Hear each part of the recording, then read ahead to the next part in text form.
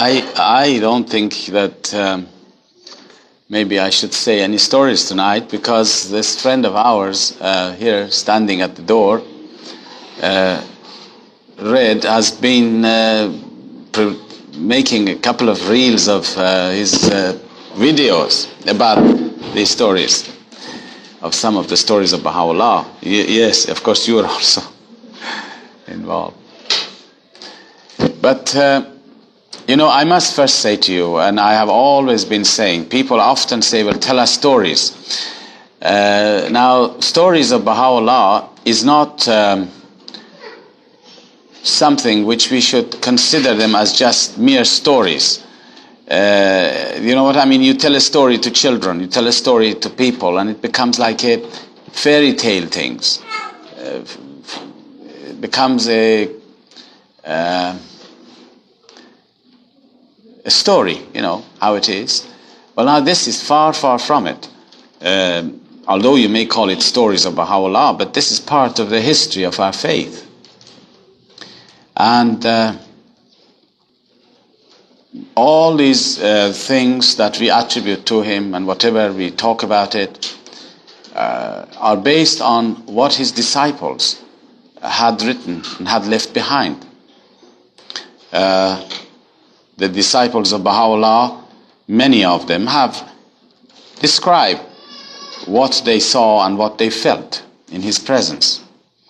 And each one, in accordance with his capacity, has written some of his impressions and experiences. There are many such accounts.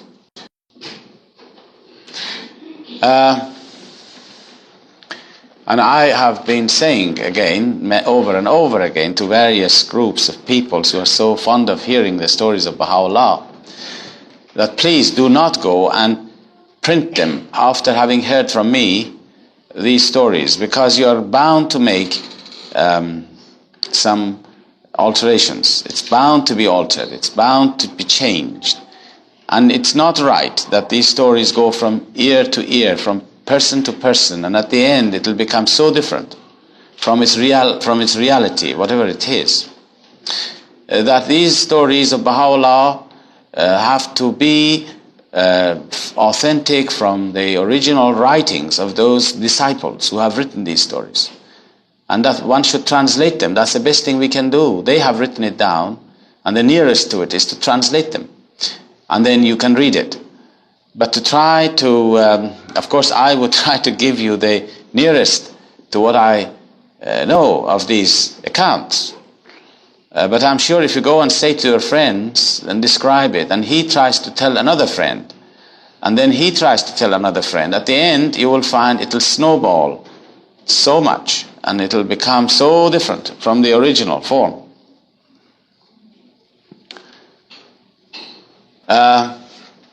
I must say this, that unfortunately, to my view, now this is entirely my personal view, that we have done a lot of injustice to Abdul Baha by relating so many stories now published in various books in the West. I don't know the source of these things. Where are they? Was it a case that somebody said to somebody and somebody remembered it and somebody wrote it down eventually? In which case it really loses its authenticity. And sometimes you read the stories which are recorded in some English books, and to me it sounds as if Abdul Baha was from America, the way he talks. Whoever has written it with all good intentions, Abdul Baha said this and this, and really when you read it, it looks like as if he's come from Texas. I don't know. This is why I say we have probably done injustice. It's very important to be authentic in these matters. After all, these are the central figures of our faith, and anything we attribute to them, it must be authentic from the source.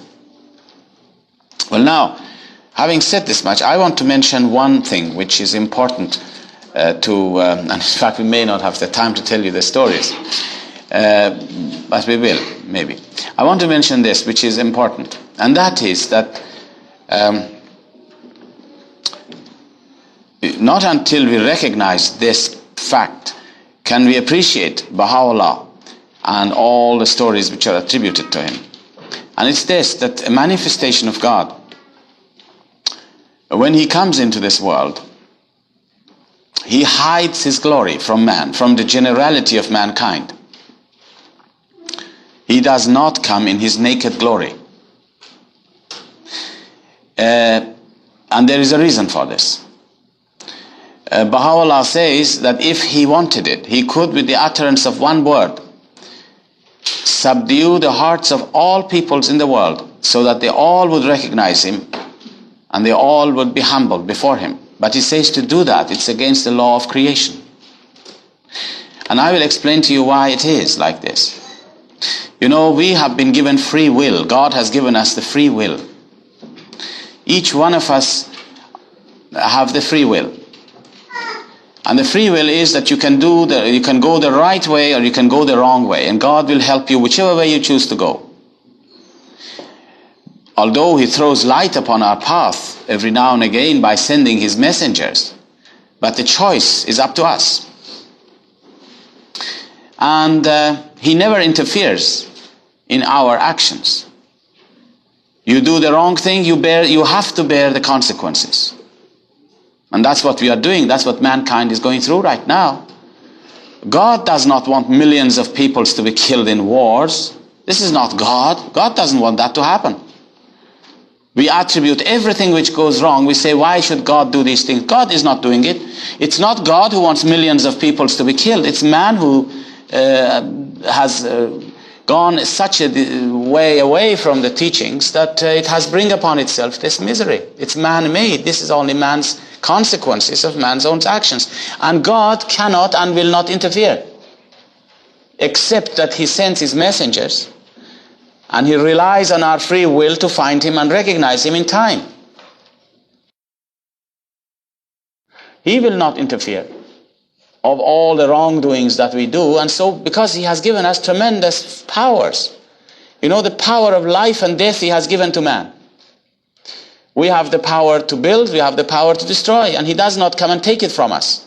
And he says, okay, look here, you have killed so much, I'm now going to stop this. I'm going to interfere, and I'm going to make sure that nobody kills anybody else. This is not the way he will do it. He says, it's up to you. I'll give you an example of this. Do you remember some years ago, mothers who were pregnant, they took some drugs, and then all their children were born without limbs. You remember that? Thousands of children were born that way. Now God, and who are these children? They are the creation of God. It's God's creation. God cannot come down and say, look here, you have taken these drugs, and your children are going to be handicapped, but I'm going to stop them because it's my creation. I'm going to give them all. In spite of you take the drugs, it doesn't matter. I'll make sure that they all have their limbs and organs proper. Oh no, God doesn't do that. You have taken the drugs. This is the consequence. See, man has the free will in that way. Freedom. We have enormous powers today. And so, because of this free will, when the manifestations of God appear, they can do two things. Either of the two things. Either they can come in their naked glory, which means every eye will recognize them instantly.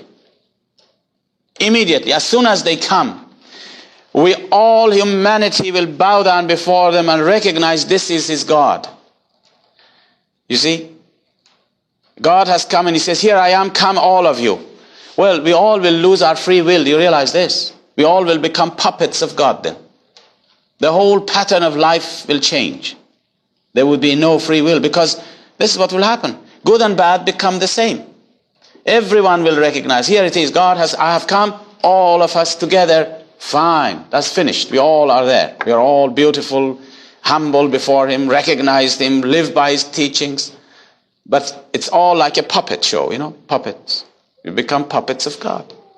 If he comes in his naked glory, this is what will happen. The other alternative is to hide that glory from the generality of mankind. so that those who have spiritual eyes will recognize him and then find him and follow him.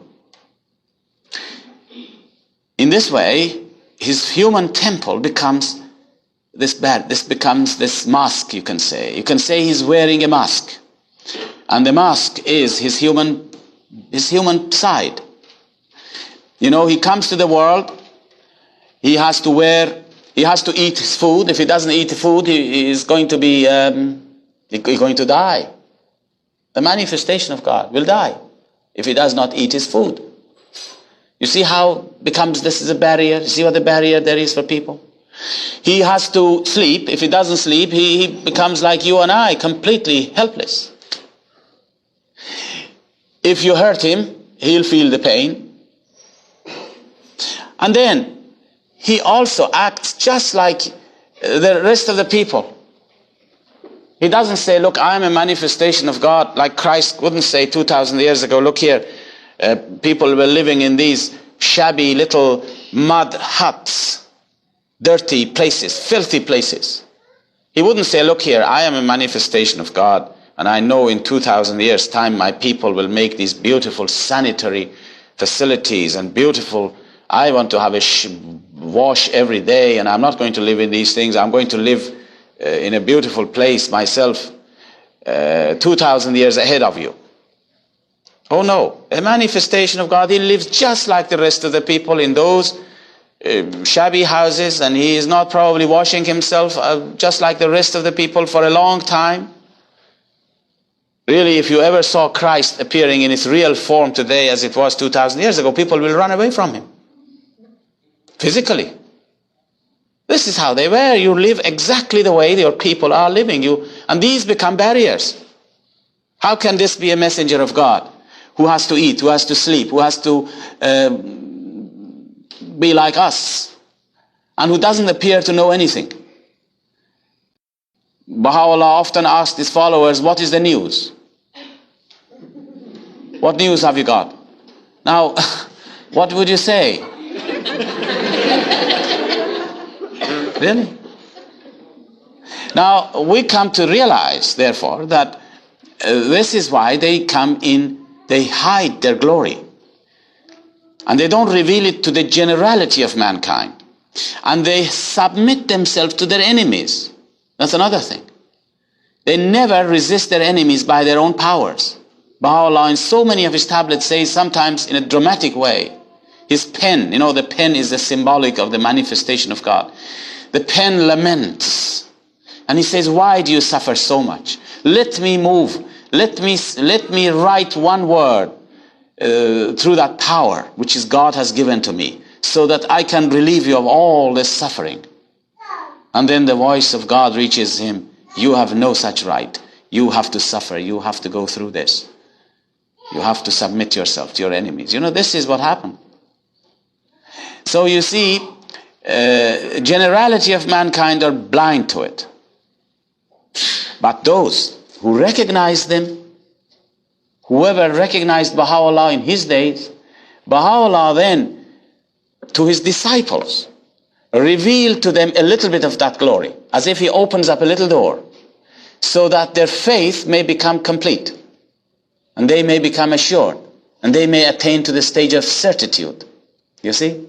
And this is where the story comes of all these disciples who come to him and who gives us all these wonderful stories of what they saw. In every one of them who went and attained his presence, he gave them such signs that was then sufficient for them to be sure, absolutely sure. You know, we all have faith, but faith has degrees. To have 100% faith and certitude is what we should aim for, 100%. And that is the faith of the martyr. 100% faith. And that is the faith that will never be shaken. And to give them that 100% faith, Baha'u'lláh, to each one of his disciples, in accordance with their capacity, he unveiled a little bit of that glory. And this is where all the stories come from. I wanted to mention that to you so that you can become clear about this. Well, I have said quite a lot of things in this tape which your friend has made here, and I may not repeat them tonight because then he will hear it twice. It's not fair. And I will dwell on maybe some other aspects of Baha'u'llah's life. I was talking in that tape about the majesty of Baha'u'llah, his majesty, and some of these stories. But now that I talked about this point, that Baha'u'llah always reveals something of his glory to his disciples, I will give you some stories of this, just short ones, little ones.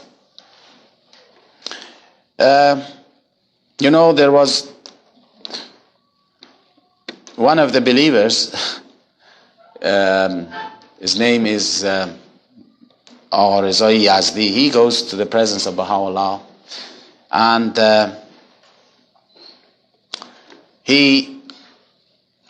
when he goes there, he's so overwhelmed by the presence of Baha'u'llah when he first time went into his presence that he cannot express it.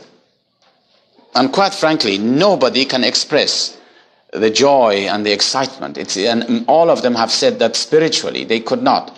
The spiritual experiences they could not explain. The only thing was that they were carried away into such spiritual worlds that they cannot describe it. This is what the presence of Baha'u'llah was like for them.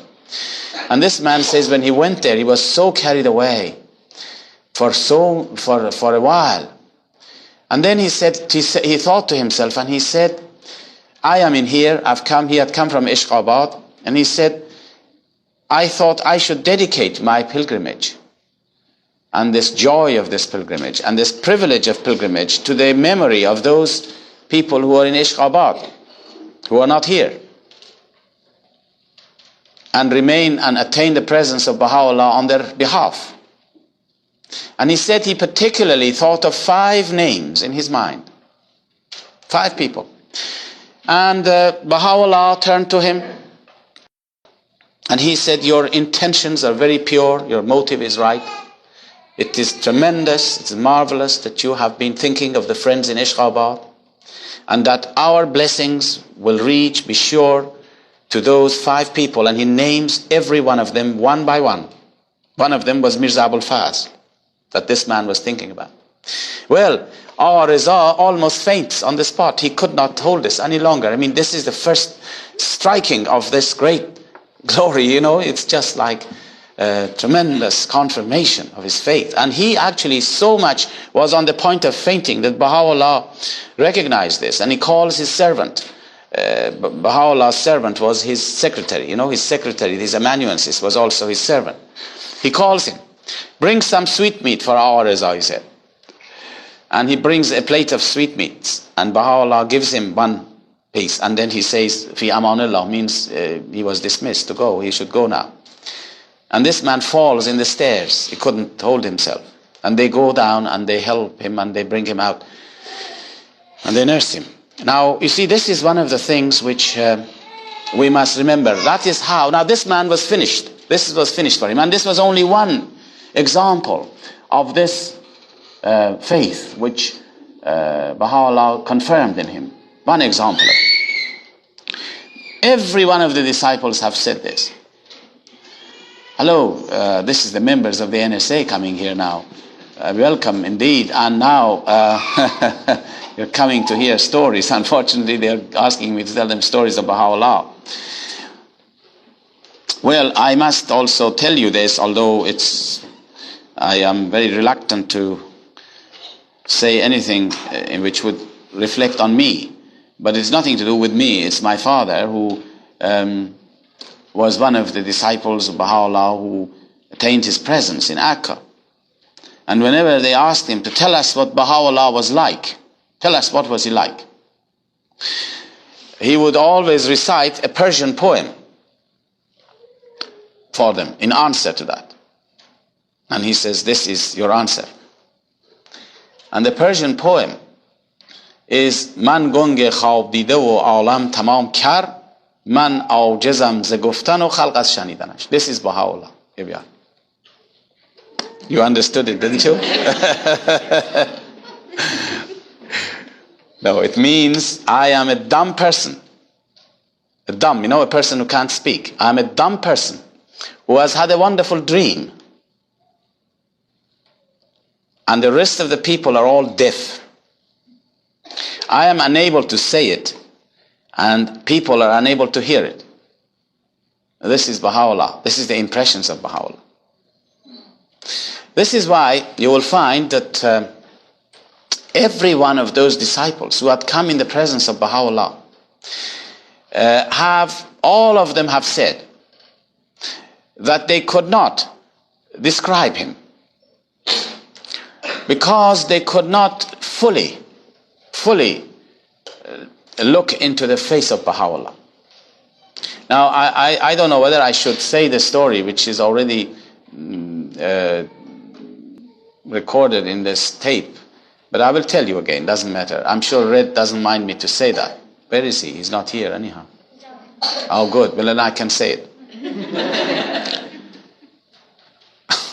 You don't mind. You know,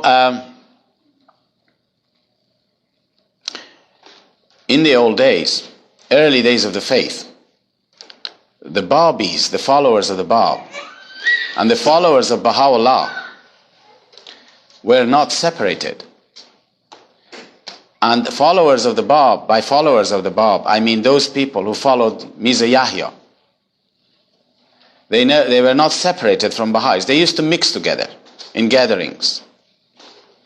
Some of them, and of course, as you know, the majority of the Babis became recognized Bahá'u'lláh, the majority of them. One of the eminent Baha'is of the time, he estimates that 99% of the Babis, of the followers of the Bab, recognized Bahá'u'lláh. But in the early stages, these Babis and Baha'is used to mix together. And there was a gathering, and in that gathering there was a man, a very eminent disciple of the Bab and Bahá'u'lláh, both, because he was a Babi first, and now he had been one of the very outstanding Baha'is. His name was Haji Sayyid Jawad. He was a very respected divine of Islam, who as soon as he heard of the message that it has come from Shiraz, as soon as he heard that this message has been born in Shiraz, he said it must be the Bab, because he had seen him from childhood. And he immediately recognized him, Haji Sayyid Jawad. As soon as he heard, inadvertently he heard, because I don't want to go into this, maybe I tell you the story of it, doesn't matter now. Let me tell you this. When the Bab first declared his mission to these letters of the living, and when he sent them around, at first he sent one of them to Karbala, Mullah Ali. He went to Karbala and he told him that he should not disclose the identity of the Bab. All he had to do was to tell him that the Bab had appeared, but not to say who was the Bab, because he wanted to announce this in Mecca on pilgrimage. This was one of the traditions of Islam, and that his name should not be revealed. Well, this man goes to Karbala, and Haji Sayyid Jawad, and he mentions to the divines, and the divines of Karbala become very excited about this. Who is this person? And he can't tell them, he says. Now this man invites him to his home. This Haji Sayyid Jawad invites this emissary of the Bab to his home. And he says, tell me, who is it? And he says, I'm not allowed to tell you who it is. He comes along and he forces him. He practically gets hold of his clothes and he pushes him to the wall and he says, you must tell me. He said, I can't tell you. He says, tell me, where did you come from? He said, I came from Shiraz. Immediately, Haji Sayyid Jawad tells him, is it not Sayyid Ali Muhammad, the Bab, that we call him the Bab? He says, you said it. I am not supposed to say it. Now, that is how he recognized him right away. Because he had seen him from childhood. He said, no one else can be but him. Now, this was the caliber of this man, and a very, very distinguished believer. And as soon as he met Baha'u'lláh, he recognized him as him whom God shall make manifest. So, he was a very outstanding believer to both. And as in this gathering, there were both Babis and Baha'is together. One of the Babis, one of the followers of Mirza Yahya, asked Haji Sayyid Jawad to tell him what the Bab was like. Tell us about the Bab, he said. Haji Said Jawad said to him, well, when I met the Bab, it reminded me of the radiance and the beauty of Joseph. You know Joseph the prophet, who was sold in slavery in Egypt. It's the tradition of Islam that one of the characteristics of the promised one of Islam is that he will have the radiance of Joseph, the beauty of Joseph. The beauty of Joseph. Joseph is well known for his beauty in the Islamic traditions. He said, when I saw the Bab, the beauty, I saw the beauty of Joseph, and it became clear to me what it meant when it says in the traditions, the beauty of Joseph, the tenderness, the beauty, the youthfulness. Now you know how beautiful Joseph has been. You know how beautiful he was? Have you heard the story of him? In Islam, again, there's a great deal about the beauty of Joseph. I can tell you a story which might be interesting to you. They say that when this woman in Egypt, who was the mistress of this house, bought Joseph as a slave. You know, he was sold as a slave, as you know, in Egypt by his brothers. And this woman fell in love with Joseph. And all the women in the town began to talk about it. This is terrible, that such a lady should fall in love with a slave. So she said, all right. She invited all the women, or not all, but some women of the town to her house. She said, you come there, I will show you Joseph.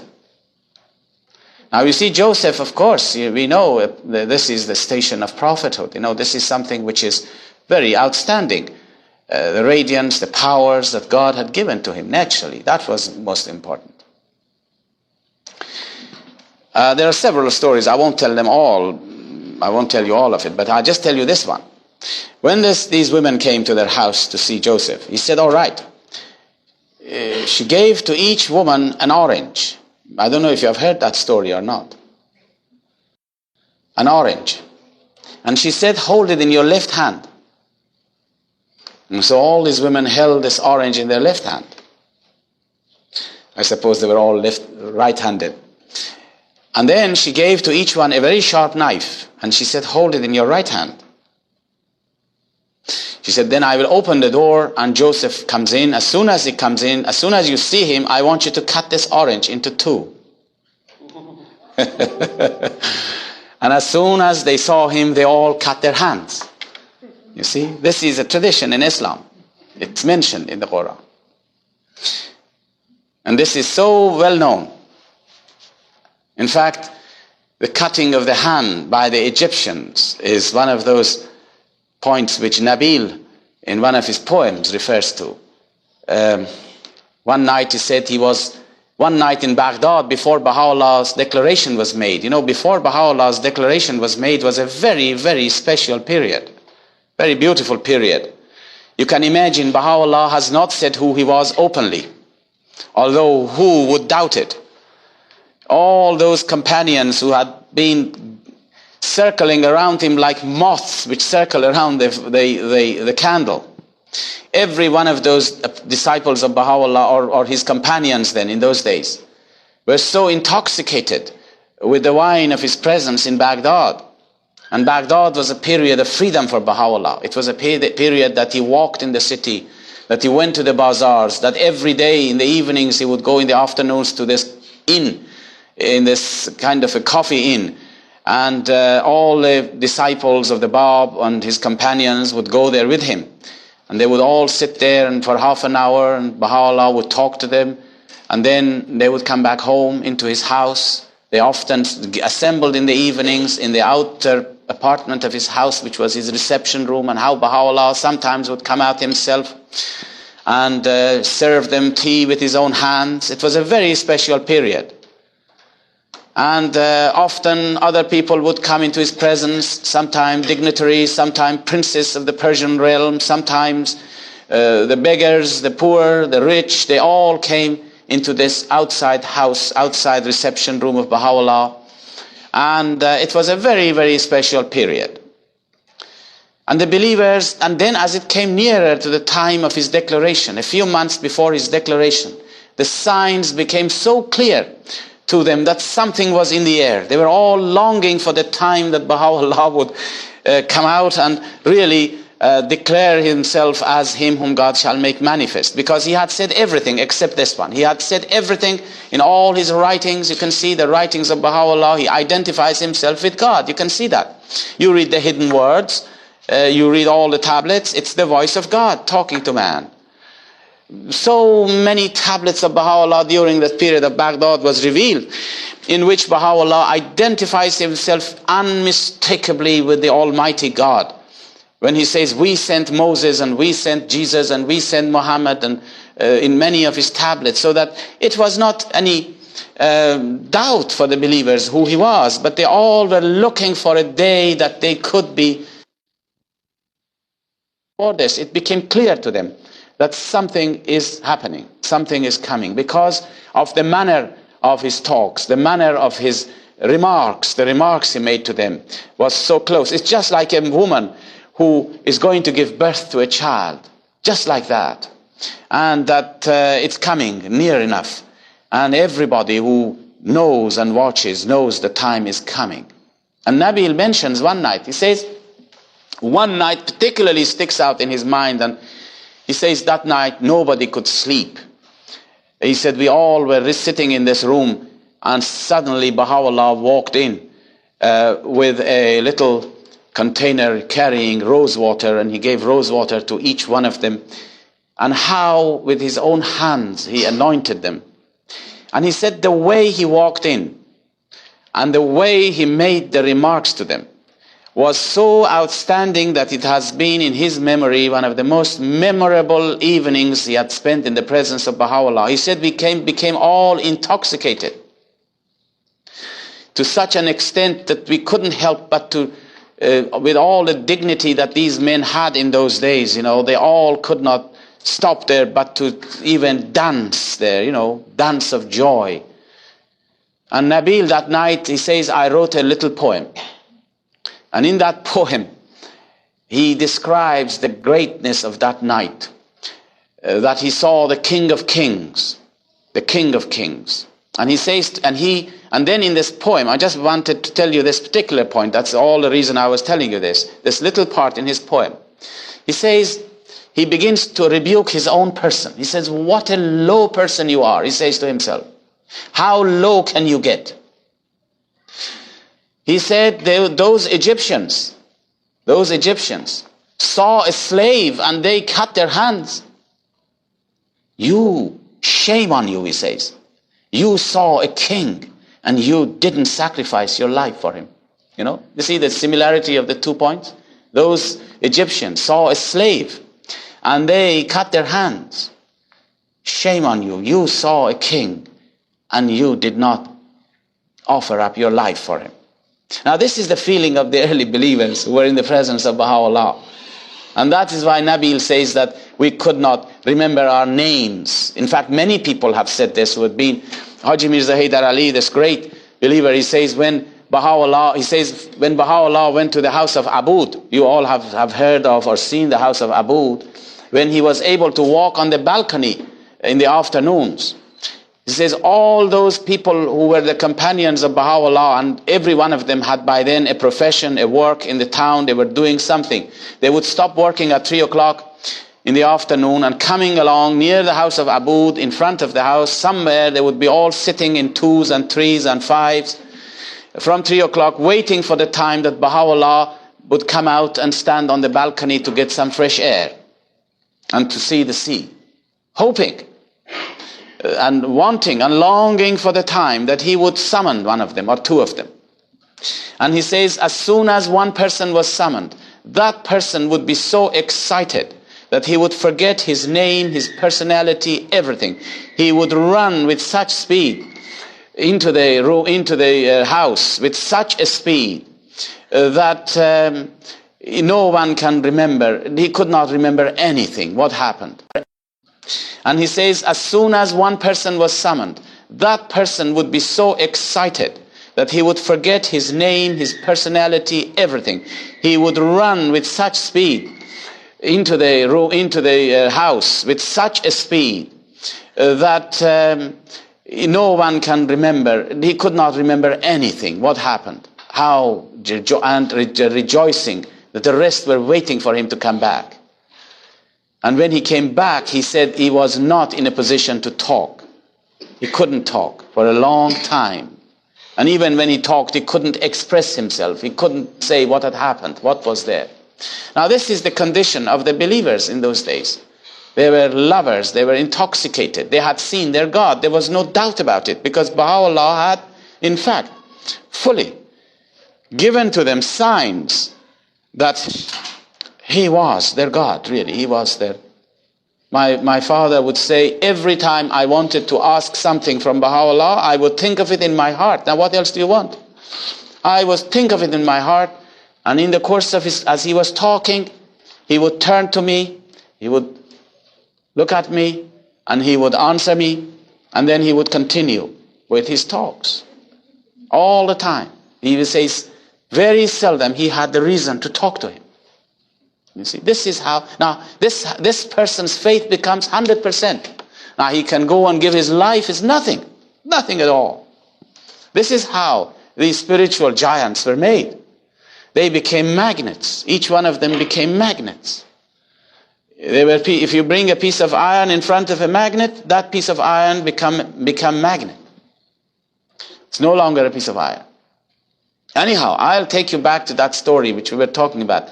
You remember I was telling you some of these Babis were sitting there and they asked Haji Sayyid Jawad, what was the Bab like? And he said, oh, when I saw his face, the radiance and the power was that I know now what it says when they say he has to have the radiance of Joseph, the beauty of Joseph. Now, because this question was asked by one of the Babis, was one of those people who was not a follower of Bahá'u'lláh. One of the followers of Bahá'u'lláh in that gathering decided that this is not good, because people will think that Haji Sayyid Jawad hasn't gone further than the Bab, that he is also one of the followers of the Bab and not of Bahá'u'lláh. So this Baha'i this time asked Haji Sayyid Jawad, tell us about Bahá'u'lláh. What about the face of Bahá'u'lláh? What was he like? And this is what he answered. He says, if anybody tells you whether he is a friend or whether he is an enemy, if anybody tells you whether he is a friend or whether he is an enemy, that he has been able fully to look into the face of Bahá'u'lláh and fully look into his face, be sure he's lying. Because he said it was impossible. He says, in the first place, when you were in his presence, you were so carried away. You were not in this world, that you could not see anything. You could not feel anything. Could not see anything. And if you were conscious, if you were looking into his eyes, it was just like looking into the sun. You had to put your head down, and then water would come into your eyes. You had to put your head down. He says, this is Bahá'u'lláh. Another believer, many believers have said the same thing. One of the believers, Haji Mirza Haidar Ali, he says that for 7 months, he said, I was in Adrianople. And he says, every day, sometime once and sometime twice, I would attain the presence of Bahá'u'lláh. And then he said, when anybody came out of his presence, he mentions that. Anybody who came out of the presence of Bahá'u'lláh, he said it would take him some time to adjust himself back to normal. And that would take some time. And this time, he says, differed from person to person. But eventually, you would come down. And he mentions, by the way, he says there was one man who never came back to his normal case, to his normal form. He stayed in the state of ecstasy, supreme ecstasy, until he gave his life. And that was Badi, he said, the young Badi who took the tablet of Bahá'u'lláh to the king. He said he never left that state of ecstasy, joy and upliftment that he was there. Now, Haji Mirza Haidar Ali says, for 7 months I was in the presence of Bahá'u'lláh in Adrianople, and every day, once or twice, I would attain his presence. And when I came out, he said, I was wanting to know what was the color or the shape of the headdress of Baha'u'lláh? Because in those days, headdress was a very important part of a man's clothing. People would never come out bareheaded. It was very impolite. This is why you see Abdul Baha always have a headdress. Shoghi Effendi had a headdress. And he said he wanted to know the color and the shape of it, but he couldn't. For 7 months, he was there. And every day he wanted to see it. And he said, every time I went there, I was so carried away. And this man eventually is sent to the Sudan as a prisoner for this, because of the faith. For 10 years he was in prison. In the meantime, Baha'u'lláh goes to Akka. And when he is released from Sudan, he goes straight to Akka. And he says, again, I had not seen the color of the headdress of Baha'u'lláh after all these years, the second time that he went and visited him in Akka. Until one day, he says, we went into the garden of Rizwan. There is a little garden there, you know that, garden of Rizwan. And there is a little room there where Baha'u'lláh often rested. And he stayed there, and sometimes he ate there. And sometimes he wrote some of his tablets there. And he said the room was full of people. And some were standing outside on their little steps. And he said, I went along, and there was no room. I stood outside. And the only thing he said I could do was to peep through the window. You know? And he said, when I peeped through the window, the only thing I could see was only the headdress of Baha'u'lláh. And then he records the color and the shape. Now you see, this is the impressions of the early believers. To look into the face of Baha'u'lláh is something that all the believers have said. Every one of these disciples who have said anything about the face of Baha'u'lláh, this is what they have said. They said we could not look into his eyes. And one of the believers says that when Baha'u'lláh spoke to us, he often closed his eyes. And or sometimes his head was turned another way, knowing of this power which they couldn't stand it. My father was telling us a story. He said that one day he always wanted to look properly into the face. Now, of course, they would see the face, but to look into someone's eyes is different, and see properly is different. He said one day he always wanted to look into the face of Baha'u'lláh, but one day he arrived, and when he arrived, often this was the custom of Baha'u'lláh.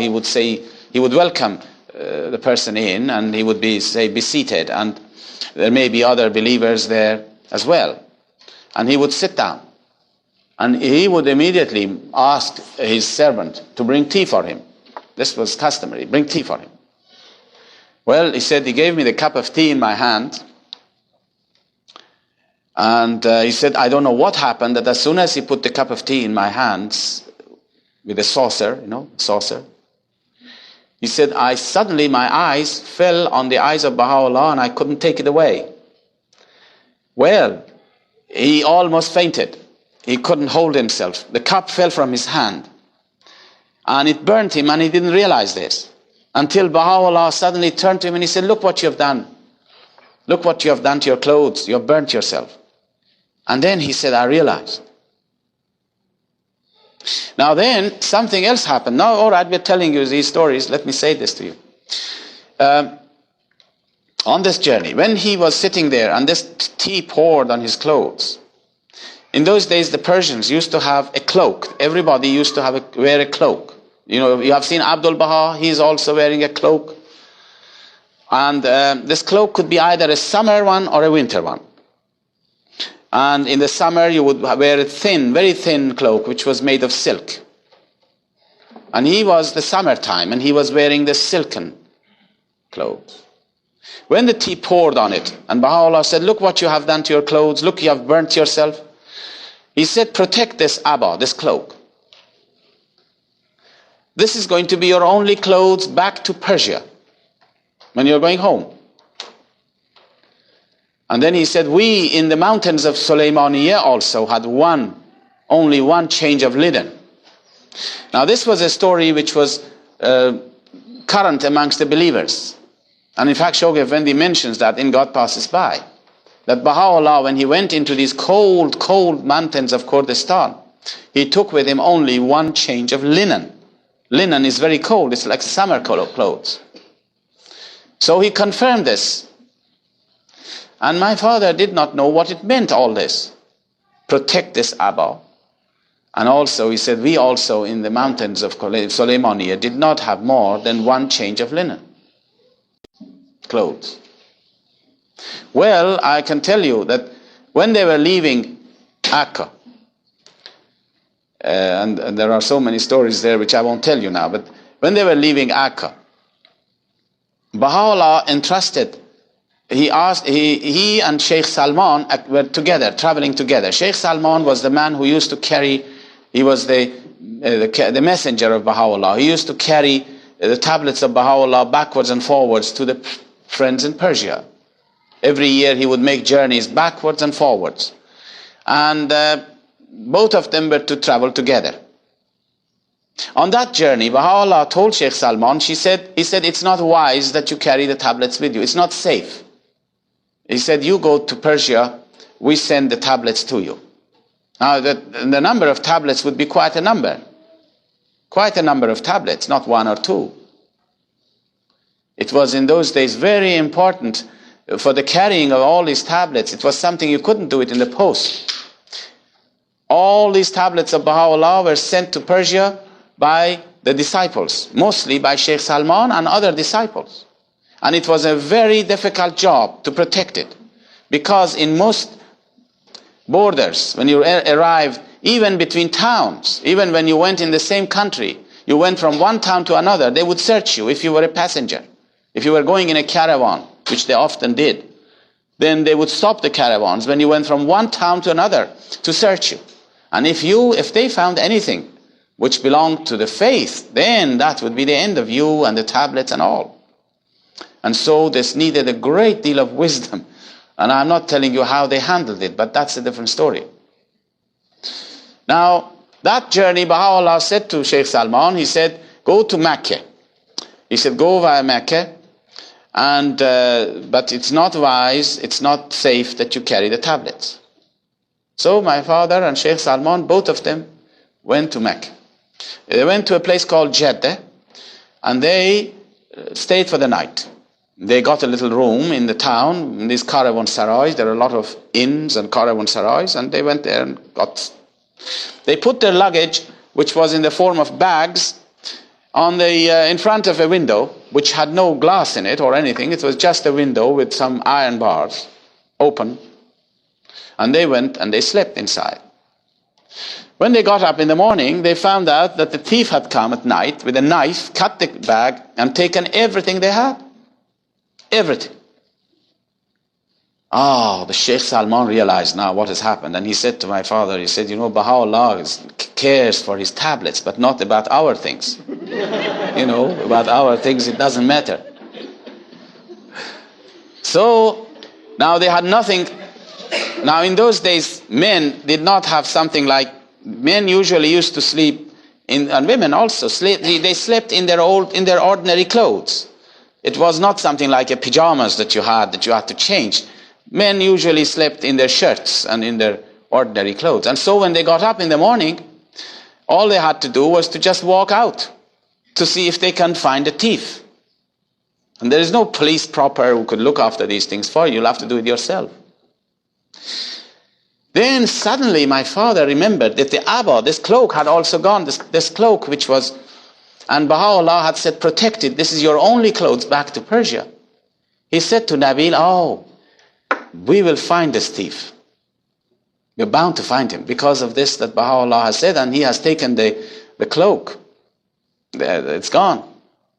And they began to search after a day or two in the streets and in the bazaars of Jeddah. And then they suddenly spotted a man who was wearing that same cloak. It belonged to my father.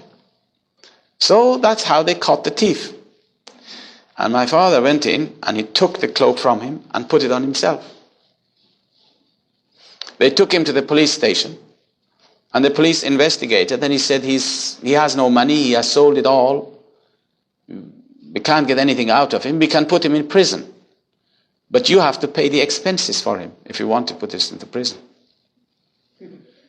And they said, no, we don't want to put him in prison. So then they managed to get some money from the agents there and some agents, and they managed to get back, but decided they go by ship to Bombay, to India. And he said, the only clothes I had was this abba, this cloak, summer cloak. And at night, it would get so cold on the deck of the ship that there was no ships like now that you can stay in cabins. They had to sleep on the deck. He said, I was shivering all night, remembering the words of Bahá'u'lláh, that he said, we also in Sulaymaniyah had one change of linen. And this indicated to him that now he knew the sufferings of Bahá'u'lláh and his hardships. And this is why he said this to him. You see now? How things will move from one point to another. And so these believers were all of them like this, filled with this power of faith. This is why I was saying that those who attained his presence, they could not really look into that face, look into those eyes. And that is why all of the disciples of Bahá'u'lláh who have written their account of Bahá'u'lláh, all of them are silent on the question of what he looked like. Nobody has written a pen portrait of Bahá'u'lláh amongst these disciples. Nobody has. Nobody has said what he looked like. And as I said, I told you what my father would say when they asked him, tell us what he looked like.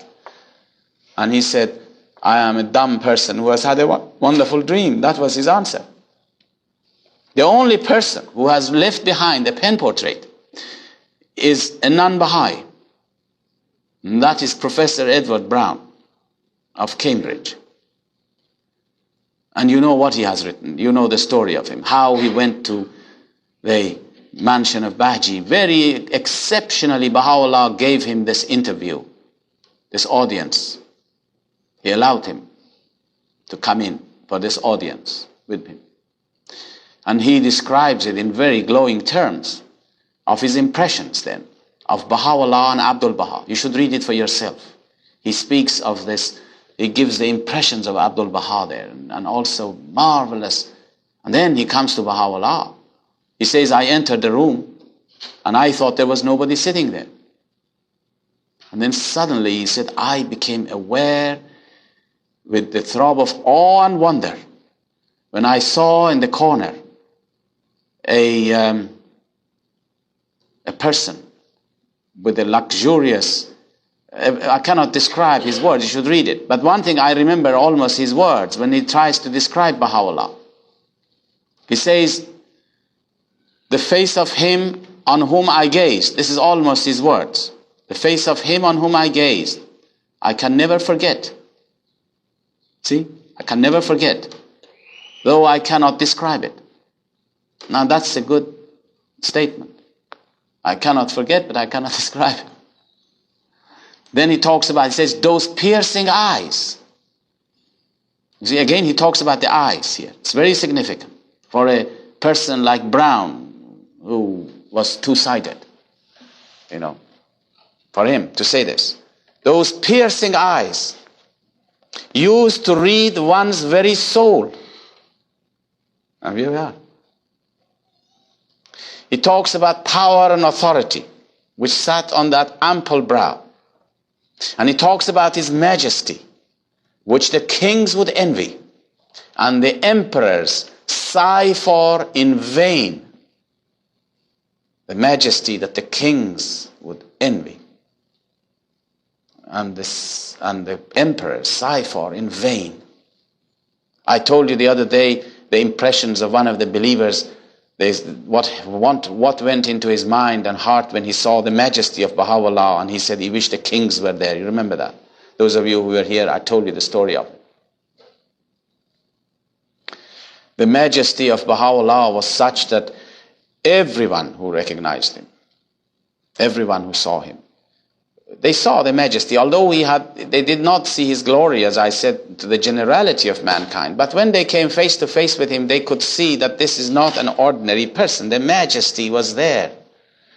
Even the guards who were protecting Bahá'u'lláh, within a few days' time, when they came in contact with him, when they came in real contact with him in Akka, they realized that this is not a person that they can deal with like ordinary prisoners.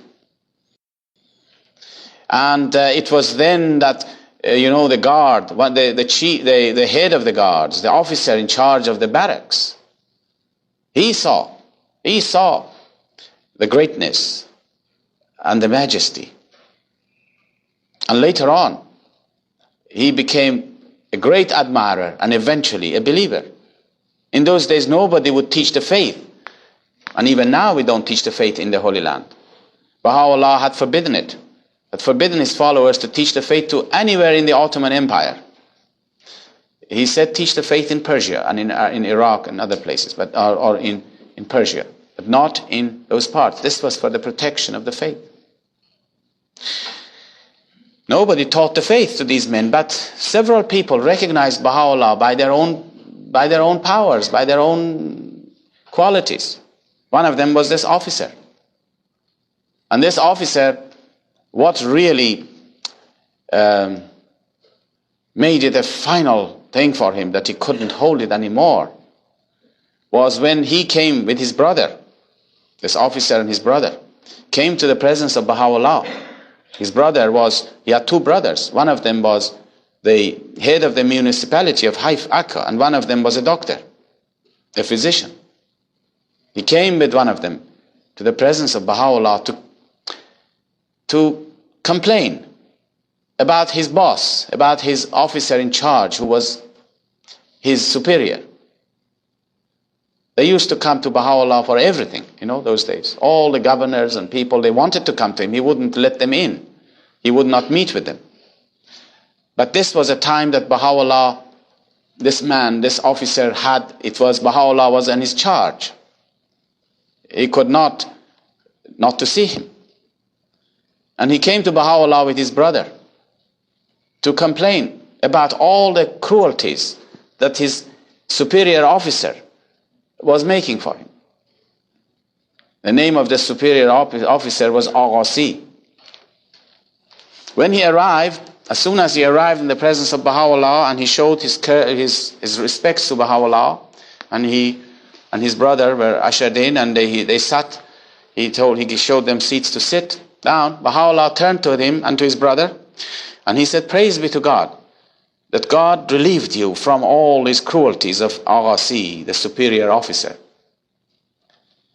He was astonished at this statement. And he was dumbfounded. He didn't know what to say. He just didn't say anything more. And when he went outside, he went to Abdul Baha and he said to Abdul Baha, "What does this mean?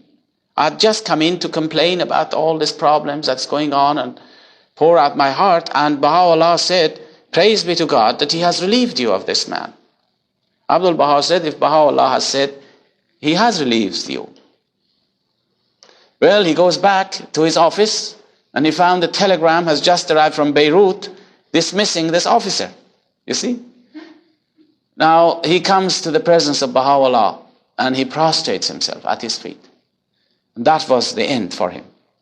And those of you who have been into the mansion of Mazra', you have seen the picture of this officer with his sword hanging down, Jarrah, and all his family now are believers, devoted, steadfast believers, pioneers in different parts of the world.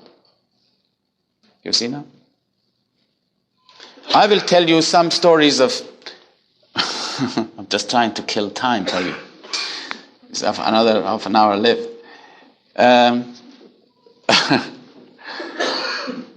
You know that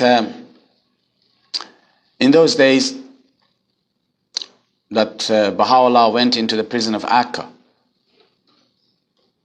there was a man. I'm sure you have all heard the story of Sheikh Mahmoud. It's nothing new to you. Many of you have heard the story. This is a well-known story, but I'll tell you. This Sheikh Mahmoud, when he was a little boy, about 10 years of age, in Akka, his father was part of a group of people, religious people, who had a circle, and they used to meet once in a while.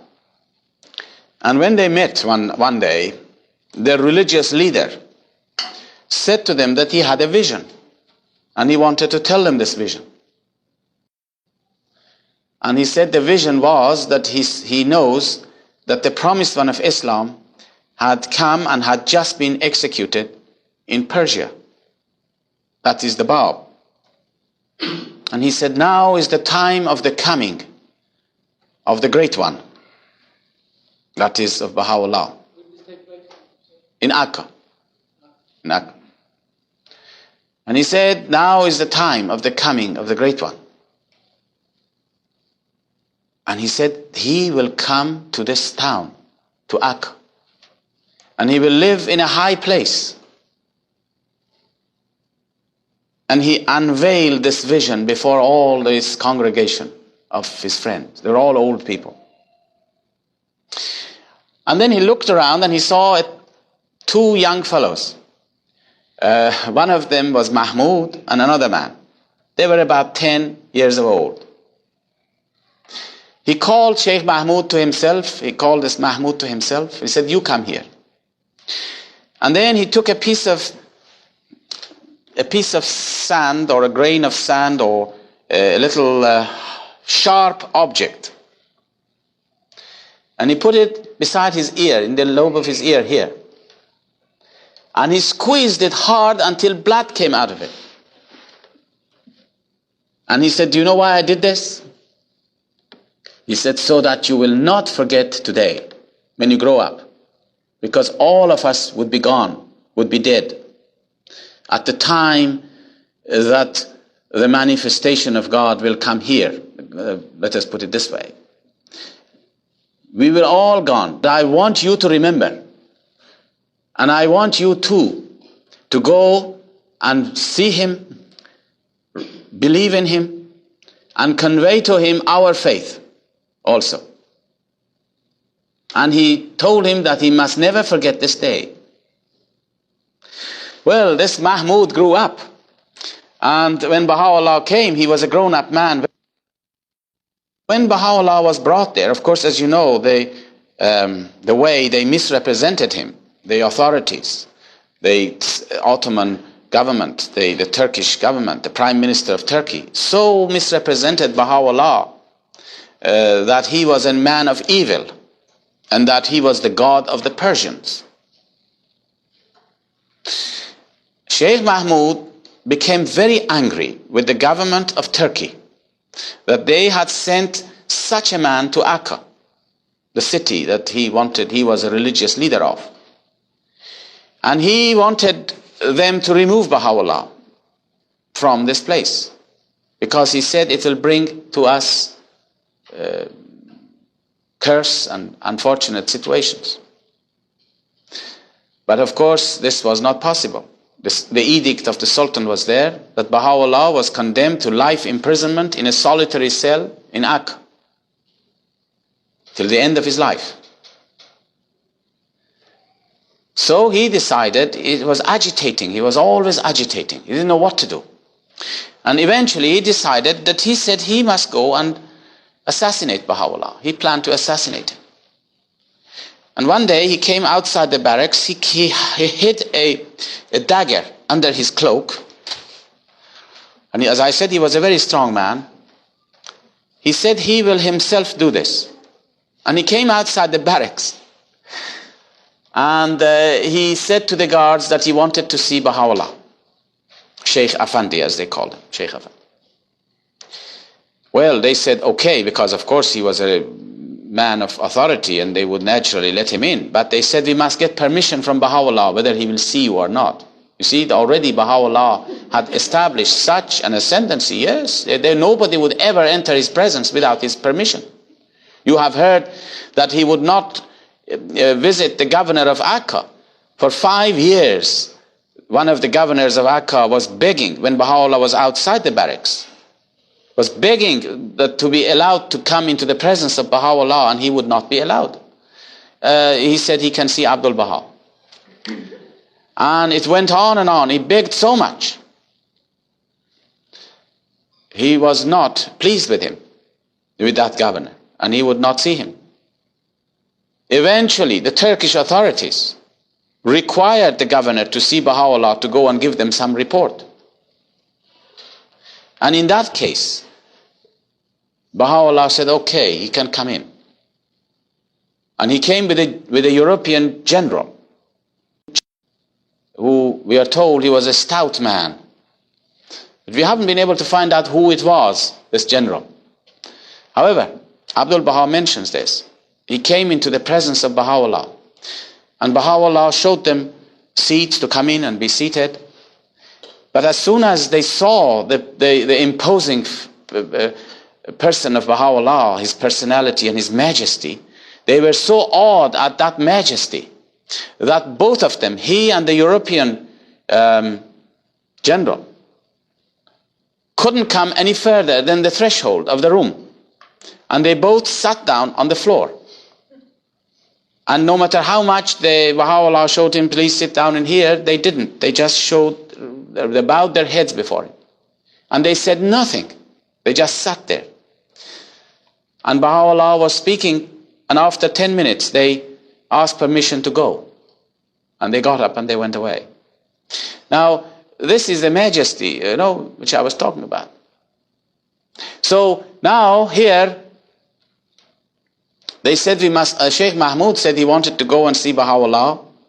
And they said, the guards said, now we must ask him. When they went to Baha'u'lláh, he said, tell him to take away the weapons he has got with him, and then he can come up. When this message was brought down to him, he was so astonished, because he didn't know how they knew it. He thought maybe somebody had seen the weapons and had reported to him. But he was so puzzled, and he couldn't stay. He was puzzled and he went away. But he couldn't rest.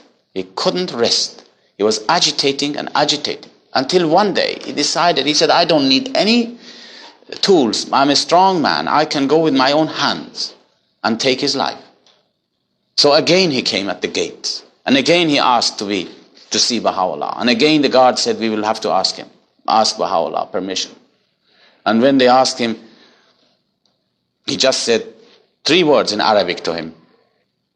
He said, tell him, tahir qalbik, means tell him to purify his heart and then come up and see me. That was another message which shook him so much that he was so much upset, and he went back again. And then in the town, he met Abdul Baha. Because in those days, although they were in the barracks, but some of the believers were allowed every day to come out of the barracks to buy provisions. And Abdul Baha often would go out with them. And he would go into the mosque. And that was the beginning, by the way, of the people of Akka coming in contact with this magnetic personality of Abdul Baha. And that is how their enmity gradually turned towards friendship. And eventually, they all became attracted to him.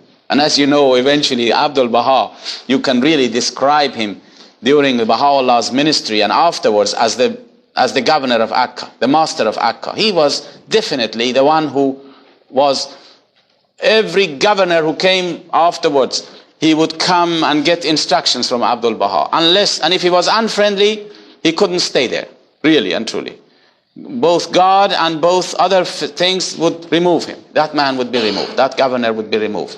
This is how the faith grew afterwards. And Abdul Baha, as you all have heard the stories of Abdul Baha in Akka, I'm not going to go into that. But now, he saw Abdul Baha in the mosque, Sheikh Mahmud. He became very angry with him that he had come into the mosque. He went to him.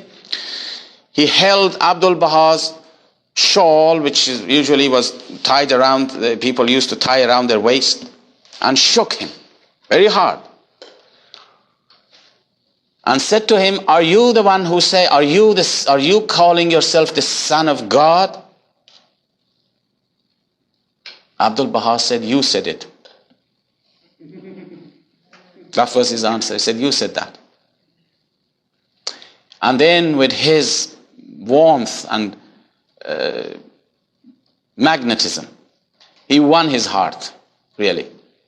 And Sheikh Mahmud just settled down a little. And after settling down,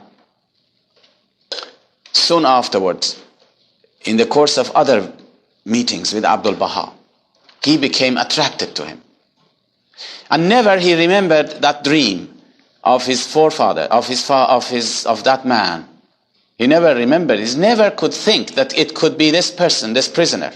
Because Bahá'u'lláh was so misrepresented as being a man of evil. He would never think that this would be the one that his grandfather, that man in the old days had reminded him of it. He would never think of it. And so, after some times that he met the master invited him, now come and see Bahá'u'lláh. And then he went and saw Bahá'u'lláh.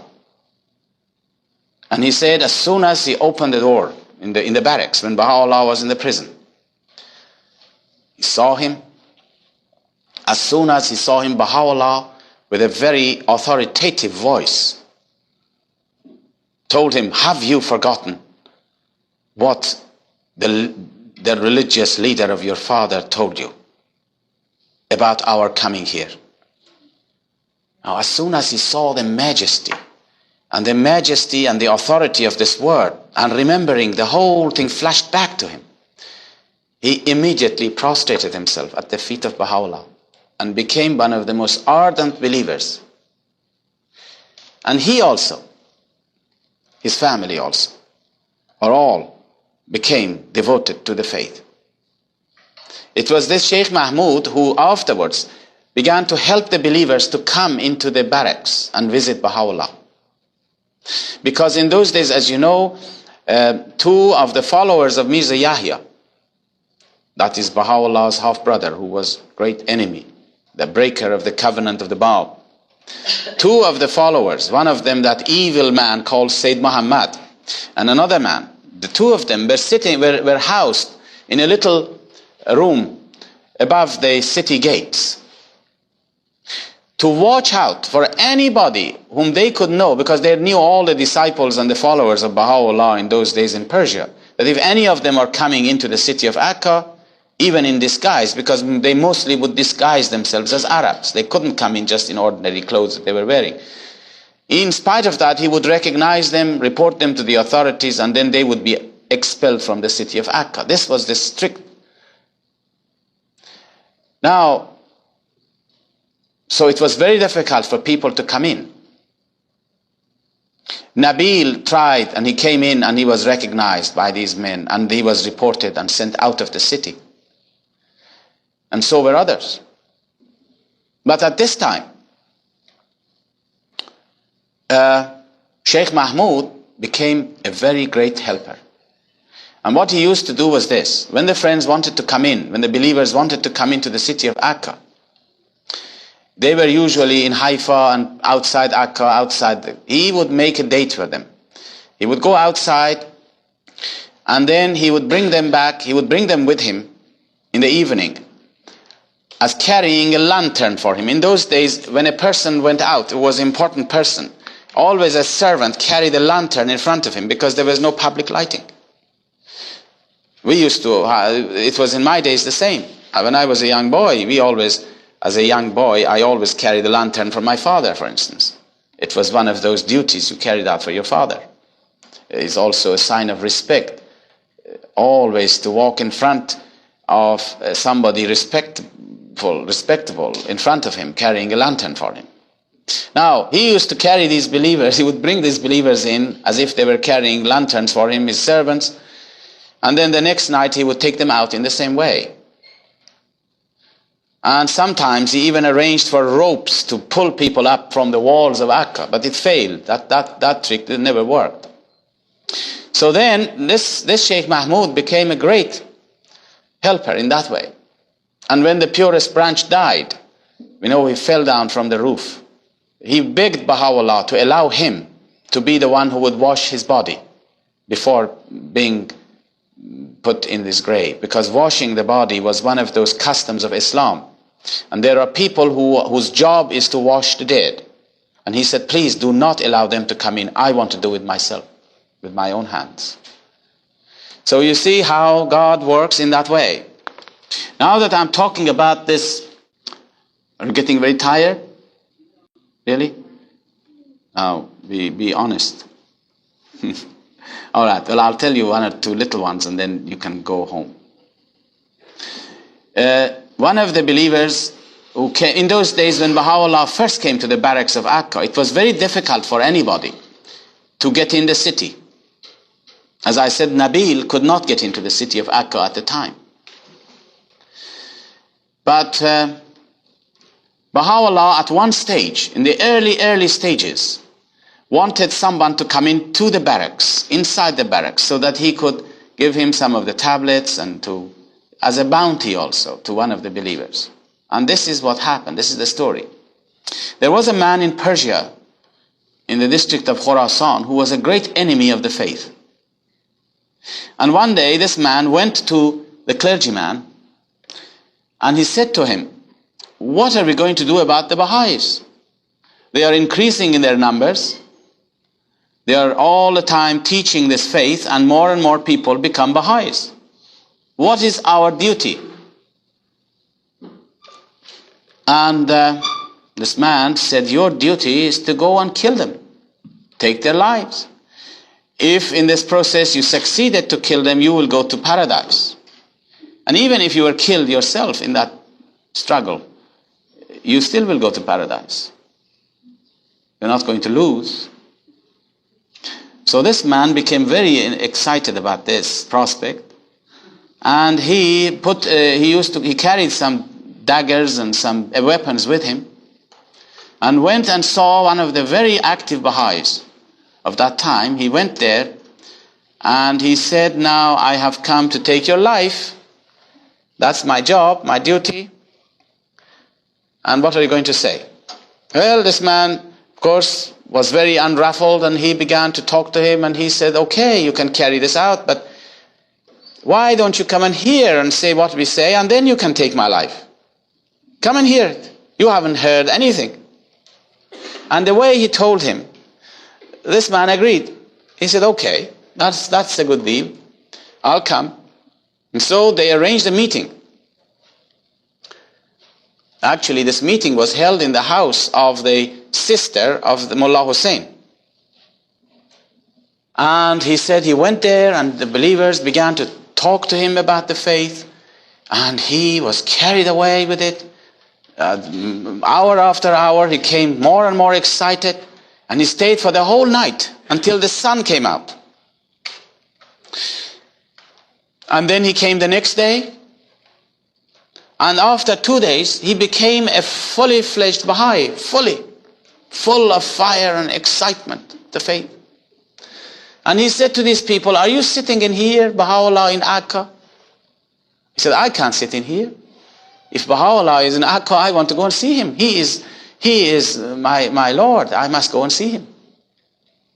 So he went to his wife and family, and he said, "I'm going for a long journey." And he went on, started a journey on his foot, and after some months he arrived in Akka.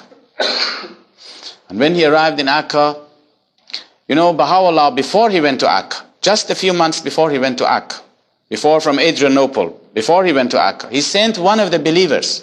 He told Abdul Baha to send one of the believers to the city of Akka and tell him to open up a shop. And this believer didn't know of all the places to go to Akka and open up a shop. So he did.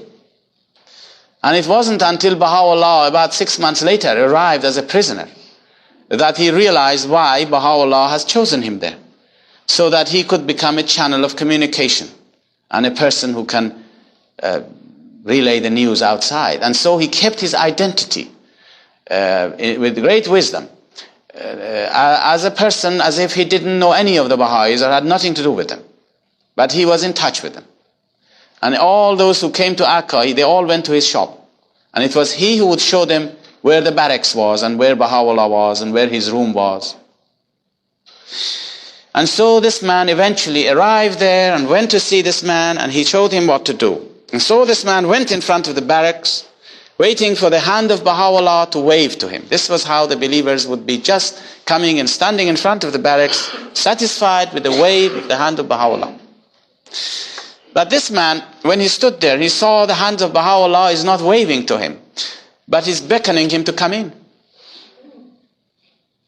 At first he was doubtful, and then he saw that Bahá'u'lláh is persisting. Come in. He said, okay, if you say so, I will go in. And he went in, he went beside now the guards are all standing at the gates. But he said as he went close to the guards wouldn't move their eyelids. They just were standing stationary, wouldn't even look at him. They didn't, as if they didn't see him.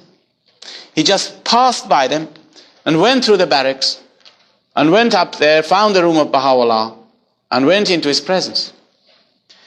And he stayed there for 2 days. And Bahá'u'lláh told him this, and later on he revealed in a tablet. We have his tablet.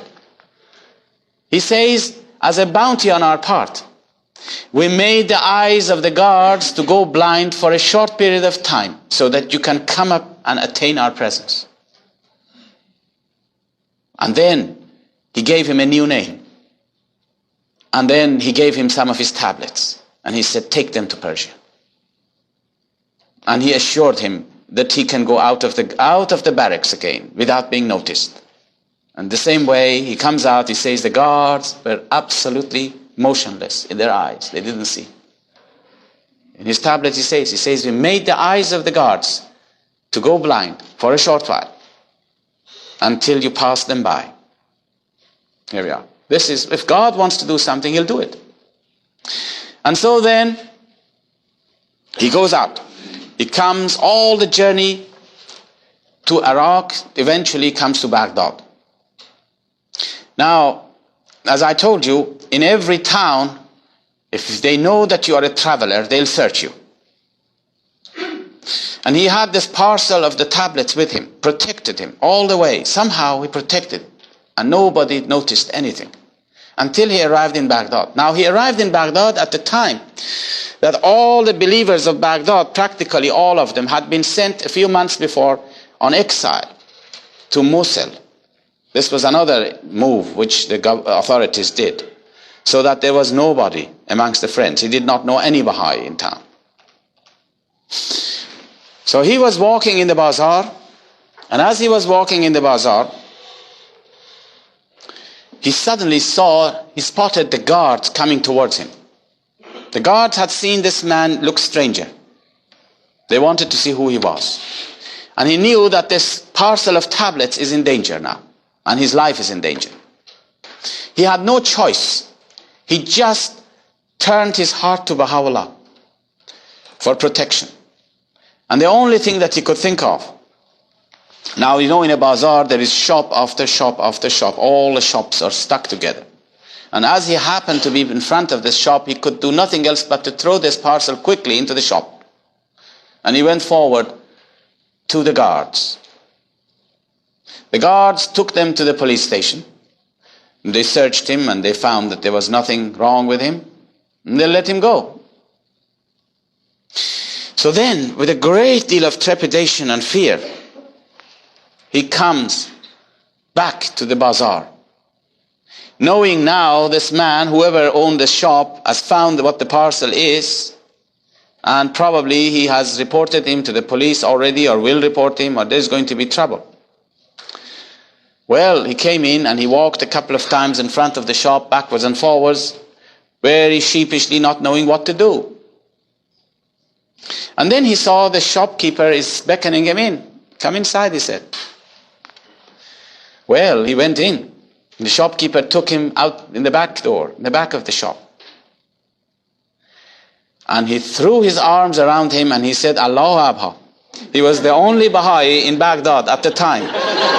You see now? The only Baha'i. And he said, I stayed in his house for several days. And so much he talks about the great joy that he had spending in Baghdad, being the only native believer who was living in Baghdad at the time. So you see, these friends, these believers at the time of Bahá'u'lláh, their lives were connected with him. It's what I was saying today to you. Not until we are connected with him can things happen. And they had 100% faith And so all these things happen. To the extent that you have faith, to that extent your powers and blessings will be. This is what Abdul Baha says. And faith is a relative term. And we have to try. And all the points we were saying this weekend was based on this, that our faith must become 100%. We must allow it to become 100%, to reach the stage of certitude, which is certitude is above faith. Certitude. And then one becomes filled with great powers. Great powers. And these early believers had these powers. I was telling the other day that when you saw these great disciples of Bahá'u'lláh, the impression you got, the impression was that of giants, tremendous giants, mountains of power and steadfastness. They had really, I have seen with my own eyes the stories of they had some of them who had really reached to that summit of faith. They had powers of life and death in their hands.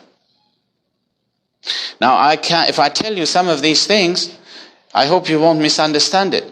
But I have seen it happening with my own eyes.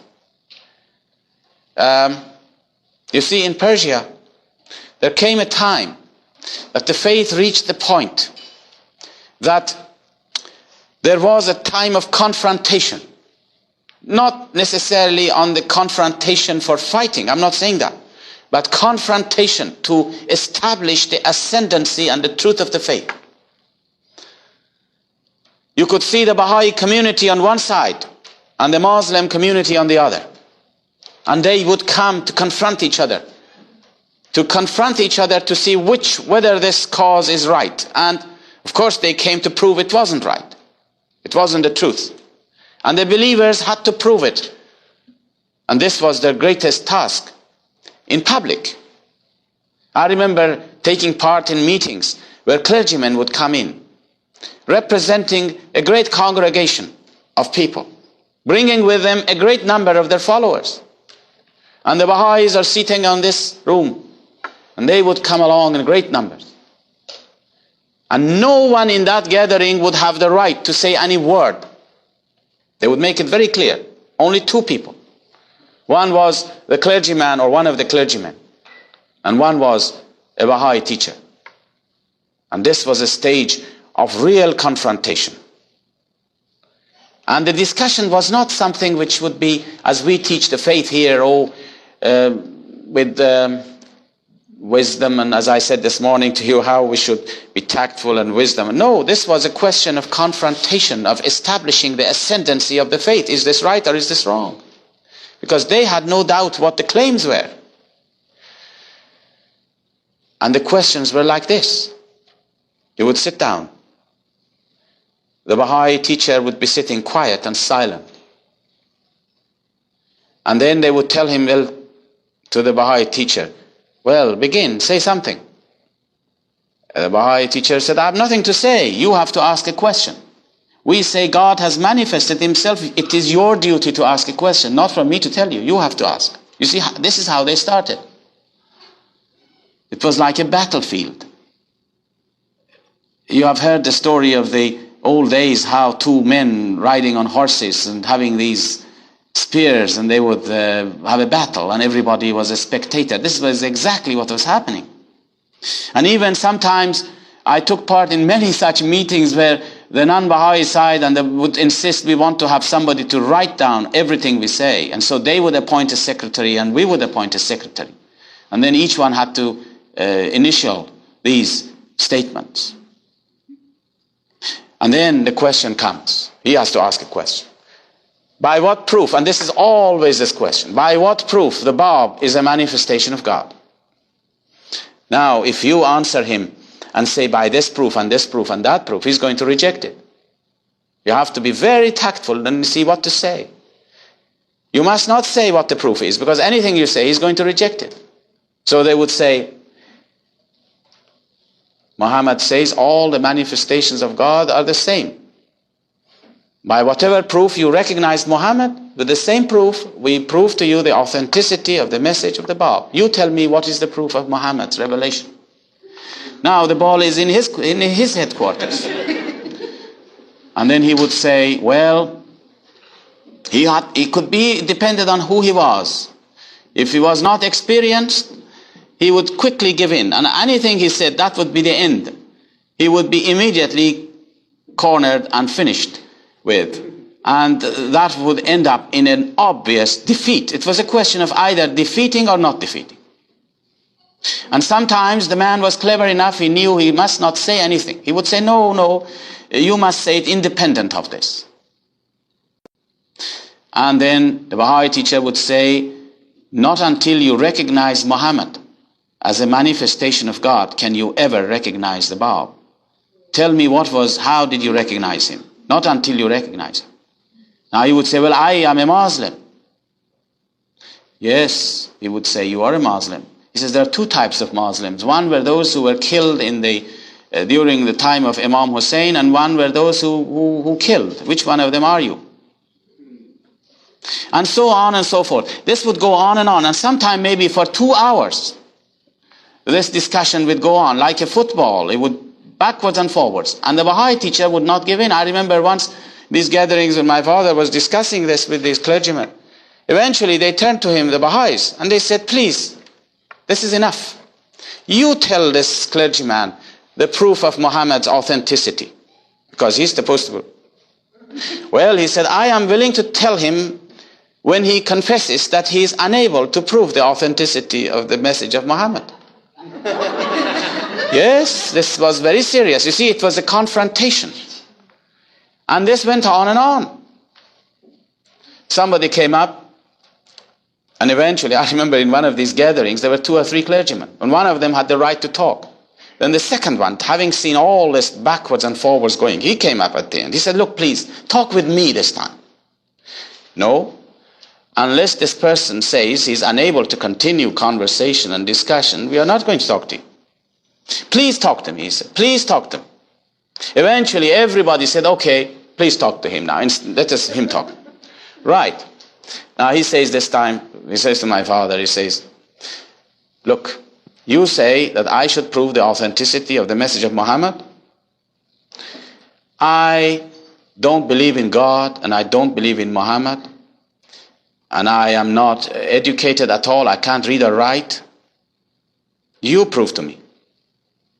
So now, having said this, and all his congregation are hearing it, he would turn to all the congregation, the Baha'i, this is my father, he turned to all this congregation.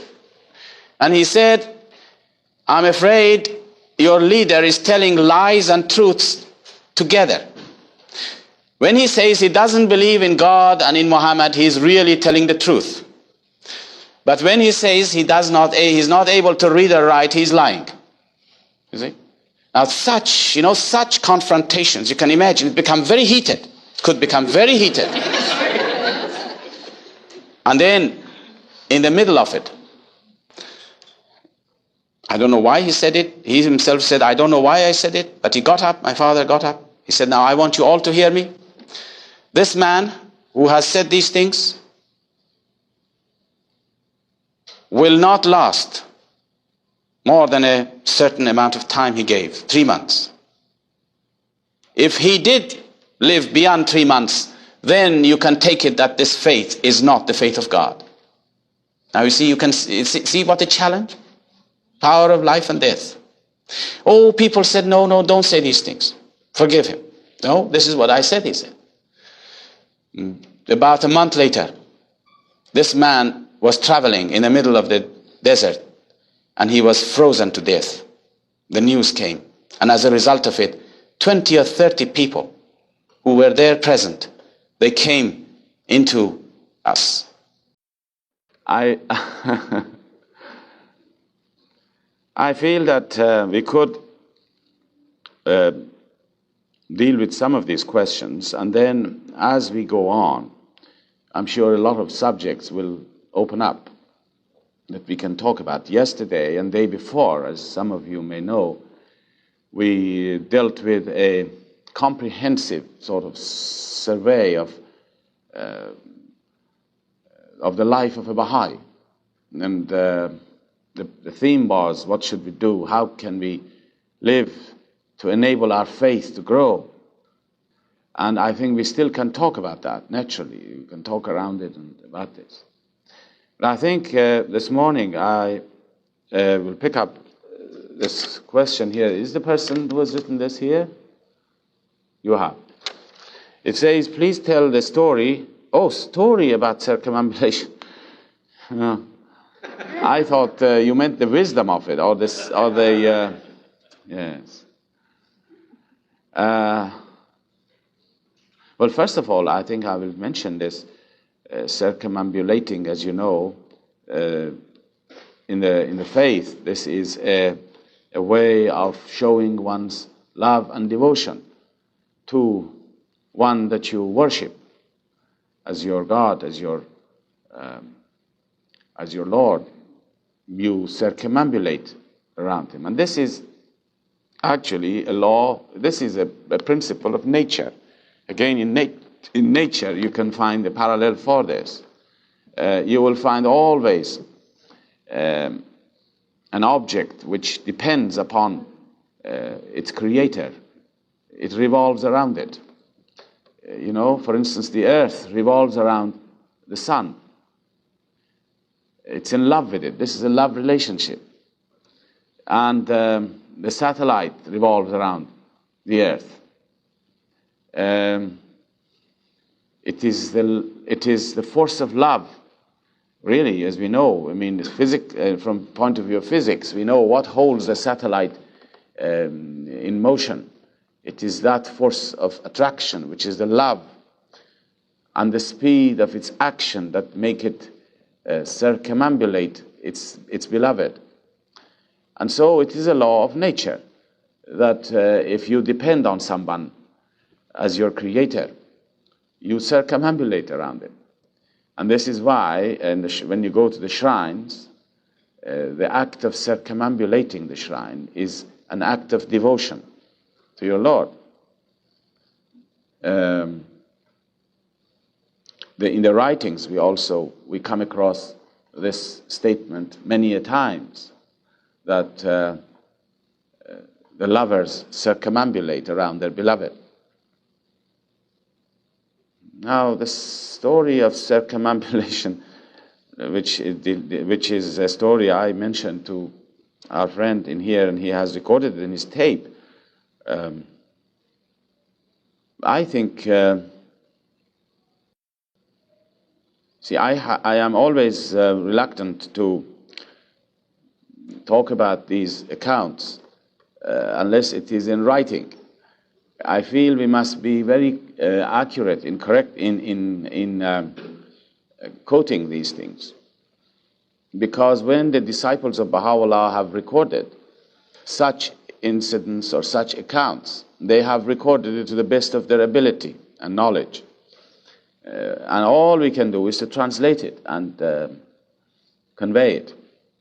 To try to put our own words to it, it sort of snowballs a little bit. I mentioned yesterday that we must not try to verbally communicate these stories. And this particular story that you have asked me to say, and I don't know how you come to know about it, probably Red must have told you this. He's hiding away there. This is already recorded in the videotape. Well, I will tell you the story. But don't go and tell everybody about this. Really, just keep it for yourself. Because I say this to you. First of all, such stories which relate to us the greatness of the cause, and such stories which relate to us things like miracles, things which sounds and looks like miracles. These things we are not supposed to consider them as miracles, because Baha'u'lláh says, do not attribute any miracles to him. He says this will degrade the station of the manifestation of God. These accounts are only good for people who have seen them.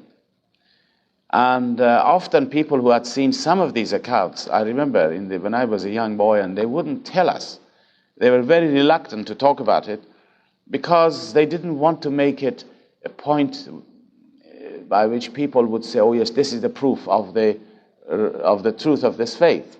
You know, we never bring miracles as the proof of the truth of this faith. And as I said, Baha'u'lláh says no one should attribute miracles to him. Although Abdul Baha has said that you can talk about it because it will give people joy and excitement, and it will uplift the souls to think about it. But we are not attributing miracles here. As I said, Baha'u'lláh says it will degrade the station of the manifestation of God. Now, they were reluctant. Those people who were the origin of all these stories, they were reluctant to say it because, and especially when there were people who were not Baha'is, they would never say it to them. They would wait till people really become deep in the faith who could sort of take it and put it in the right perspective.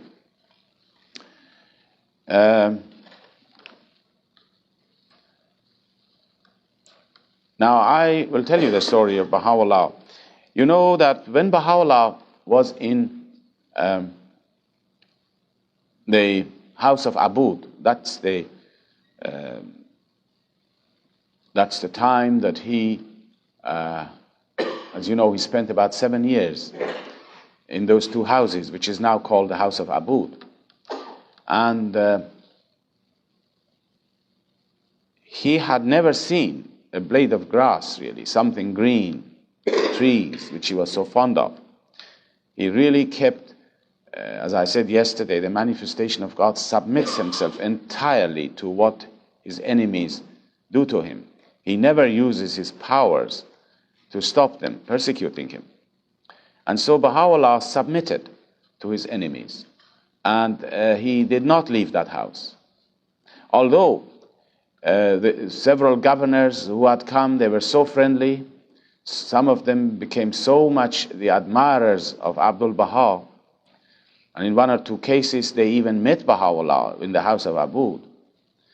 That they became so much carried away with his powers, and they saw his glory, that they openly said that, of course, Baha'u'lláh could leave the town if he wanted it. And Abdul Baha could leave the town if he wanted it. But you see, they were incarcerated in that city according to the edict of the Sultan. Now, Baha'u'lláh had mentioned to Abdul Baha on one occasion that it is 9 years, he said, that he had not seen any sceneries of green and trees and flowers. And Abdul Baha immediately realized that his will now is that he should leave this place. And as you all may have heard, I'm sure, he went out and he rented these gardens outside Baghdad, outside Akka, known as the mansion of Mazra'e nowadays. The mansion of Mazra'e, as you see it now, those of you who have seen it, has been developed further since those days of Baha'u'lláh. In those days were much smaller and much more primitive than what it is today. But certain basic part of the house is still there. The room of Baha'u'lláh is still there, and all those things. Things have been added to it. Things have not really, there's not much change in it, except things have been added to it. Rooms have been added to it. So Abdul Baha rented this for a very reasonable price. And then he arranged the making of a special carriage. In those days, there were no such thing as carriages around. And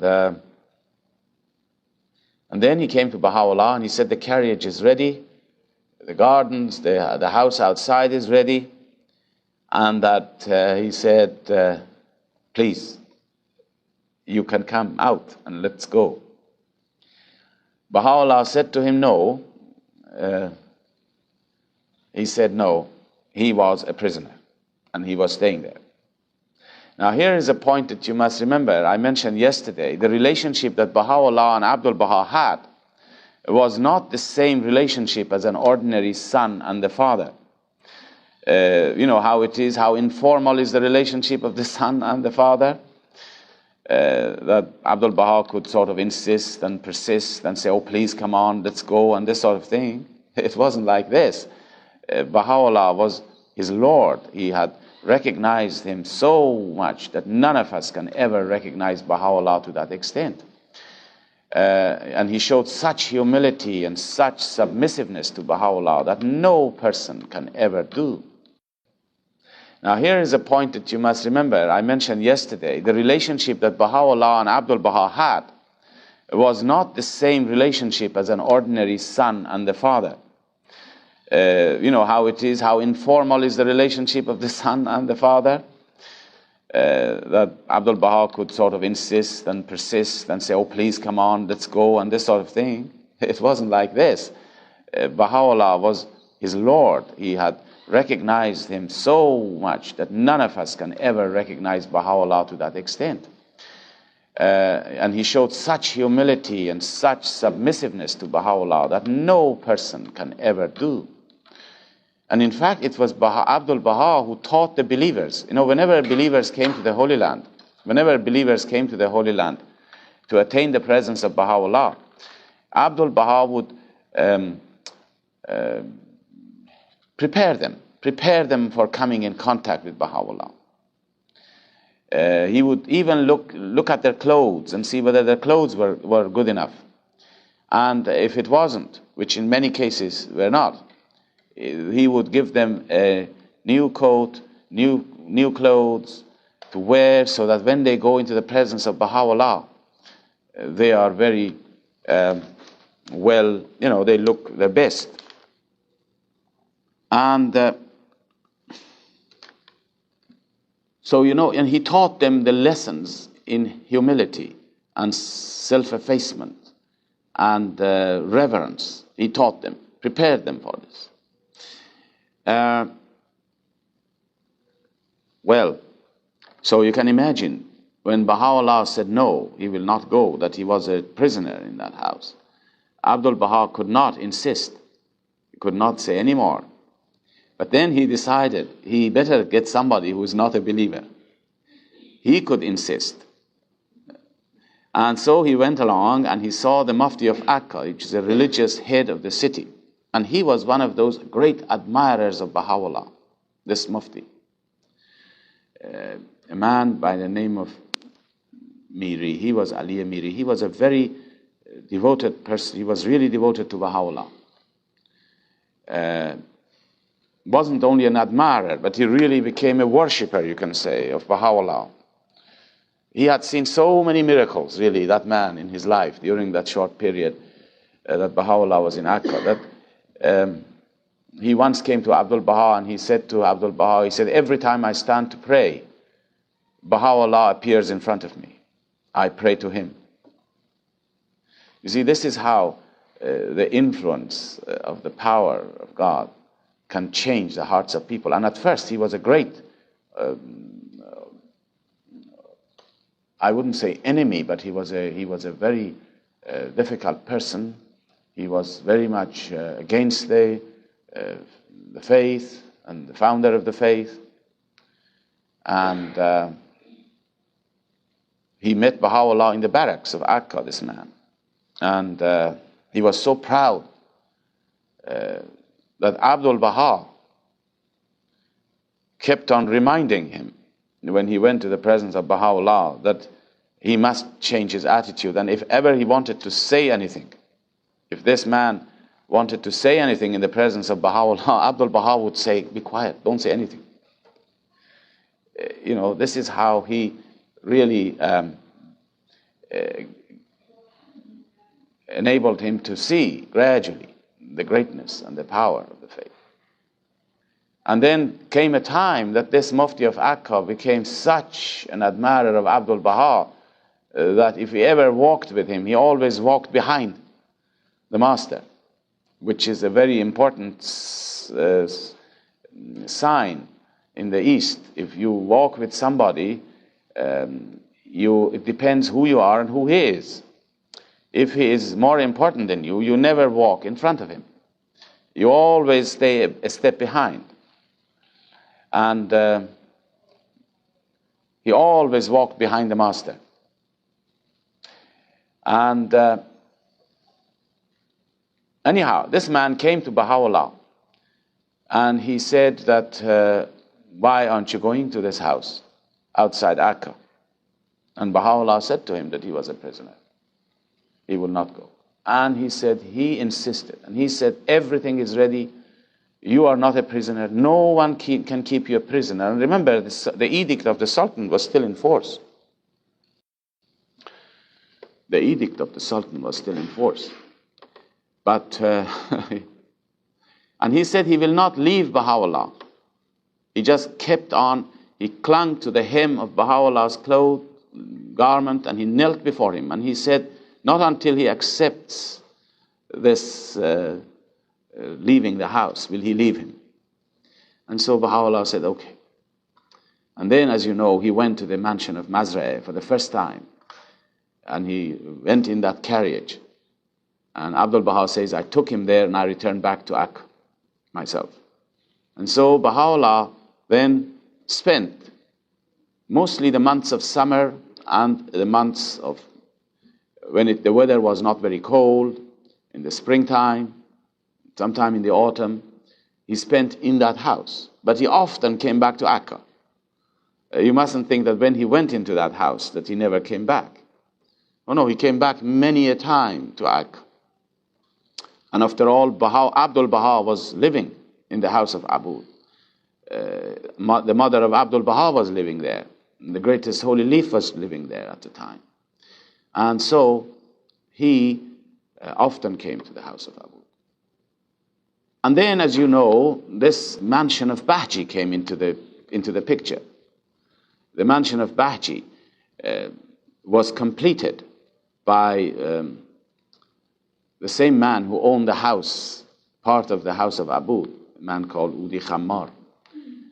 He completely finished. It was half-built building. Udi Khammar, he finished it up, and he made it a residence for himself. He wanted to move into this great palace in the outside of Akka. But as you know the details, how the outbreak of cholera took place and how Abdul Baha went along and rented that from him.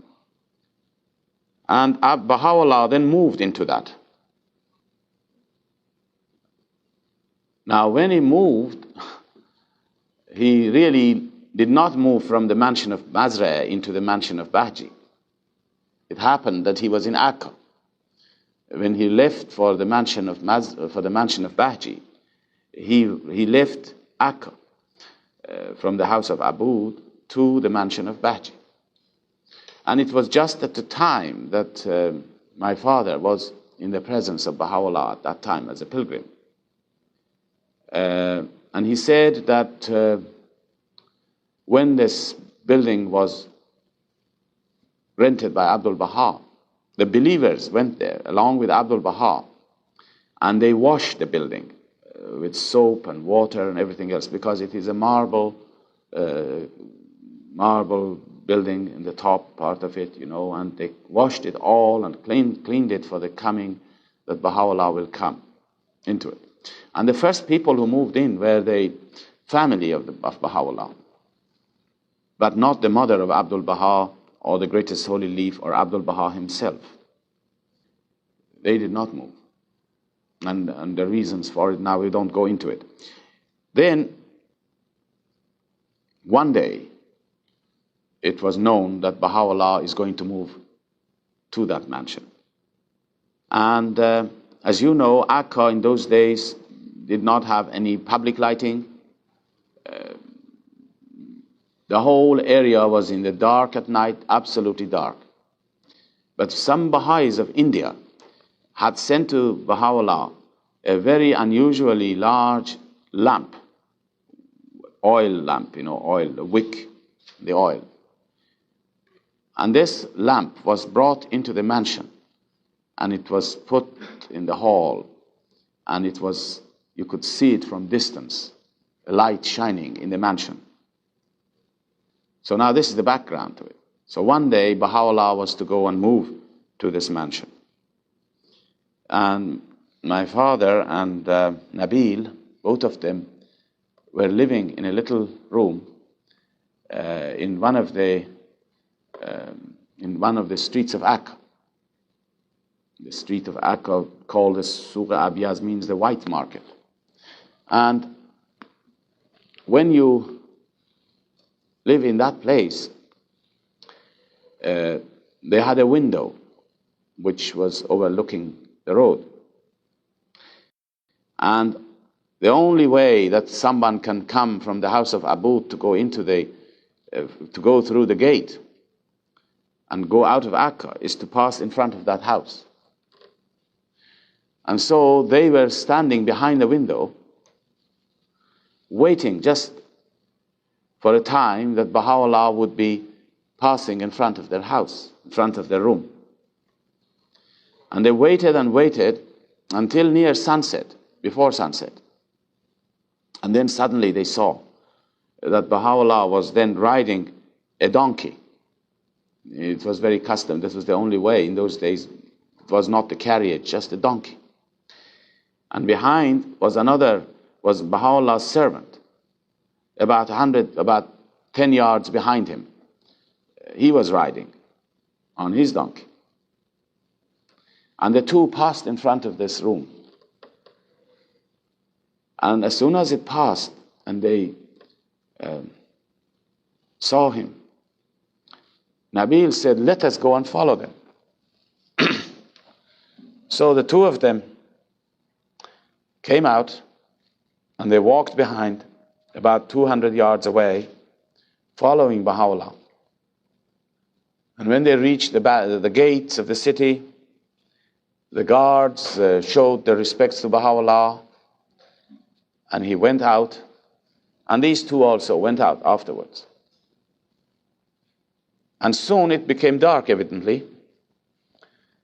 And then they could see, eventually they reached the point that they could see the light in the mansion.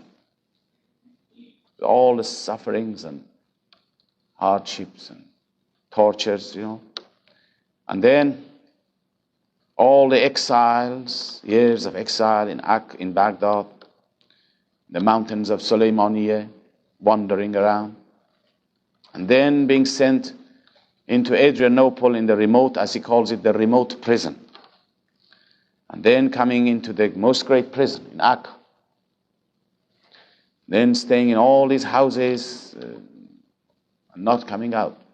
Now this house, this mansion, was really the climax, you might say, of the ministry of Bahá'u'lláh during the years that he lived in that mansion. Almost half of his ministry in Akka was spent in this building.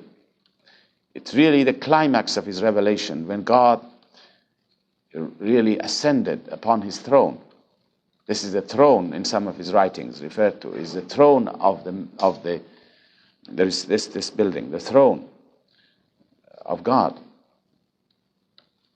And in the traditions, it's very clear that when God sits on his throne, all the messengers and the concourse on high circumambulate it. You can see in the writings too. Well, these two people wanted to circumambulate now this throne of their Lord. And when they went close to near the mansion, near the walls of the mansion, they found that 4 sides of the mansion is packed with people. Now they were not imagining things. They were not psychic people. They were very clear-headed. And they, of course, knew there's nobody from Akka. There's not one soul has left Akka at the time. There's nobody. There was none of these people. 4 sides. And they were filled with such awe. You can imagine the awe of that particular occasion must have been tremendous. That they couldn't go close. And they realized that to them this is really what their outer eyes could see. It was nothing but the souls of the manifestations of God and the concourse on high, circumambulating the throne of their Lord. And so they went back, and then they circumambulated from long distance away in great awe and wonder, of having seen this. And he says that our shoes were filled with mud, and the whole area was wet, and all the mud that they went through. And then they quickly left for Ak. And they arrived just in time that they were closing the doors, the gates of the city. But they managed to get in.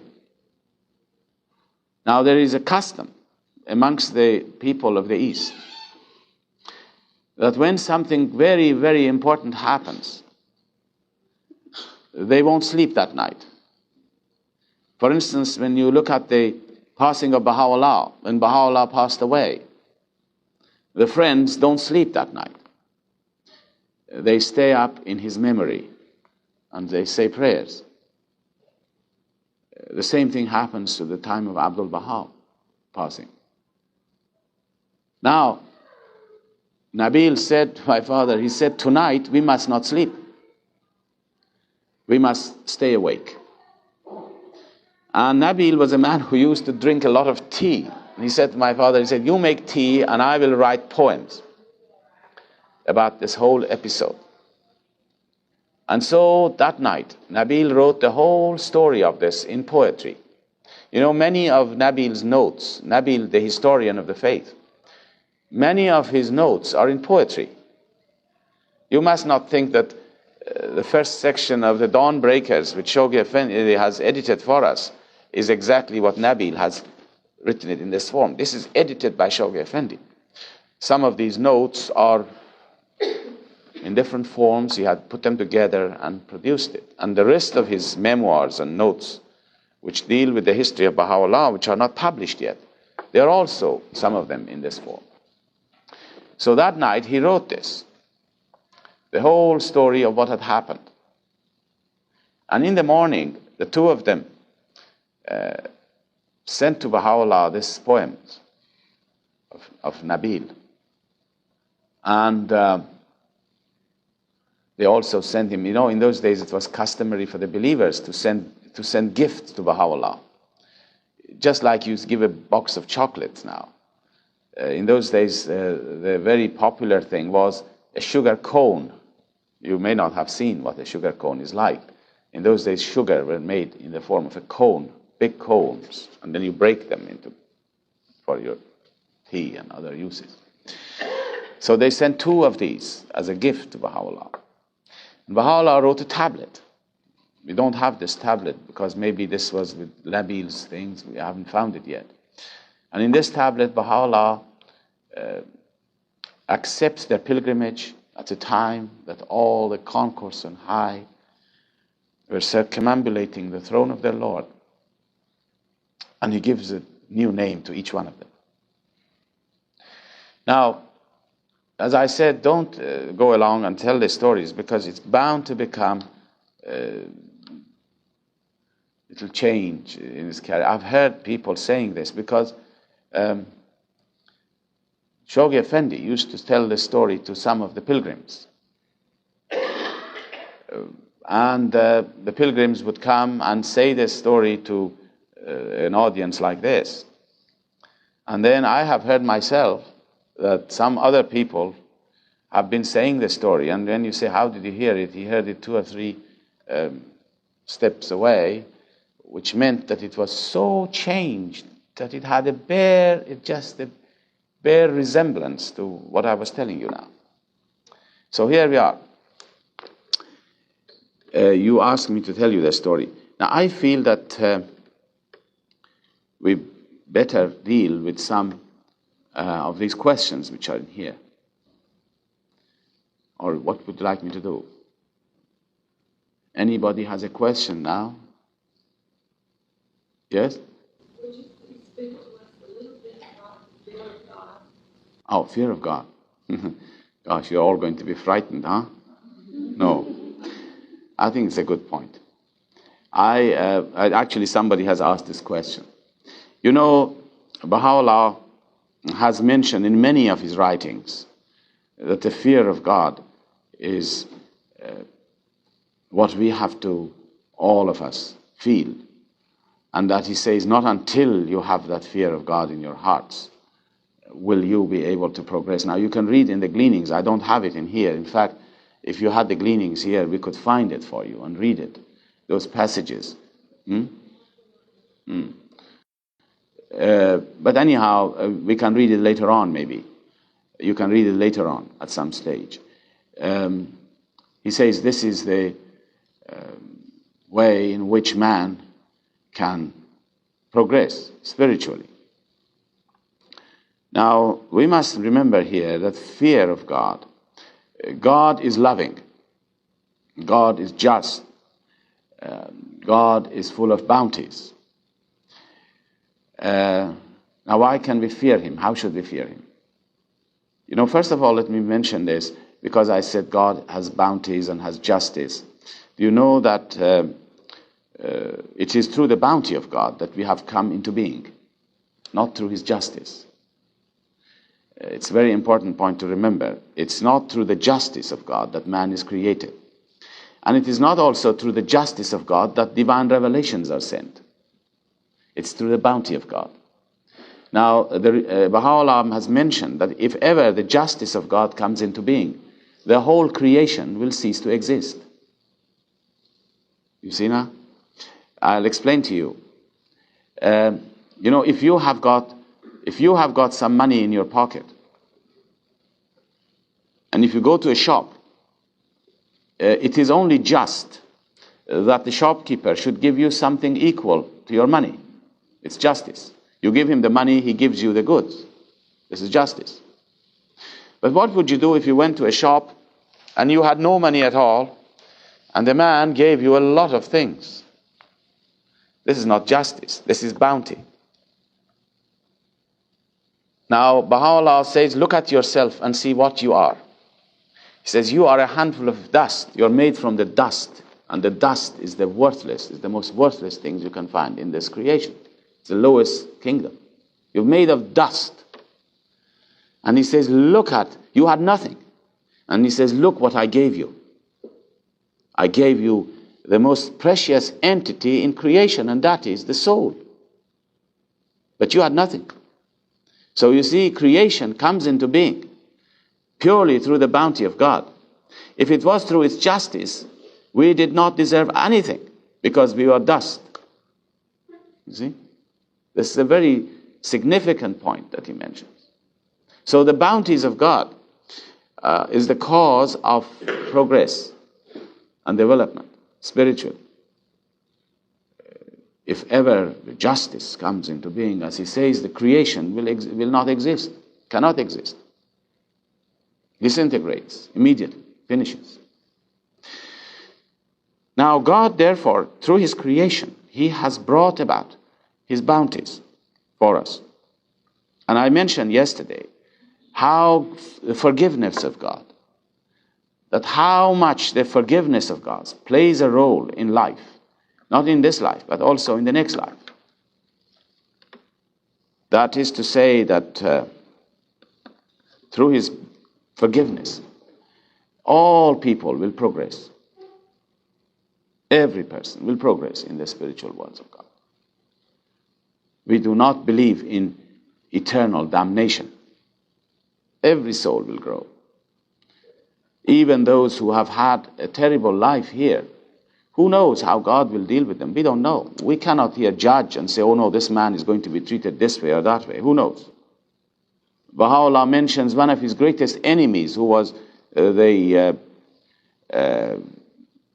ambassador, Turkish ambassador, the Persian ambassador in Turkey, who was a great enemy of Baha'u'lláh, who did so much to hurt him. Baha'u'lláh says God may forgive him because one of his relatives is a believer. You see? Who knows how God acts? So that there is no limit to God's love and mercy and forgiveness. But now let us examine fear. fear of God. Fear comes to us when we are not able to cope with the situation. Now, isn't that right? Now, I'll give you an example of this. Say you are working in your office, or you're a student in a school. If you're a student, if you have not done your work in school, when the day of examination comes, you will be filled with fear. Not that the teacher frightens you, but that you are fearful because of your inadequacy, that you haven't done what you are supposed to do. If your boss, if your superior, or whoever you work for asks you to do something, and you don't do it, you are filled with fear. This is how fear comes to us. It's because we are inadequate. We haven't done our job. Now let us put ourselves in position of coming face to face in the next life with God or whatever it is. I'm sure we won't see the essence of God, but shall we say with the manifestation of God, with Bahá'u'lláh, face to face with Him. Now I can have two conditions. Either I'm satisfied that everything He has asked me to do, I have done it absolute perfection, so I have no fear. Right?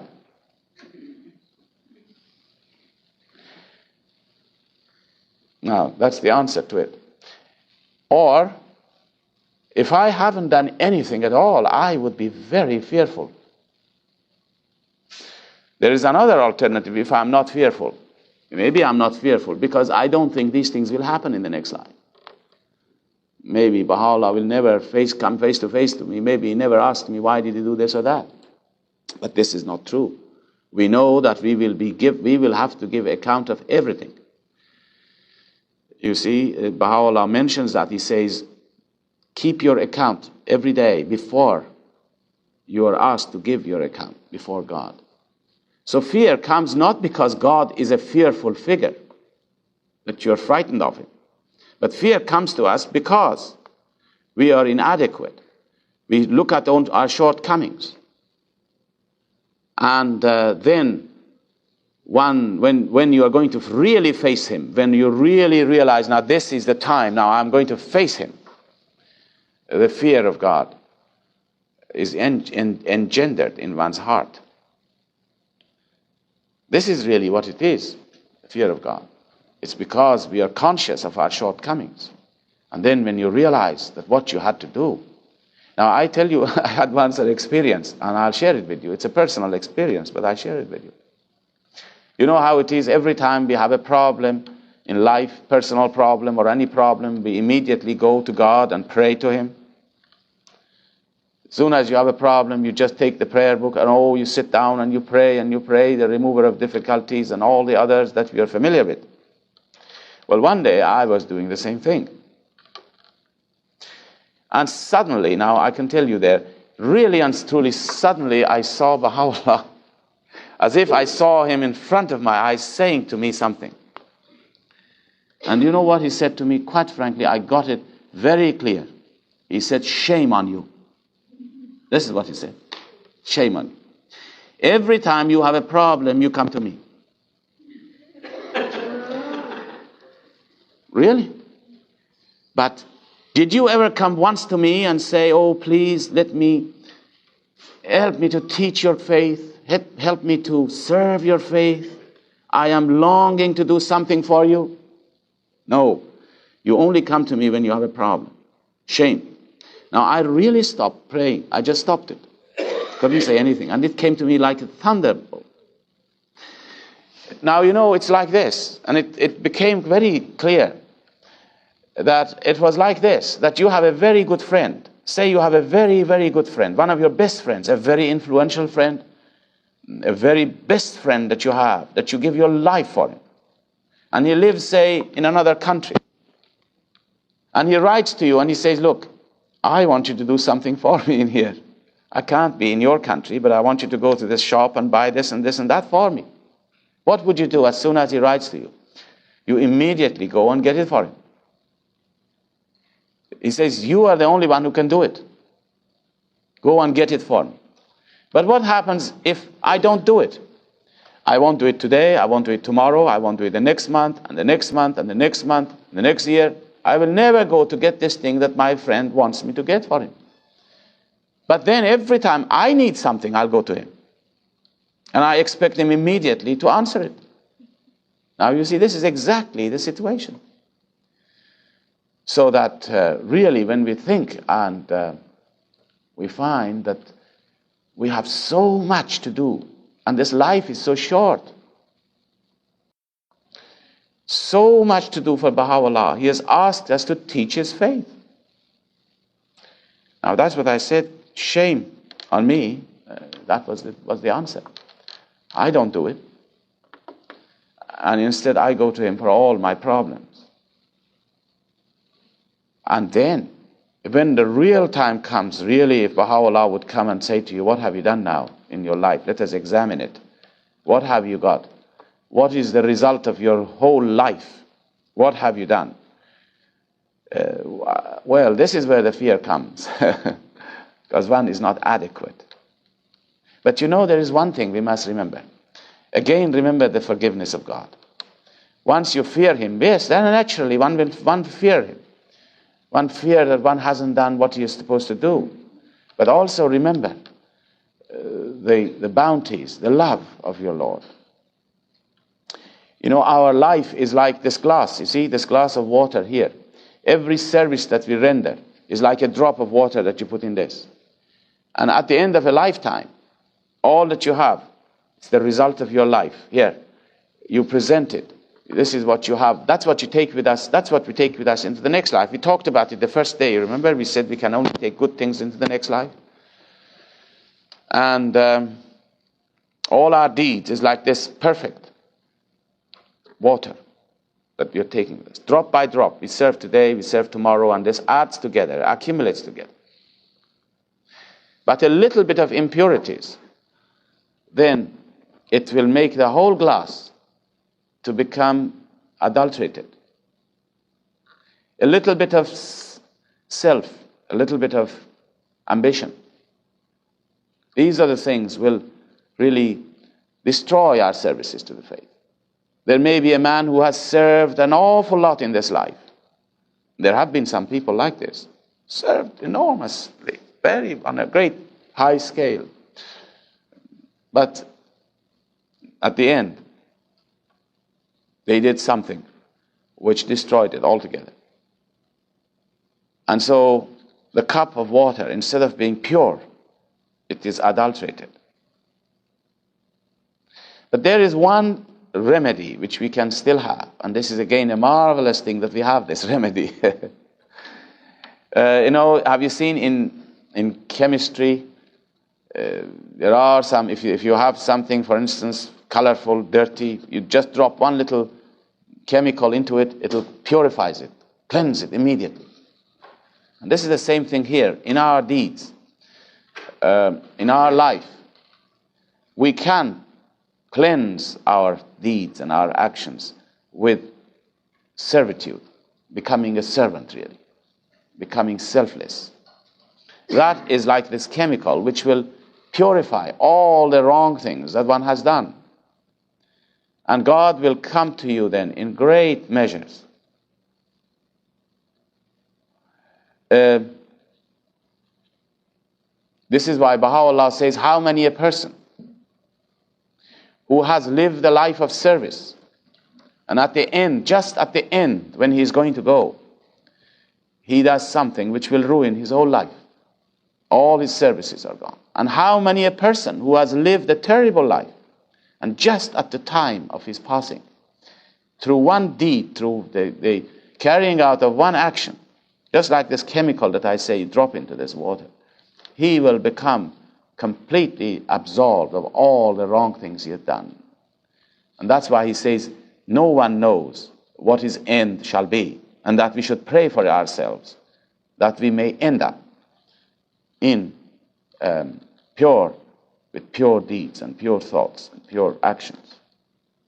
The most important thing is not to serve the faith. The most important thing is to serve the faith with pure motive. You know, if I serve the faith with wrong motive, and there may be some people, I don't know, when one looks upon oneself, one comes across this, that one may be serving for sometimes, or to some extent, for wrong motives. If you serve the faith because, oh, well, I serve the faith so that I become responsible for this work or that work, and people will pay attention to me, or I'll become an important person. Well, this is really dangerous. This is dangerous. I mentioned there's nothing in this life except a station of servitude for us. And servitude is what Abdul Baha says, become like a dust in the pathway of thy loved ones. I remember when I was young, and I was going, my father was in prison at the time, and I remember that we used to go once a year to a very, very remote village, hidden behind so many mountains, lofty, very high mountains, higher than these mountains here, or almost like these mountains. We had to go maybe 3 days riding on a donkey to get to this little village. And in that village, the whole village was Baha'i. But it was very small, maybe about 20 people in it. It was the same village that in 1955, when there was a wave of persecution against the Baha'is of Iran, it's called Hormozak, 7 people were martyred.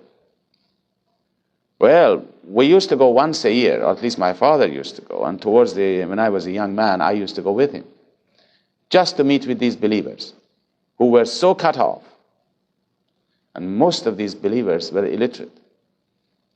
They couldn't read or write. They were very beautiful people, very humble, very beautiful, full of the love of Bahá'u'lláh. But they had no education. And that year, my father was in prison because of the faith, and he sent me a message. He said, now you go on your own. Now at that time, I was just a student in the university, had just come the first year of university, and oh, you know how it is when you go into the university, you become very important.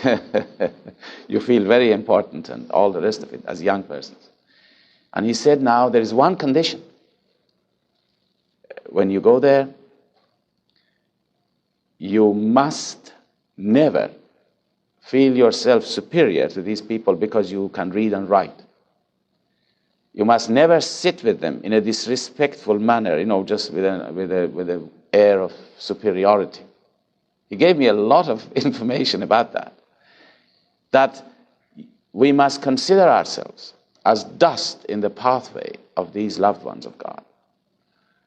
He said, if you can go like this, then go on. And I can tell you, it's a marvelous experience for us to become humble before each other. Because I mentioned yesterday, each one carries with him a sign of Bahá'u'lláh. And it is when you look into that face, you must see a sign of Bahá'u'lláh. Because all I can say in my life is that I am related to Bahá'u'lláh by name. I can't say more than that. I can't say really I am a Baha'i. This is where the fear comes in also. How can I say I'm a Baha'i, really and truly? But I am related by name to him. And that's enough. That's enough to look into the faces of the believers. And then you love them because of Bahá'u'lláh. And the friends, when they have this devotion to the faith, and they serve the faith just because, with the right motive, then the great powers will come upon us. But if we serve the faith with the wrong motive, well, I don't know, it's not really what will be, it's not acceptable really. Baha'u'lláh mentions that 2 things are very dear to God. One is the blood of the martyr. Now, the blood of the martyr. Now, why is it that the blood of the martyr is dear to God? It's because you know that the purpose of life in here is that we may become detached from this world and draw nearer to God. This is the purpose of life. But God has given us barriers. There are barriers. There are several barriers that we have to overcome. The barrier between man and God is his attachment. Bahá'u'lláh says there are three types of attachments. One of them is attachment to this world. We talked about it yesterday a little bit. Attachment to the things of this world. This is one barrier. If we can remove that barrier, then we have two other barriers to overcome. The other barrier, he says, is attachment to the next life and the reward of the next life. That's a very, very deep subject when you think of it. We don't serve Bahá'u'lláh. The motive should not be, let me serve Bahá'u'lláh so that in the next life I have a good position there, you know. We serve God not because we are going to be rewarded. But do you know why we serve God? Bahá'u'lláh mentions it in our daily prayers. You read it every day. The noon prayer. I don't know it in English. In Arabic. When you translate it, it will become, I bear witness, O God, that thou hast created me to know thee and to worship thee. That is the purpose of creation. God has not created us for anything else, but just that we know him and to worship him. Do you remember when we were talking about the soul, I was mentioning that the purpose of life is for us, for our soul to bring forth a fruit, a child, and that the only way it can do it is to turn to another force, to another agency, and that the purpose of life is that we turn to Bahá'u'lláh, that we love him and worship him, and as a result of this, the spirit of faith is born in us. So you see, we do not carry out all the teachings of God so that in the next life we can become a very exalted person, great station. Although this will happen, there's no doubt about it. This will come by itself. But to be attached to it, it's a wrong reason for serving the faith. You see how delicate these parts are? And the other barrier which Bahá'u'lláh says, which John in here pointed out to us, is the kingdom of names, attachment to the kingdom of names, which is really, it boils down being attachment to our own perfections and accomplishments. You become attached to your knowledge. You like yourself because you are a knowledgeable man. You like to be praised because you're a knowledgeable man. This is attachment to the kingdom of names. You love to be praised for other actions that you do. This is another form of barrier. Now, these barriers removed, you have a martyr. Because a martyr is a person who becomes detached 100%. When he says, I give my life, what has he done? He has become 100% detached. There is but none of us can reach to that point unless you come to that very point of testing, when you are tested at that hour, that moment. If you say so, if you come to that point and then you decide and say, I'll give my life, you become 100% detached. And that is what God loves, more than anything else, because it's 100%. It's a complete detachment. And this is why Bahá'u'lláh says, the blood of the martyr is the most precious thing in the sight of God, because you have given up your all in the path of God. And the other thing, which is beloved of God, the tears which are shed in fear of God. The tears which are shed in fear of God. And then Baha'u'lláh in this tablet, he says, we do not want people to give their lives. We do not want people to give their lives. The world should be such that people don't have to give their lives. And so he said, we have replaced it in this dispensation. We have replaced the blood of the martyr with teaching, with the efforts and the work of a teacher. Teaching the cause of God has the most meritorious of all things in the sight of God. It's the most meritorious. It's not one of the most meritorious, but the most meritorious. Because we talked a great deal about teaching yesterday. Remember, I was saying the purpose of teaching is not just to increase our numbers. Main purpose is not that, but it is to bring a soul to its God. And we talked about it. You remember the force of attraction and all the rest of it we spoke about. You people are in the habit of drinking coffee and things, huh? Yes. No, go on, yes. Otherwise. The book of Certitude, I believe, I don't have my books now, so I can't remember exactly which book. But it says every man has a conscience, but not every man has a sense of shame. Is this part? Yes, well, it is not in the Kitab Iran, but it is in one of his tablets, which he quotes in the epistle to the son of the wolf. He quotes it. Yes, he says that he's talking again about the fear of God, really, and the importance of religion. That religion, you see, he says that when you have to carry out a teaching of God, not everybody has this. It's very difficult to translate that word, shame, as you put it, the word shame, from the original language.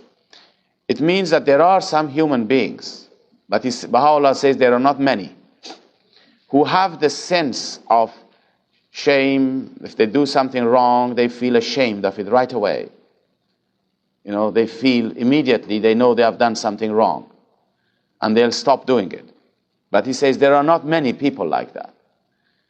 And therefore, he says, the laws of God are given to us that we may obey them, and that we should bring in here, obedience to the laws of God, and to have the fear. It's like saying, and I'll give you an example of it in daily life. It's like saying that there are some citizens who can live without having a policeman among them. But there are very few such people who can live in peace and tranquility in a town without any policeman. But you need a policeman. That's what Baha'u'lláh is trying to tell us. He says we have to have a policeman. We have to have an agency by which men can discipline themselves. This is the purpose of that particular, is the meaning of that particular thing that you mentioned in the writings. Well, now, I am going to, maybe we can stop sometime, but I'm going to look at some of these questions, which one of the things I love to do is to not answer questions. Leave it off. So you must push me to do it for you.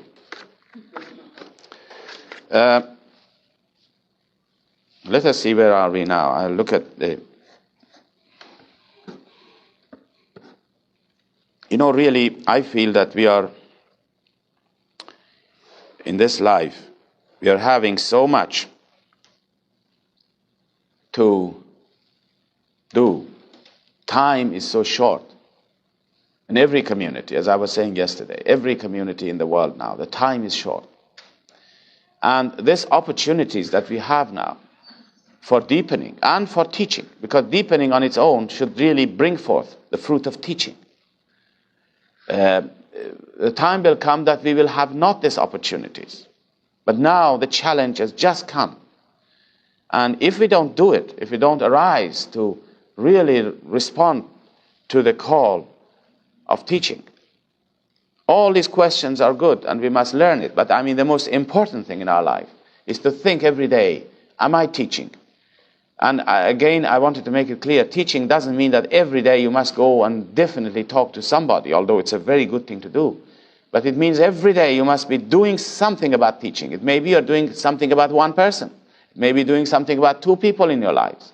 But that you're doing something all the time to teach the cause of God.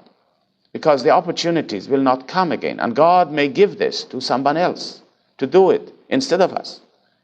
The conditions of the world are moving very swiftly towards an end of all this comfort and all the peace that we still have. in the world, the conditions will dramatically change. And then we may find that the opportunities are lost. But really, God has chosen us, and this is a marvelous thing to think that God has chosen us from amongst 6,000 million peoples of the world, and have told us, like Bahá'u'lláh, like that friend of ours in that remote country, telling us to go and do certain things for him. He says, I can't do it, you are in there, you must do it for me. And this, I think, this feeling will urge us to go ahead. But we are chosen, really, by God to carry out his work. And it is a great, great privilege. I just wanted to tell you, it came to me a story. I'll tell you, it's a Persian story, which will indicate how much we must thank God that we are chosen today to carry this great responsibility with us. The story is a story of a mother who had 3 children, 3 sons. Do you know that story?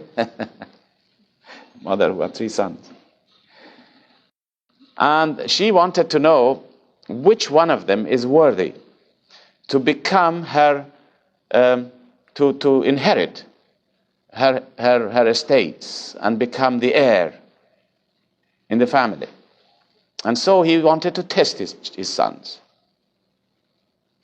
And so he invited, the sons were living in a different homes, each one of them having their own lives, and the mother was living alone.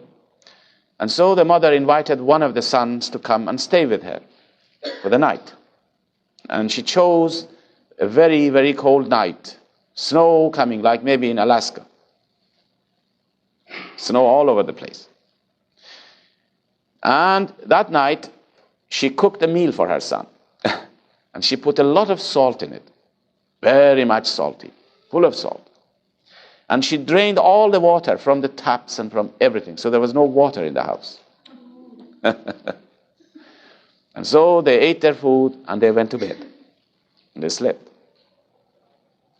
In the middle of night, when the son was fast asleep in this little cozy room, warm,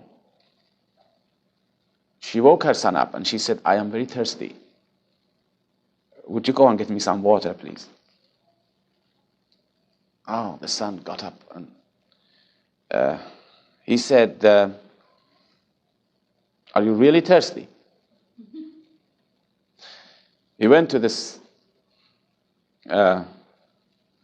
tap, water, to get some water, and there was no water. So he came back and he said, well, there's no water, and probably you can carry on till tomorrow morning. Okay, mother said, fine, that's okay. Then the second son did the same thing exactly to her. And the second son came, and the mother got up, and she said, look, I am very thirsty tonight. Would you give me some water? The boy got up again, and she said, are you really thirsty? She went there, and she looked at the water and found there was no water. She came back and she slept. She said, there's nothing there.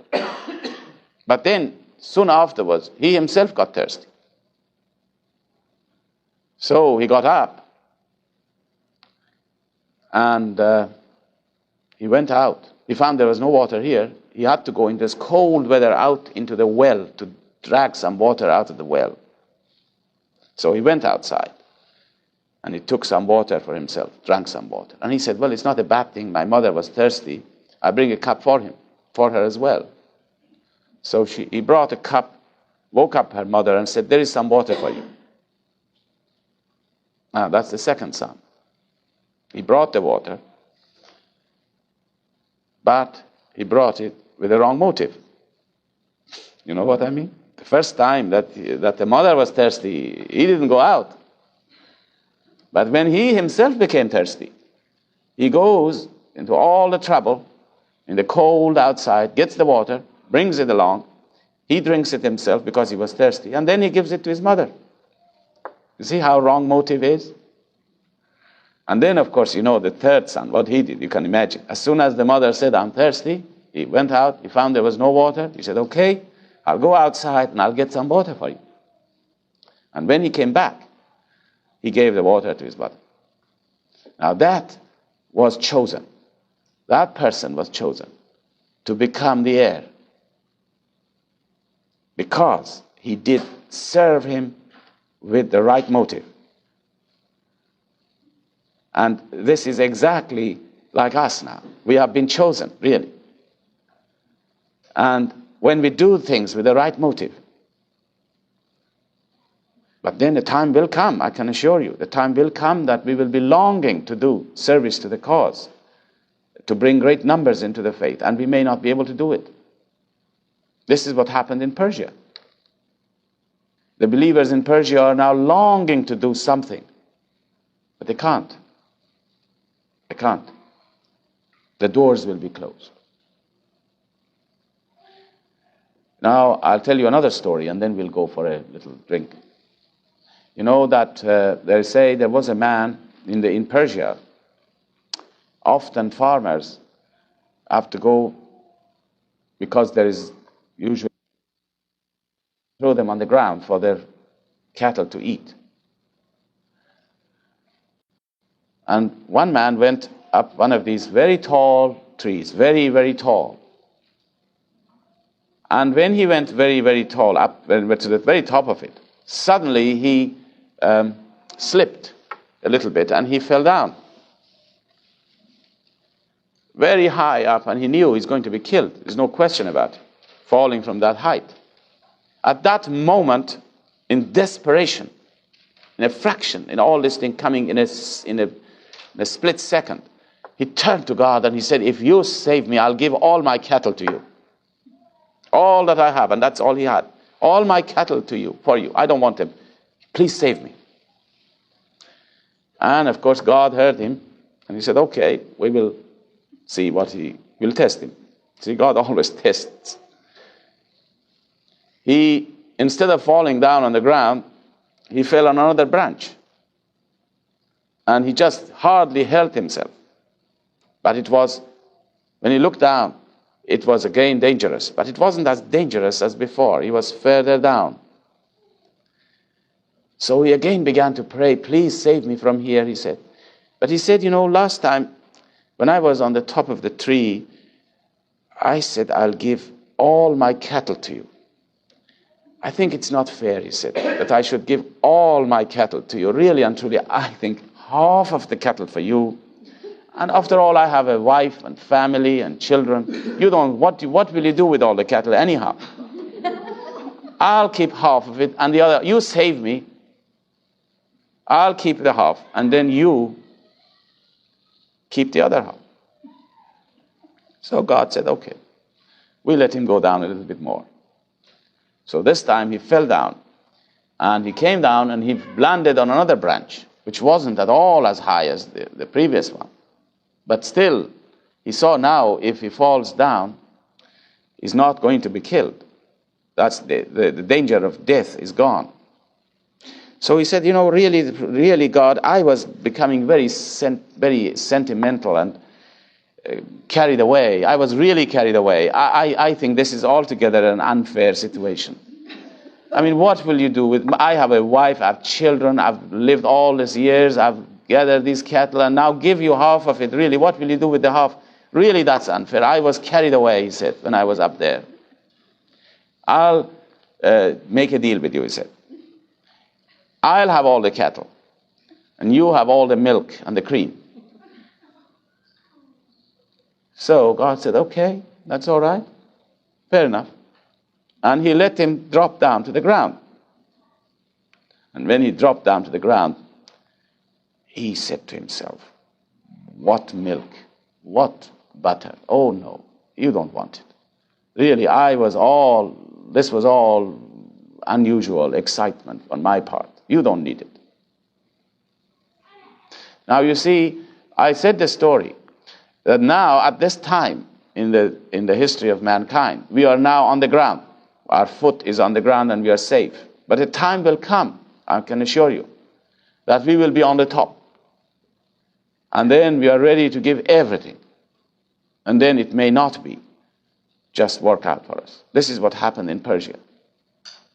Because the world conditions will really dramatically change.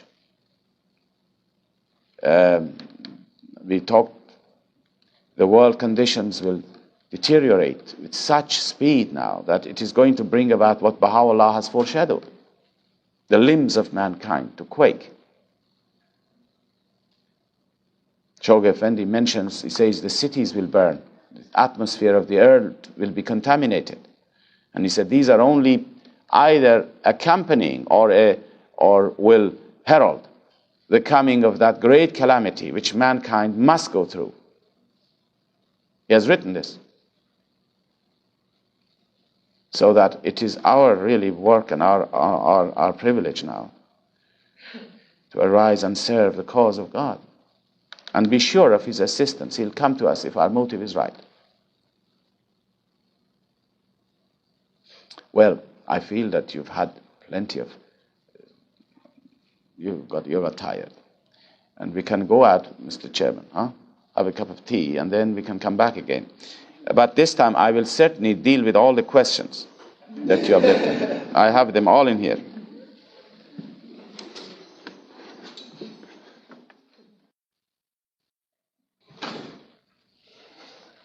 Well, I am going to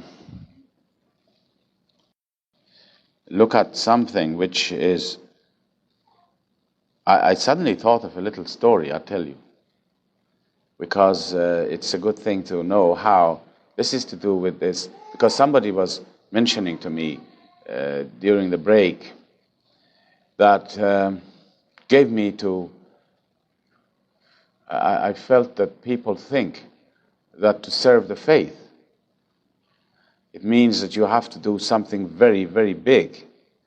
All the big noises, join the big noise people like myself, for instance, which is not really serving the faith at all in relation to what other people can do. I can tell you that.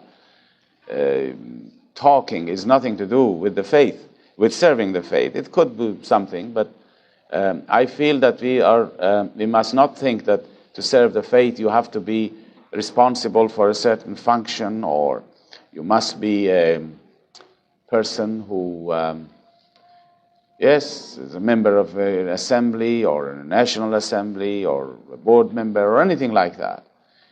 This has nothing to do with service to the faith.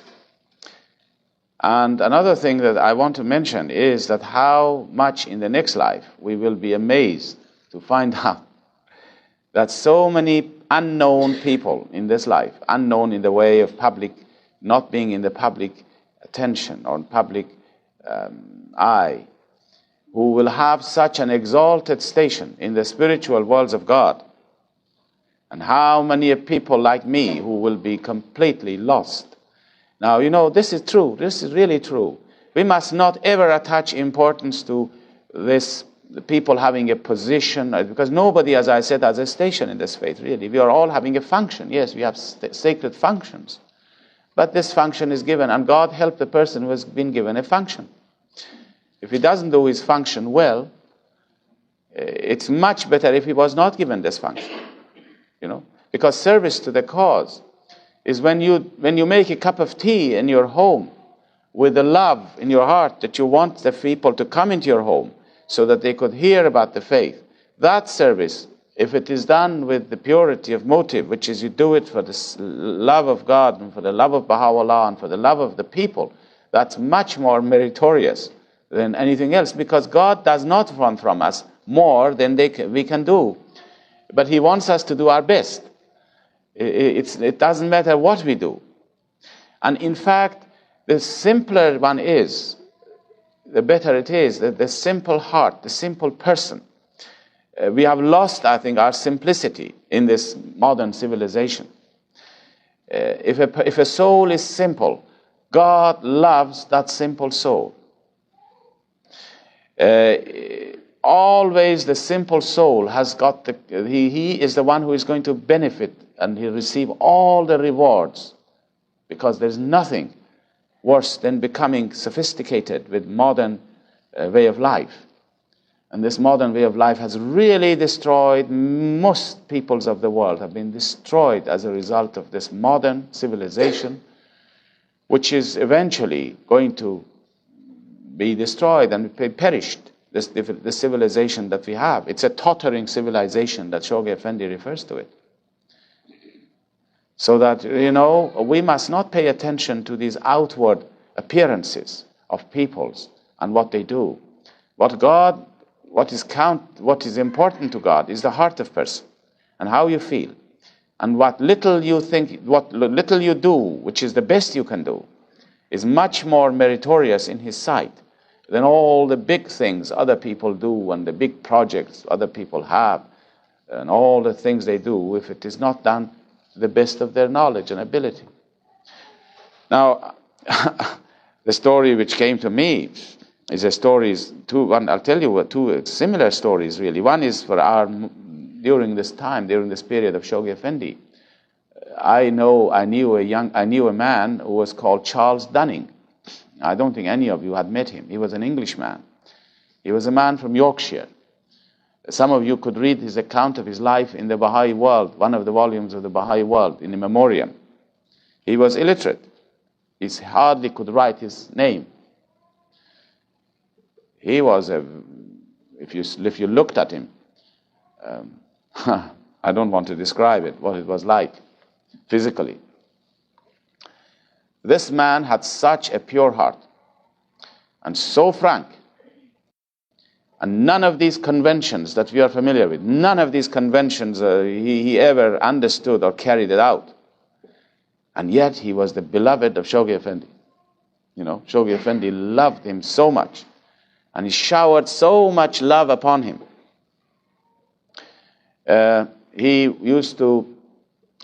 Someone arranged for him to go. He was one of the knights of Bahá'u'lláh. He went to the islands, the Orkney Islands, in the north of Scotland. And he taught the faith. He left behind him so much memories. But he was very frank, and the language wasn't what you would expect from a Baha'i sometimes. But this didn't mean anything, because the language which came out of him was purely from a very pure heart. When he went to see Shoghi Effendi, when he went on pilgrimage, I'll just give you an example of the language. Shoghi Effendi so much loved this person, he always made him to sit at his right-hand side at the table. He used to call Shoghi Effendi, who said, "Guardian, this is not right," he said. This is how he would talk to the guardian. "What you said is not right." He just had this. And once Shoghi Effendi said to him, "I have given some more plans to the British Baha'is. They are not going to like it." He said, "You are talking rubbish." Now, this is the man.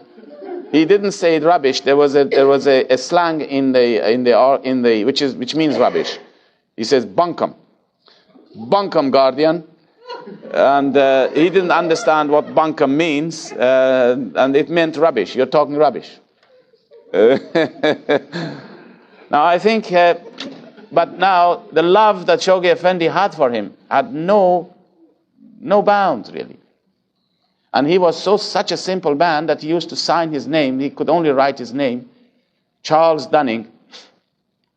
He would write down there KB after his name, means Knight of Bahá'u'lláh. The British people who are knighted, they are usually called KBE. They write down after name. These are the titles.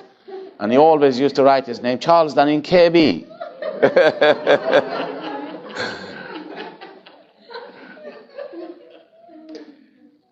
Well, it was always the same thing. Abdul Baha had so many disciples who were like this, and he loved them. There was a believer, now this is a believer, I never found his name. And we were told the story many times, but I failed to get the name from my father when he was telling us the story. But this person remains unnamed. But he was telling us the story that, when people went to see Bahá'u'lláh, usually you wrote, you said you're coming, you got permission, you then would arrive in Akka. Then the master, Abdul Baha, would arrange for you to stay in the pilgrim house for a few days, to rest, to settle down, to look at your clothes, to see if you had sufficient means, and then they would arrange for you to come into the presence of Bahá'u'lláh. But this man didn't know any of these things. He was such a simple soul. He started to travel from Yazd. He began the journey, and he walked all the way. He had nothing but a little bag on his shoulder. He was an elderly man, and he was going to see Bahá'u'lláh. He wanted to see his Lord. And he came to Akka eventually. Somehow he found his way, and he began to ask people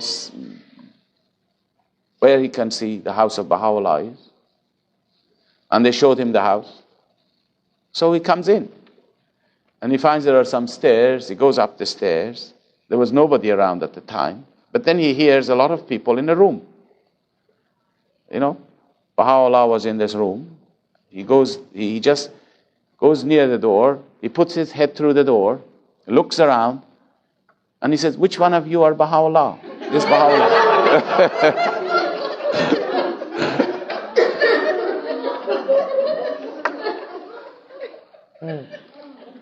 And Bahá'u'lláh embraces him, showers so much love upon him. And then he says, "Bring tea for him." He says, No, that's trouble. Don't get into trouble." And after a few minutes, after an hour sitting there, he says, "Well, I think I better go, and not to cause any more difficult troubles, I'll go." You know, this is how, nobody would ever leave the presence of Bahá'u'lláh unless he would dismiss them. This is how it was. But this man was a simple soul. And this is what matters, really. Simplicity in our soul and in our heart. And that cup of tea that you make with love and with simple heart and with devotion, that is much more fruitful than all the things some others may do in the faith.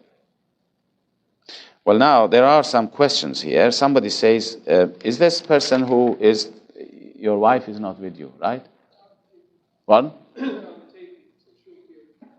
She'll be here. Oh, you're taping it. All right.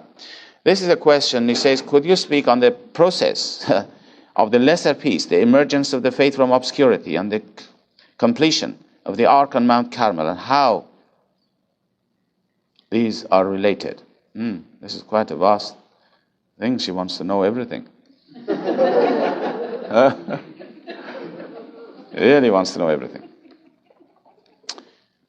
Well, I chose this question because it's a good question, and it will probably give us a little picture of the faith in the future. This is more or less the subject that we were discussing at the Dublin conference, international conference. That,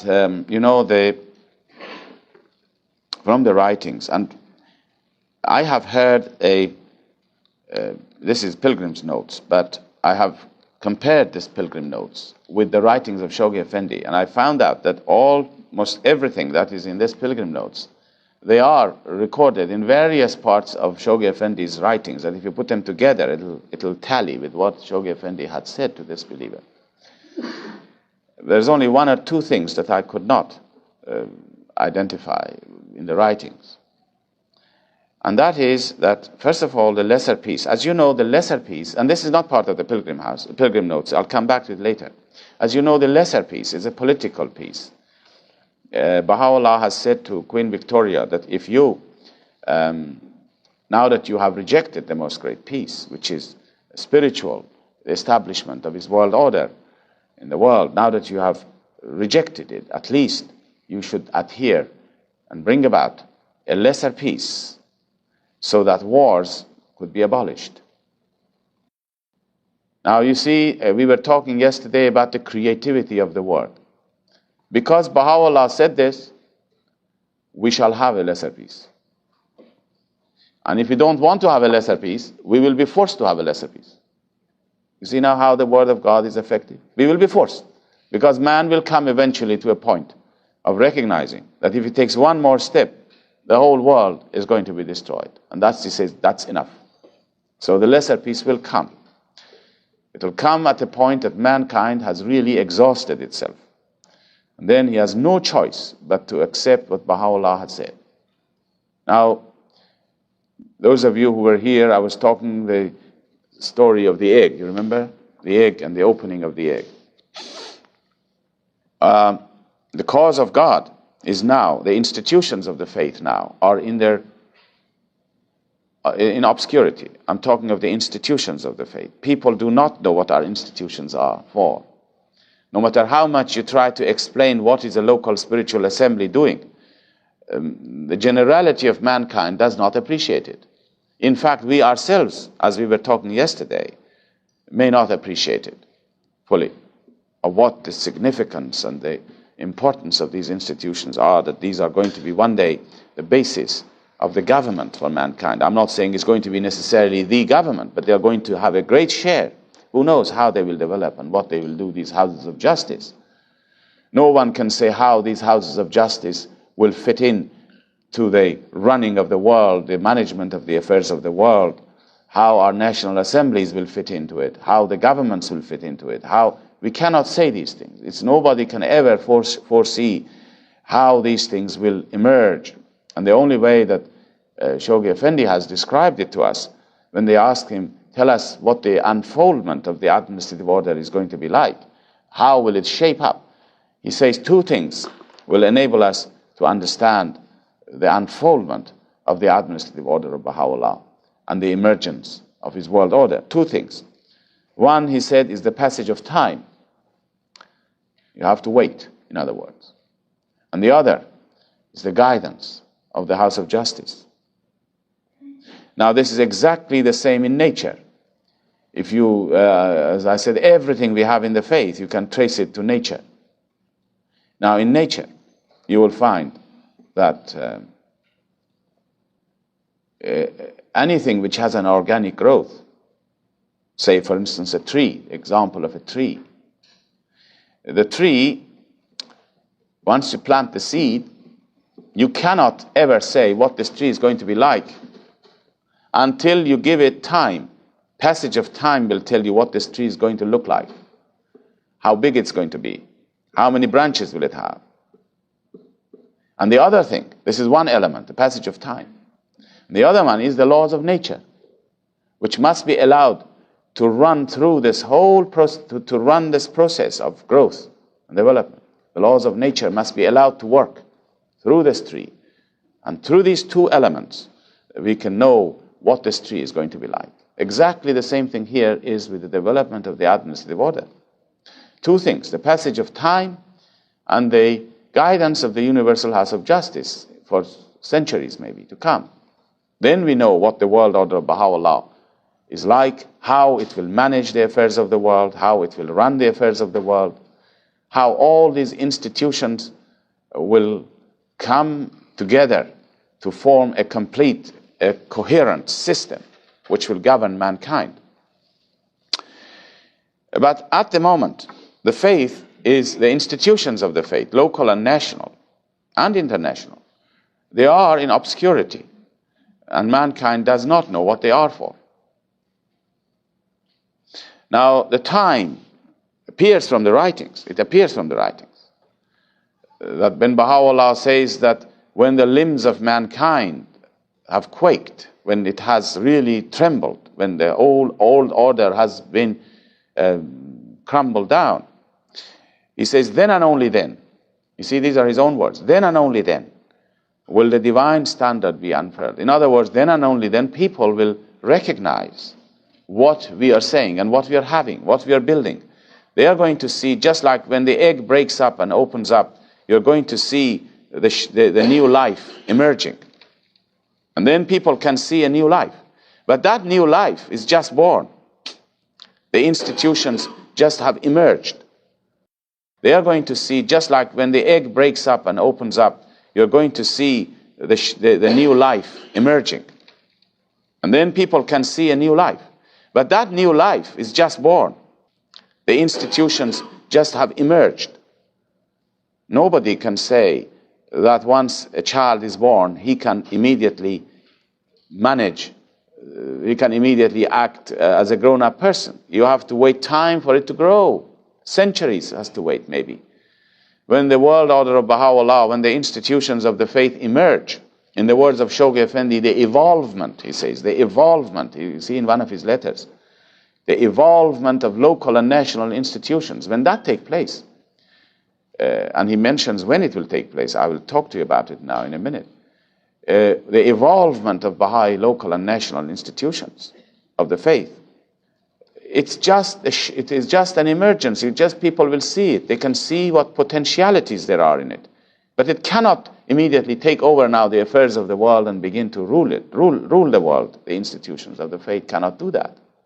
We have to have an interim form of government in the world, which would then, from the lesser peace onwards, could then manage the affairs of the world until such time that the world order of Bahá'u'lláh can then come in and take over gradually as time goes on. Now, Shoghi Effendi has given us a timing for this. In one of his letters, he mentions that when the buildings on Mount Carmel, the building of the Ark, are completed and the world center of the faith begins to function, and which is quite a long way to go yet by the look of things. We have to build up more buildings, 3 more buildings, as you know. There are 2 buildings already built on the Ark. The Archives building and the building of the House of Justice around the Ark. But there should be 3 other buildings. One is for the study of the writings, which I understand will be built between the Archives and the House of Justice. And then the other 2 buildings, the International Teaching Center and the Public Library and the General Library, International Library.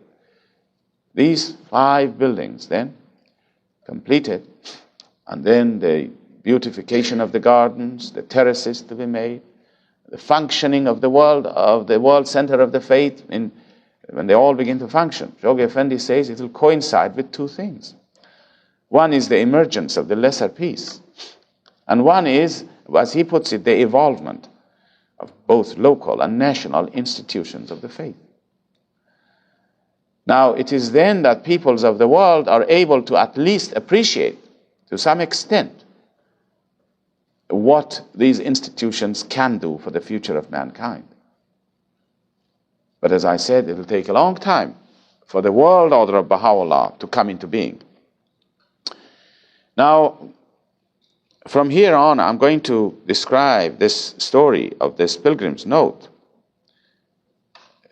And you must take, but as I said, most of these points that I'm mentioning, or you can find it in the writings of Shoghi Effendi, here and there, put them together. You know that,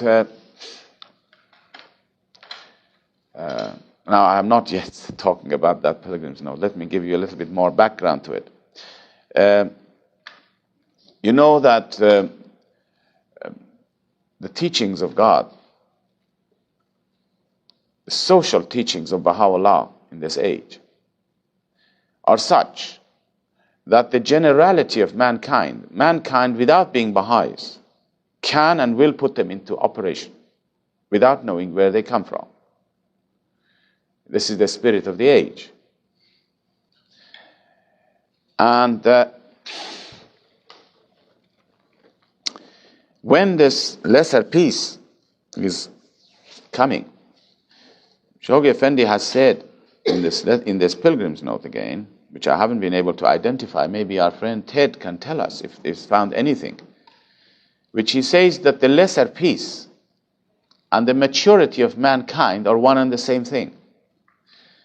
The coming age of humanity, which Baha'u'lláh refers to in his writings, and the lesser peace are one and the same thing.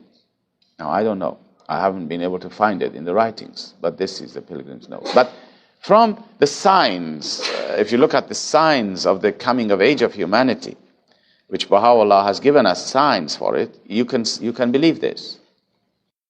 You can accept this. Because Baha'u'lláh have said in some of his tablets about the coming of age of humanity, a time that humanity will come of age, like a man who becomes 21. And he has given us 3 signs for it, Baha'u'lláh. Now this is in the writings. One is the establishment of a universal language. So you see, this is not very far away. It's not something which you can say it's going to be hundreds of years, but it is something which is round the corner, you can say, because the man is needing it more and more. The other sign is that kingship, the institution of kingship, will be such a discredited institution. It will be so discredited that people do not want to take on the burden of kingship if you offer it to them even. Well, this has happened already. The discrediting of the institution of kingship. Kingship. Now, it does not mean that we Baha'is believe that there should be no kingship in the faith, in the future. In fact, this is one of the teachings of Bahá'u'lláh. He says God would prefer, God likes to see a system of kingship coming into being, rather than the system by which you have presidents. Because, he says, kingship is a sign, it projects the majesty of God. If it wasn't for kingship, you wouldn't have the word majesty, and you would not know what majesty is, and you would not know what the majesty of God is. And Baha'u'lláh says we do not want people to be deprived of this. But this will be a democratic, or what, not democratic, constitutional kingship. Something which is very different from the kings which existed at the time of Baha'u'lláh. Constitutional kingship. Who knows? I have again heard this. I don't like to repeat Pilgrim's Notes. But we have heard that Shoghi Effendi has said every country in the world will have a king, including the United States of America. So watch for yourselves here. Now, the institution of kingship, whatever happens, will become eventually part of the world order of Baha'u'lláh, because you cannot have anything in the future but the world order of Baha'u'lláh, which will have a system, which will be a system by which the whole world will combine all its resources and its institutions together, and how they will merge we do not know. So now, the second sign, as I said, that Baha'u'lláh gives for the coming of age of humanity is that the institution of kingship will be discredited so much that people do not want to take the burden on. This has happened. And the third sign, which also has happened and has taken place already on a smaller scale, but anyhow it has taken place, is that the alchemy, he says, will become an achieved, alchemy will be achieved. That is the transmutation of copper into gold, of any metal, the transmutation, the changing of elements. Well, now this has already taken place in the atomic laboratories. And you can do this through the processes of the atomic physics.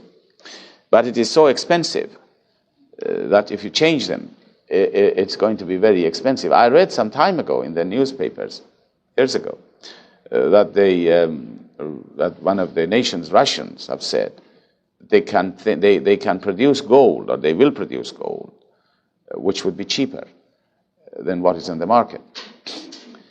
Now, again, this is an indication, this alchemy. By the way, when alchemy has been one of those things that all the early men of knowledge and science of those days, from the early days of Islam, they have been working on it. Many people, actually the word alchemy, the word chemist is an Arabic word, alchemy, kimia, it's from kimia, which is an Arabic word. And but during Baha'u'llah's lifetime also, many of his disciples during his lifetime were involving themselves in this act of producing, of testing and experimenting. And Baha'u'lláh stopped them. He said, this is not the time for it. He told them to stop this. And he said, when the time comes, it will be discovered. And he said, when it will be discovered, we have a tablet of Baha'u'lláh which is very striking. He says, when it is discovered, mankind will discover a force which can destroy the whole world. And he prays that God will not, and this is, as I said, associated with the discovery of the atomic energy. So now, you see, these are the signs of the coming of age of humanity. And in this pilgrim's note, we heard Shoghi Effendi said that the lesser peace and the coming of age of humanity is the same thing, which from the signs that I mentioned to you, it's very likely. Now, all the other things that he has spoken about it is very beautiful, and you can find it in the writings. He says you can divide, he says you can, in order to study the progress of the world in the future, you can first divorce the faith from it, and let us examine the non-Baha'i world after the lesser peace to see what processes and what stages it will go through, the non-Baha'i world. First of all the social teachings of Bahá'u'lláh. Now, forget about the Baha'i faith and the influence of the Baha'i faith. Forget about that. But look at the non-Baha'i world. Let us have the branch of humanity, which is non-Baha'i branch. The non-Baha'i branch will go through so many stages of development and progress, using all the social teachings of Baha'u'lláh, such as equality of men and women, establishment of a universal language, establishment of a world government, the making of one weight currency and measures, the federation of nations. All of these things will take place, the social teachings of Baha'u'lláh. Education for all, the tapping of the resources of the world equitably. And these things will happen without necessarily knowing that these are from Baha'u'lláh. But these are the social teachings which will be carried out. And as a result of it, he says, a great blessing will come upon mankind. Wars are abolished, and the blessing which will bring with it is that of social and economic and scientific developments that mankind will make, in such a way that the planet will become like one country, literally, like a federation of nations. Like here, the United States, you have federations of nations, of states, but really they are one country. And this will become the world, and that we become so used to mixing together and rubbing shoulders with all kinds of peoples of all nationalities and peoples, that it's just like living in one country from the point of view of social and economic and other developments.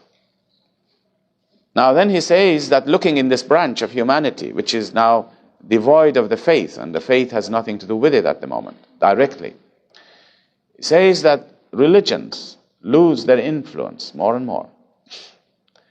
And they cannot influence humanity. The soul of people will be starving for spiritual food. Although they are progressing socially, economically, politically, but spiritually, they will be in starvation, a spiritual starvation.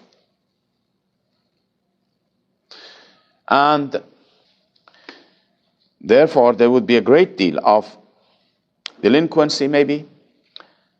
People have plenty of things to, plenty pleasures and plenty of food, plenty of comfort, security. And this will bring about, and the starvation of spiritual food, it's a terrible effect on the soul of man. The soul of man will be in a very depressed position in this particular branch of humanity. And then he says, now let us look at the faith and what the faith does. The other branch will go through stages. These are all written down by Shoghi Effendi now. You know, these things that I'm saying, it's not really Pilgrim's Notes. As I said, these are all can be verified in the writings. The faith will go through different stages. The first is the stage of obscurity. And we are in obscurity in some parts of the world. But in some countries, of course, we are not in obscurity. It doesn't come together at the same time all over the world. One country, for instance, Persia, came out of obscurity in the first year of the coming of the Bab. The faith is not in obscurity. Everyone knows what the faith is. They all know it's part of their language, it's part of their vocabulary. And then after that stage of obscurity, it will become emancipated and from the religious orthodoxy. And then it will become known as a world religion. It will emerge as a world religion. And then it will grow through these stages, which we don't want to go into all in details, but eventually it comes to a point where in a country, the majority of the people in a country become Baha'i. And that is the stage of sovereignty for the faith. And this lady who was the pilgrim asked, what is majority? And Shoghi Effendi said 51%. When majority of the people of a country become Baha'i, then then the Baha'i government comes into being in that country. And the laws of Bahá'u'lláh can function. The laws of the Kitab-i-Aqdas then can function. And Shoghi Effendi had said in this particular note that it is expected of the minority then to obey the government of the majority in the same way that we now obey the governments we live under. But of course, the Baha'i government will honor the religious aspirations of the people and will give them every freedom to exercise their religious laws and teachings. And then if you go further in this particular branch of the Baha'i branch, you will find that more governments will become Baha'i governments, one after the other. I mentioned yesterday that really and truly you people should aim at making this country the first Baha'i government. And really we must not think at it in a unbelieving way, but rather believing that they will come, that we will have Baha'i governments. Now then you will have the second Baha'i government and the third Baha'i government and so on and so on. But then you see humanity is one. You can't divide it into two branches. Although we said for the sake of studying, we are having one branch, we call it non-Baha'i, and one branch, we call it Baha'i, but humanity is one. And so more and more of these two processes will merge together as time goes on, merging together. People become Baha'i. Baha'i states come into being until such time that the majority of the nations in the world become Baha'i. It is then that these two processes that we have been analyzing in this way, these two processes completely merge together and meet together at the top. And he says as a result of this merging together, a child will be born. And that's the child of Baha'i civilization. And he says that is synonymous. That is synonymous with the establishment of the most great peace. And it is synonymous with the birth of the world order of Bahá'u'lláh. And it is synonymous with the establishment of the kingdom of God on earth. And mankind will celebrate that day in the name of Bahá'u'lláh, the Father, who has brought this kingdom. And then that child of Baha'i civilization which is born will take, it takes ages and centuries and thousands and thousands of years, 500,000 years, for the manifestations of God to come and enable that child of Baha'i civilization to grow into perfection, just like a child into an adult. And how the emphasis will be on nobility of man. That man will become noble. Now this is the vision of the future for us Baha'is. Now we are in the darkest period of the history of man, the darkest period, and it's closing in on us day by day, and coming to the point of completely sundering everything to the old days, the old order. We talked about it yesterday, how much we Baha'is should be confident, absolutely confident, that we are going to be here to bring the message of Bahá'u'lláh to masses of peoples after the destruction of the world and all that is therein. This is our function. This is why He has created us. We are created for this purpose. The world, the peoples of the world do not know. Mr. Taherzadeh, when does the universal persecution, worldwide persecution that Abdul Baha describes? Yeah. Where? Okay. All right. All right. We cannot now. All right. We cannot now ever doubt the power of Bahá'u'lláh, which is invested in his institutions, power which he has got in it. Just as much as yesterday we were talking about the new life which comes out of the egg. The chicken coming out of the egg is the only thing which has got the power to stand on its own feet and to become the living organ of a new world. We must have faith in this. And we must prepare ourselves for the day that we are going to be there to bring great numbers into the faith. As Shoghi Effendi says, these institutions we are building becomes beacons of light to guide humanity at the time of its greatest peril. We are not worried about ourselves as to try to, we must never think of ourselves, oh, I want to protect myself. Well, you're all right, you'll be protected. I can assure you will be protected. Well, if you want to take any actions, do. Nobody will stop you. But you know, a time will come that we will be guided when the guidance is needed. We will be guided as what to do. We will be guided by the House of Justice. And if they are not in contact with us, because communications will be cut off, time will come that we will not be able to communicate with them. Our institutions today, which are very weak, and we were talking about them yesterday, these very weak and insignificant institutions, which we think they are insignificant outwardly, these institutions will be so inspired, our national assemblies will be so inspired as to tell the friends what to do, where to go to protect themselves. It will come. This is already happening in some countries where there is a great deal of wars and dangers facing people. These institutions will be guided by Bahá'u'lláh because there is the spirit of life in them. The spirit of the cause is within them. It's pulsating within them. Although they may be weak. Yesterday, you remember we talked about it, that a child can be very imperfect, full of imperfections, but it has life. It has the promise of the future. Our institutions may make a lot of mistakes, but they have life in them, and they have the promise of the future. They are now in the state of infancy. When they grow, they are not going to make these mistakes. But now we are not worried about those things. We are only looking at their health. The institutions must be healthy. So now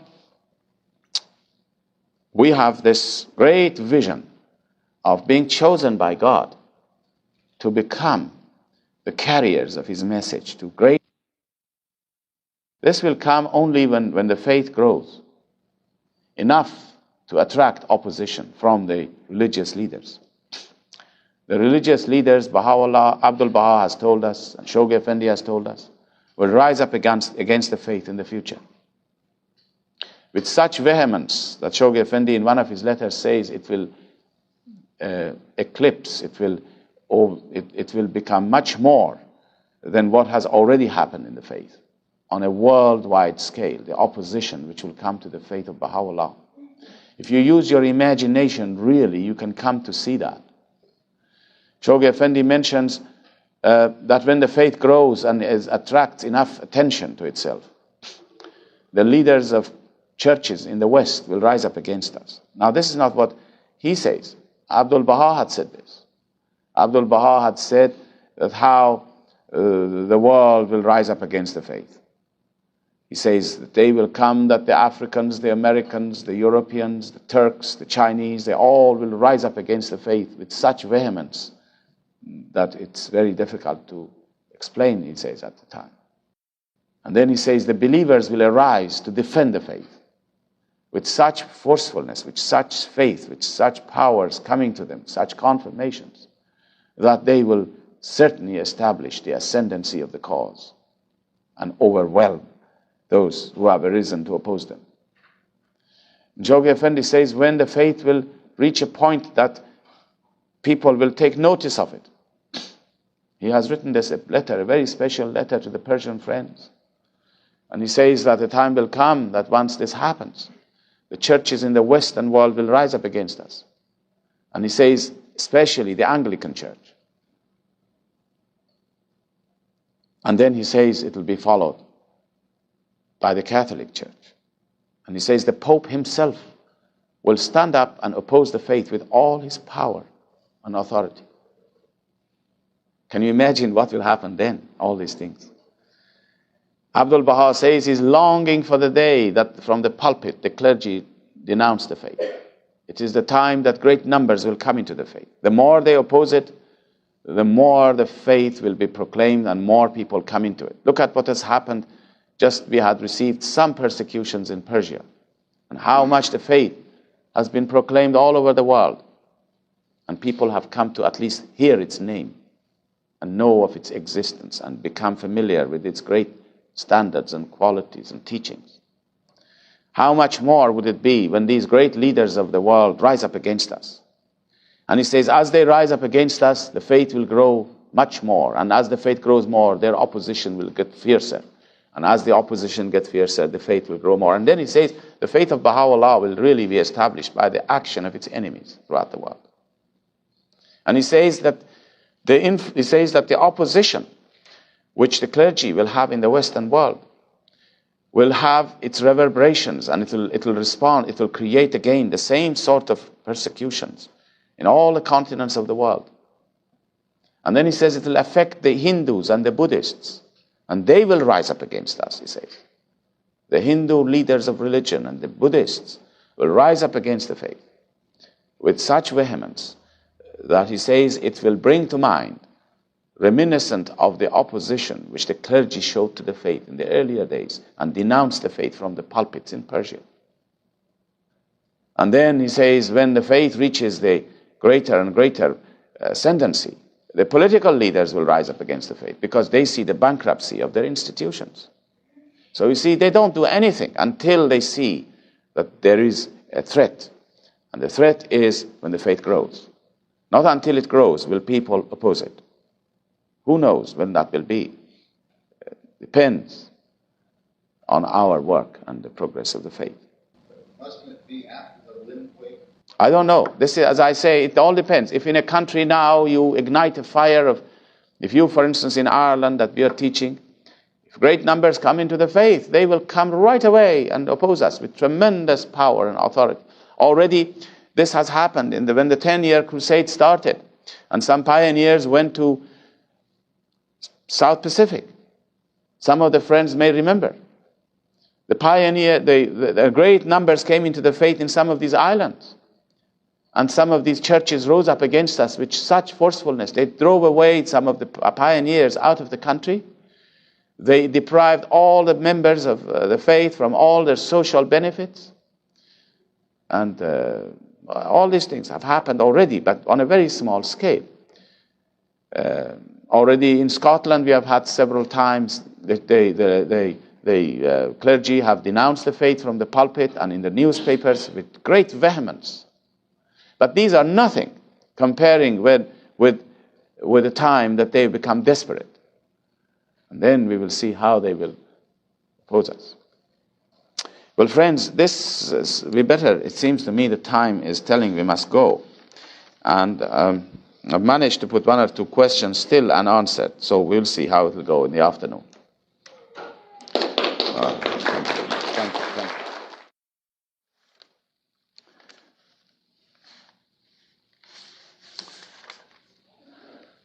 Well, friends, in this session I promised to talk about some of the questions. Now, there is a question here, which is quite a long one, a lot of aspects about about the obligatory prayers, about the long obligatory prayers. And there are some questions asked, 7 or 8 of them. I think some of these questions are things that I could maybe discuss with the person because you cannot really talk about it here. This is all actions and movements and all the rest of it. But I will go through some of the gist of some of the basic points that you have raised here about the long obligatory prayer. As you know, Bahá'u'lláh in this obligatory prayer mentions that we should say this prayer when we are feeling spiritually uplifted, and in every 24 hours. And he says that when you stand there, before you start it, you should gaze as if awaiting the mercy of your Lord coming to you. In other words, he says, look to the right and look to the left as if you are waiting for the mercy of God to come to you. And now the question is, how do you gaze? Now the answer to this is up to you. Really, it's nothing that we can describe this. This is, you see, the obligatory prayer, as you can see, has some symbolism in it. There are some symbolisms in this. There are symbolic actions that you do, which is, as I mentioned in the first day, the actions are symbolic of our attitude. That when you raise your hands in supplication, this is reinforcing what you're saying by your actions. These actions, for instance, of supplicating, which is to raise your hands upwards towards God, is only a symbolic action. The same thing is with the action of prostrating yourself down on the ground before your God, when you are feeling, you're expressing your humility and utter nothingness to God. And that is why, probably, Bahá'u'lláh has said that this prayer should be said alone, in the privacy of your own chamber. You cannot say this prayer when there are others around. And that we talked about it, of course, in the first day. Now here again, it's also symbolic of waiting for the mercy of God to come to you, just as you're beginning, as you're standing to say your prayer. I think Bahá'u'lláh is trying to enable us to concentrate here. It is really a message to, now that you're just going to say your prayers, you are in the presence of your Lord. You are going to be in the presence of your Lord. You must await and expect His mercy and His bounties upon us. And this is what's in our hearts. And this movement, looking to the right and to the left, is just symbolic of our inner attitude. It's no use just to look at the right and the left when our inner attitude is not with us. And the inner attitude should be that now I am standing before my God. And I am going to say these passages. And when you read the obligatory prayers, you'll see most of the passages are expressing one's impotence, one's ignorance, one's utter nothingness, really, in relation to the greatness and the loftiness of his creator. And then there are occasions that you praise him, you glorify him. You see, these are all the most important aspect of this prayer is the attitude that we have to develop during this period, and to concentrate and to know that we are in front of our God. Some of the friends were not here. We talked a little bit about the obligatory prayers and the importance of it. And we said that Bahá'u'lláh has mentioned, and Abdul Baha, that if we do not say them, that we can never get close to them. We can never get close to Bahá'u'lláh. And also how important it was. We discussed this in great detail. So maybe if those of you who are not here, maybe one day somebody can tell you about it. Yes. There is another question here which is worthy of discussion, and it says, can you explain the meaning, the following words that appears in the obligatory prayers? He says, Bahá'u'lláh says, make my prayer, O my Lord, or the person says when you're praying, make my prayer, O my Lord, a fountain of living waters, whereby I may live as long as thy sovereignty endures, and may make mention of thee in every word of thy words. Now you can, what a beautiful vision Bahá'u'lláh even is given to us in here. I mentioned again the first day about the soul of man. You remember about the soul, how it comes into being, and how the soul has a beginning, but it has no end. And that the soul will last in all the worlds of God, as long as God exists. Now here we are praying that that soul, and also we talked about the soul of men in the next life being graded. There will be different grades, how we talked about this. Now here is really one is asking that this prayer may become a means by which we may progress in the spiritual worlds of God as long as God exists, and make mention of thee in every world of thy worlds. First of all, again, I think we mentioned that the worlds of God is not one, that the spiritual worlds of God are infinite, and there is nothing greater in this life also for a Baha'i, and also in the spiritual worlds of God, than mentioning Him, mentioning the Word of God. You see, the Word of God is the source of our existence. Everything has been created through the influence of the Word of God. It's like the rays of the sun to this life. What this rays of the sun does to all this creation, the Word of God does to man. And in here, Bahá'u'lláh explains to us, and in fact there is an indication that in all the worlds of God, the most potent force which exists, which will enable man to grow, is the influence of the Word of God. In the same way that in this physical life, the most potent force which exists, which enables us to grow, is the rays of the sun. And that these words of God in the next life are similar to the rays of the sun, which enable our souls to grow as a result of it. To make mention is a very important thing. When you read the writings, you are make mentioning of your Lord. When you say prayers, you are make mentioning of your Lord. When Baha'u'lláh says in the hidden words that you must make mention of Him, he says that I'm paraphrasing his words in English, he says that the remedy of all your ills is remembrance of me. Forget it not. Now that remembrance and the mention of God are the same words really in Arabic. You remember God by reading the words, by reading the prayers. This is remembering, mentioning Him. All of this thing really relates to our attitude, again, of devotion to God. But again, look, there is one thing we must also say here, that every individual believer should read the writings for himself, and you can meditate upon it yourself. The writings of Baha'u'lláh are such that every human being can talk about it, can think about it, can meditate upon it, think of it, see what you feel, what you understand of it. At the same time, there are passages which Abdul Baha has explained to us the authoritative meaning of it. Now his explanation, his interpretation is authentic and is authoritative. But it doesn't stop the believers themselves to read the writing and understand the way you want it, but you must make sure it is not authoritative and that it is good for yourself.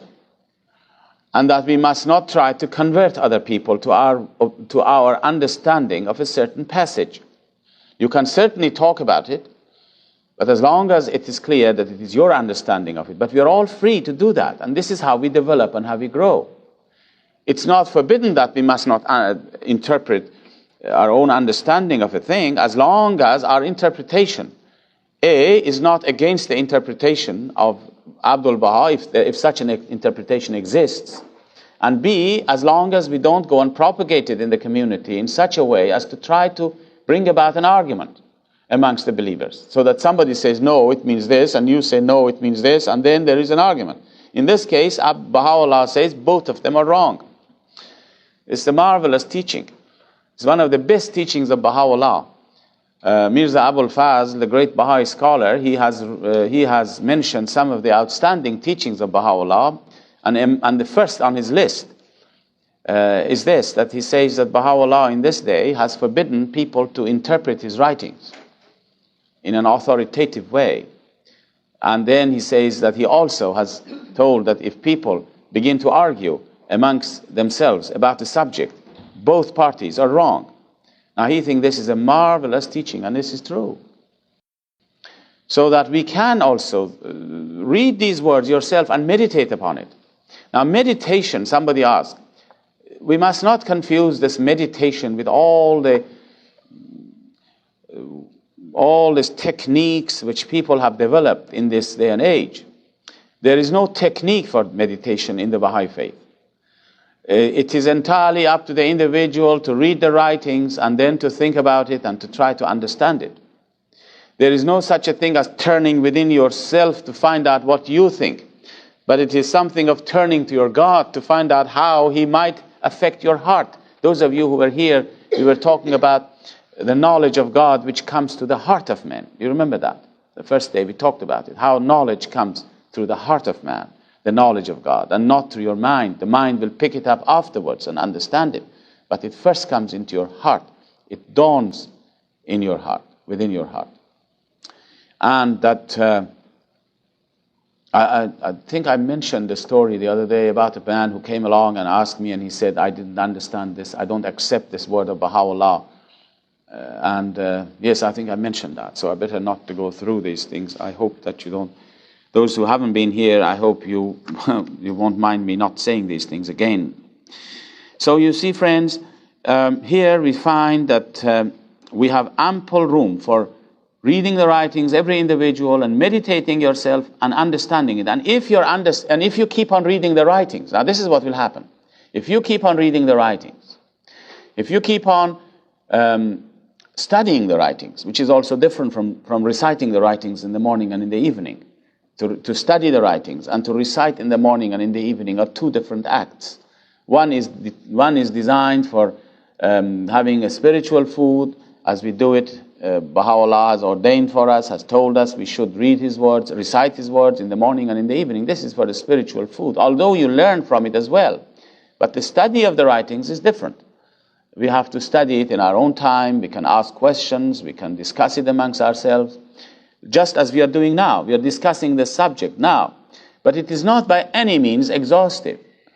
It is only one man's opinion of one's understanding, and that we should read it ourselves. And if we keep on reading and reading, and today you understand something about these words, but I can assure you after a year's time, if you keep on reading the writings, your understanding of that particular passage will so much mature, and you can understand much more than today, provided we turn our hearts to Bahá'u'lláh and let His light of His knowledge shine within our hearts. So we see meditation in the faith. There is no system, there is no ways, there is no techniques. We have to read the writings, think about it, but turn always to Bahá'u'lláh for assistance.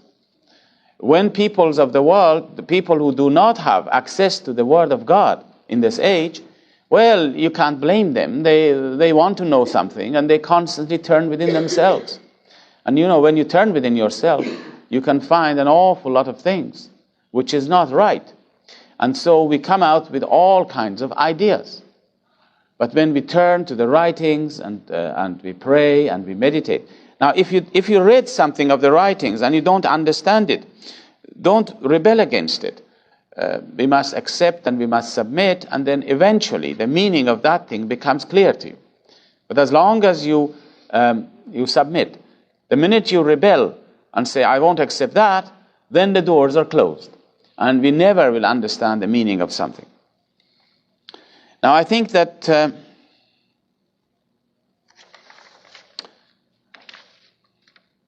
yes, there are Bahá'u'lláh here in the long obligatory prayer. He says, I know the following refer to Bahá'u'lláh, but why all these particular words and titles used?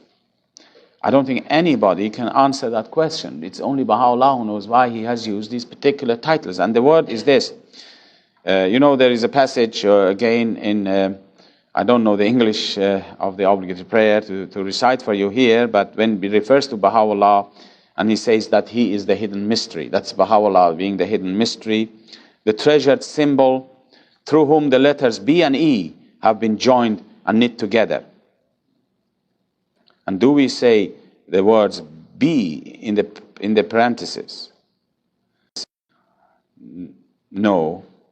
We won't say the word B in the parentheses. We just say the letters B and E, because in the original language, it's the same thing. Now, I'm sure maybe I better say something about the meaning of these letters B and E and the treasured symbol and the hidden mystery. You see, Baha'u'lláh here refers to himself as the hidden mystery, as the treasured symbol, through whom the letters B and E have been joined and knit together. When you join the letters B and E, what will you get? B. Now, this is a symbol, this is a call for the creation of all that is on earth and heaven.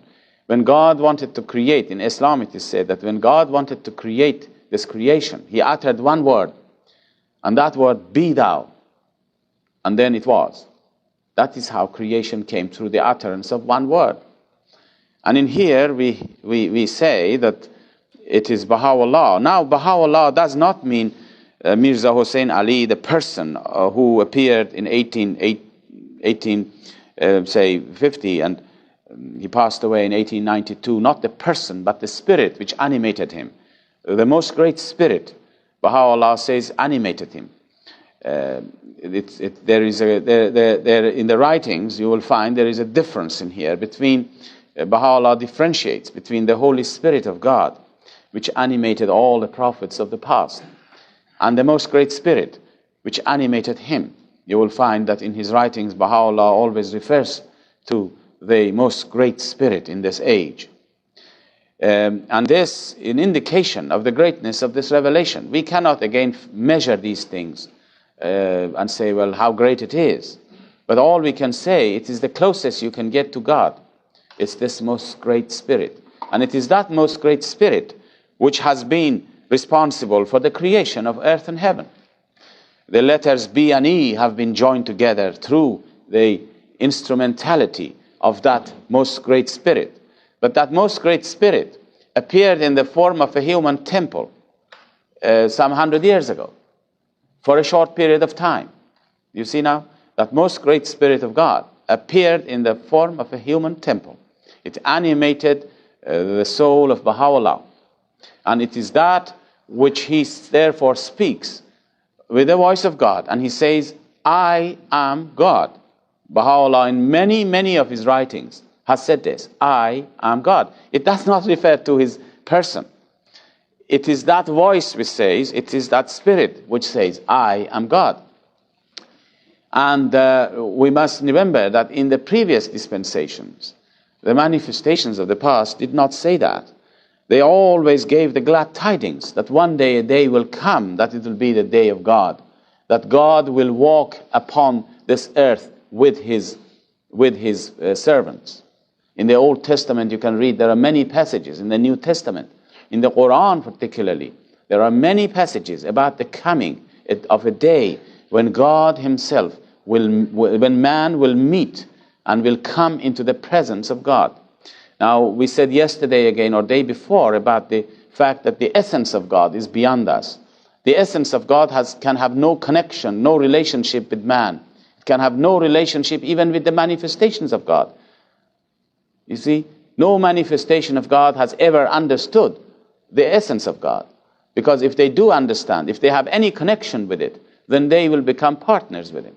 And this is impossible. Baha'u'lláh mentions this. He mentions in the Shoghi Effendi has translated this. He says, 10,000 prophets as great as Jesus stand dismayed. I'm paraphrasing his word. Stand dismayed at the threshold of thy gate. Dismayed when they hear that my essence thou shalt never understand. Something to this effect Baha'u'lláh mentions in some of his tablets. So you see, the essence of God is hidden from all of us. It cannot have any relationship with anything. If you attribute anything to the essence of God, that will cease to be the God in his essence. You cannot say to him, you cannot attribute to the essence of God that he is all-loving, that he is the all-knowing, that he is the all-wise. You cannot do that. Because as soon as you do that, you limit him right away. Baha'u'lláh says that in his essence there are no attributes. You can't attribute any attribute to him. There are not divisions that you can say this is his attribute, this is his essence.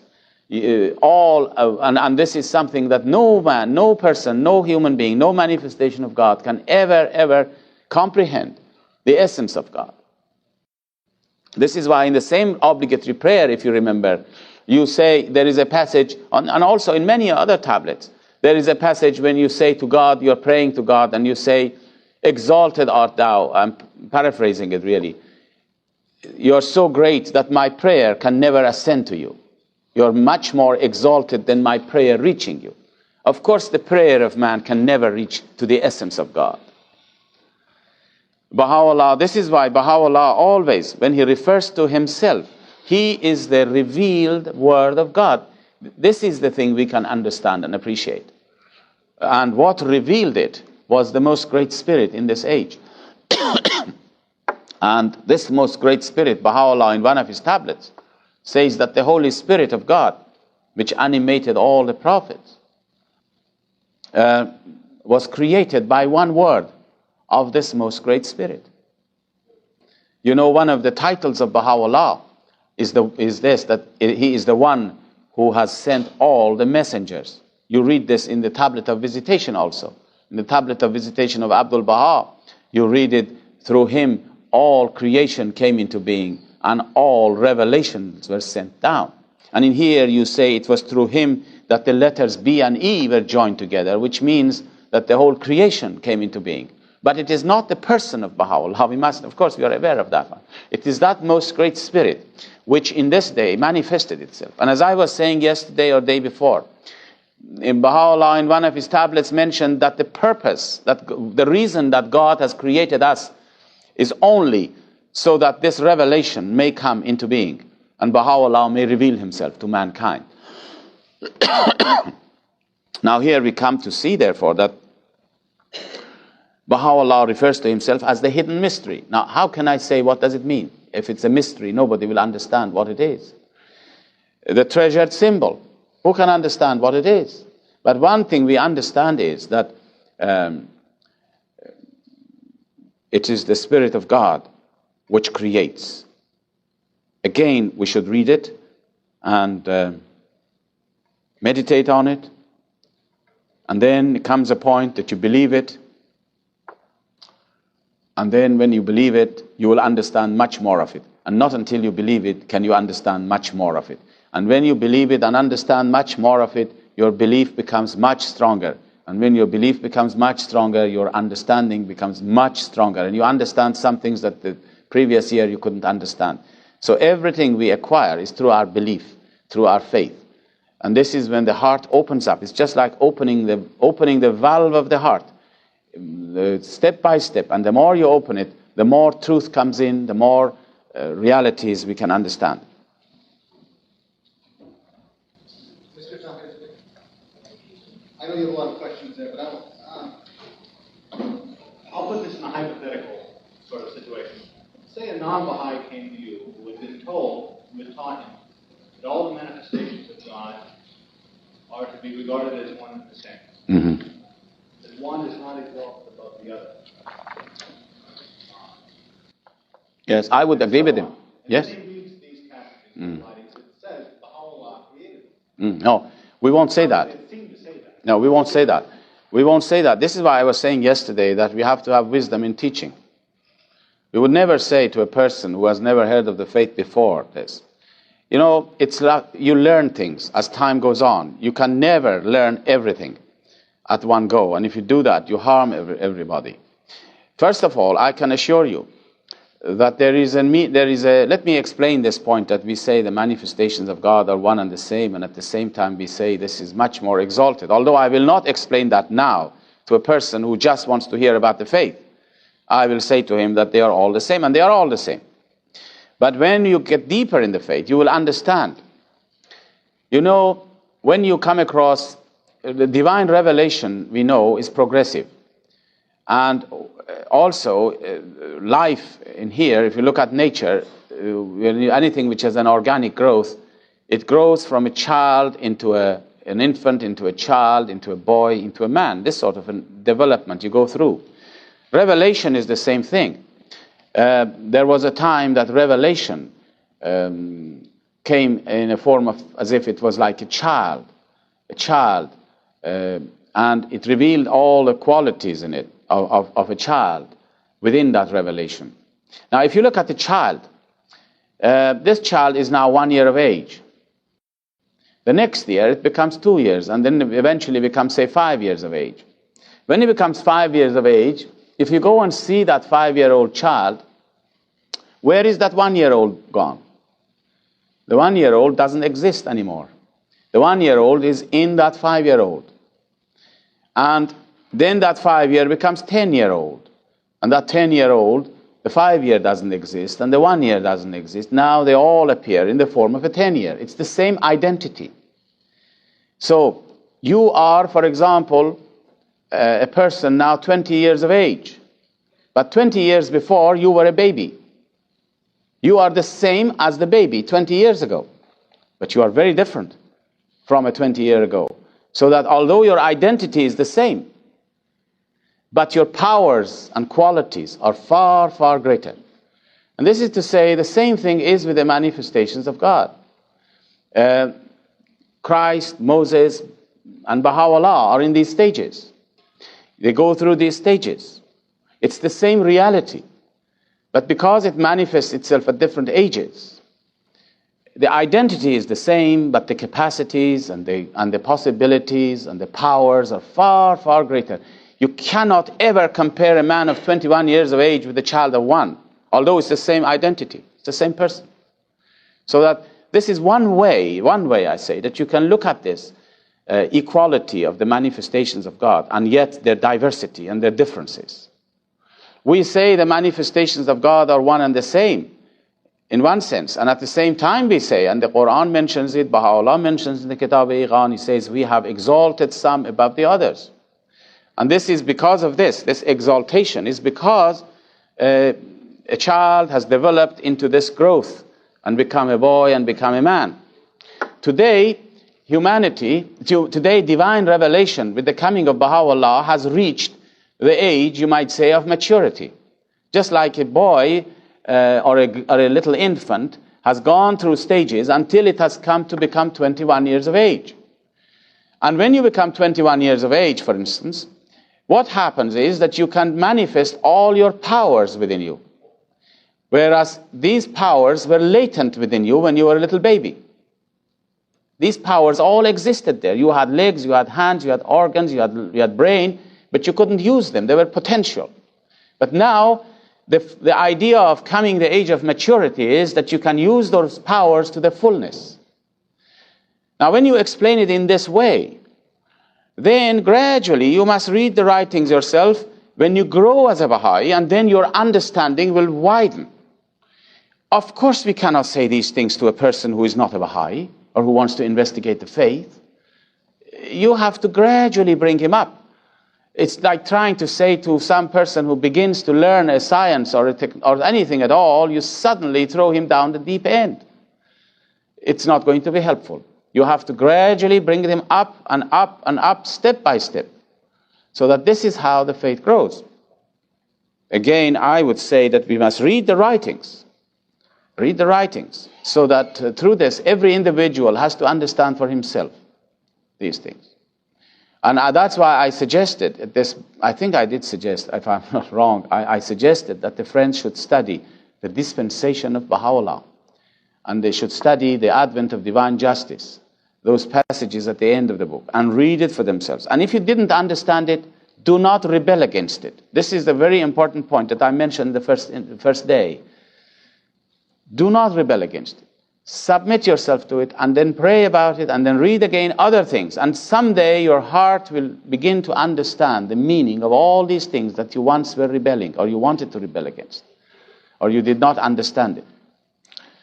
So, that is what I can say about this subject.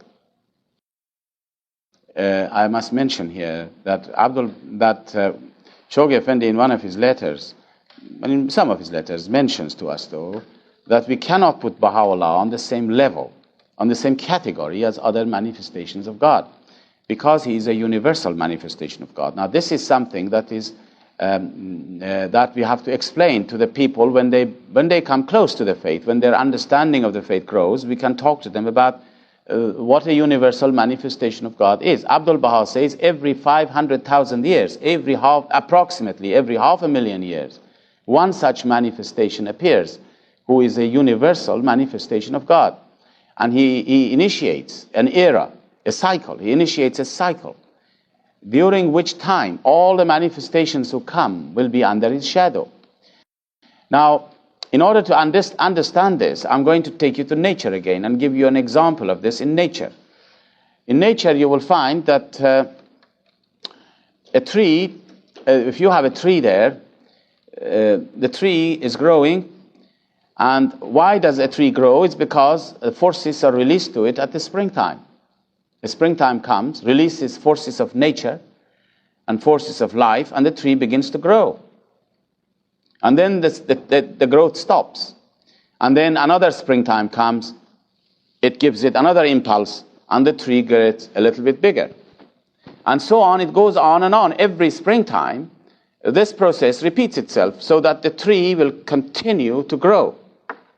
But one springtime is a very special springtime in the life of the tree. There is one springtime which is a very special time. And that is the springtime when the tree for the first time gives its fruit. This is a very critical and a very special springtime. We say the tree has now matured, has reached the stage of maturity, it has given its fruit. Now, whatever fruit the tree gives, see how vital this year is, how vital this springtime is.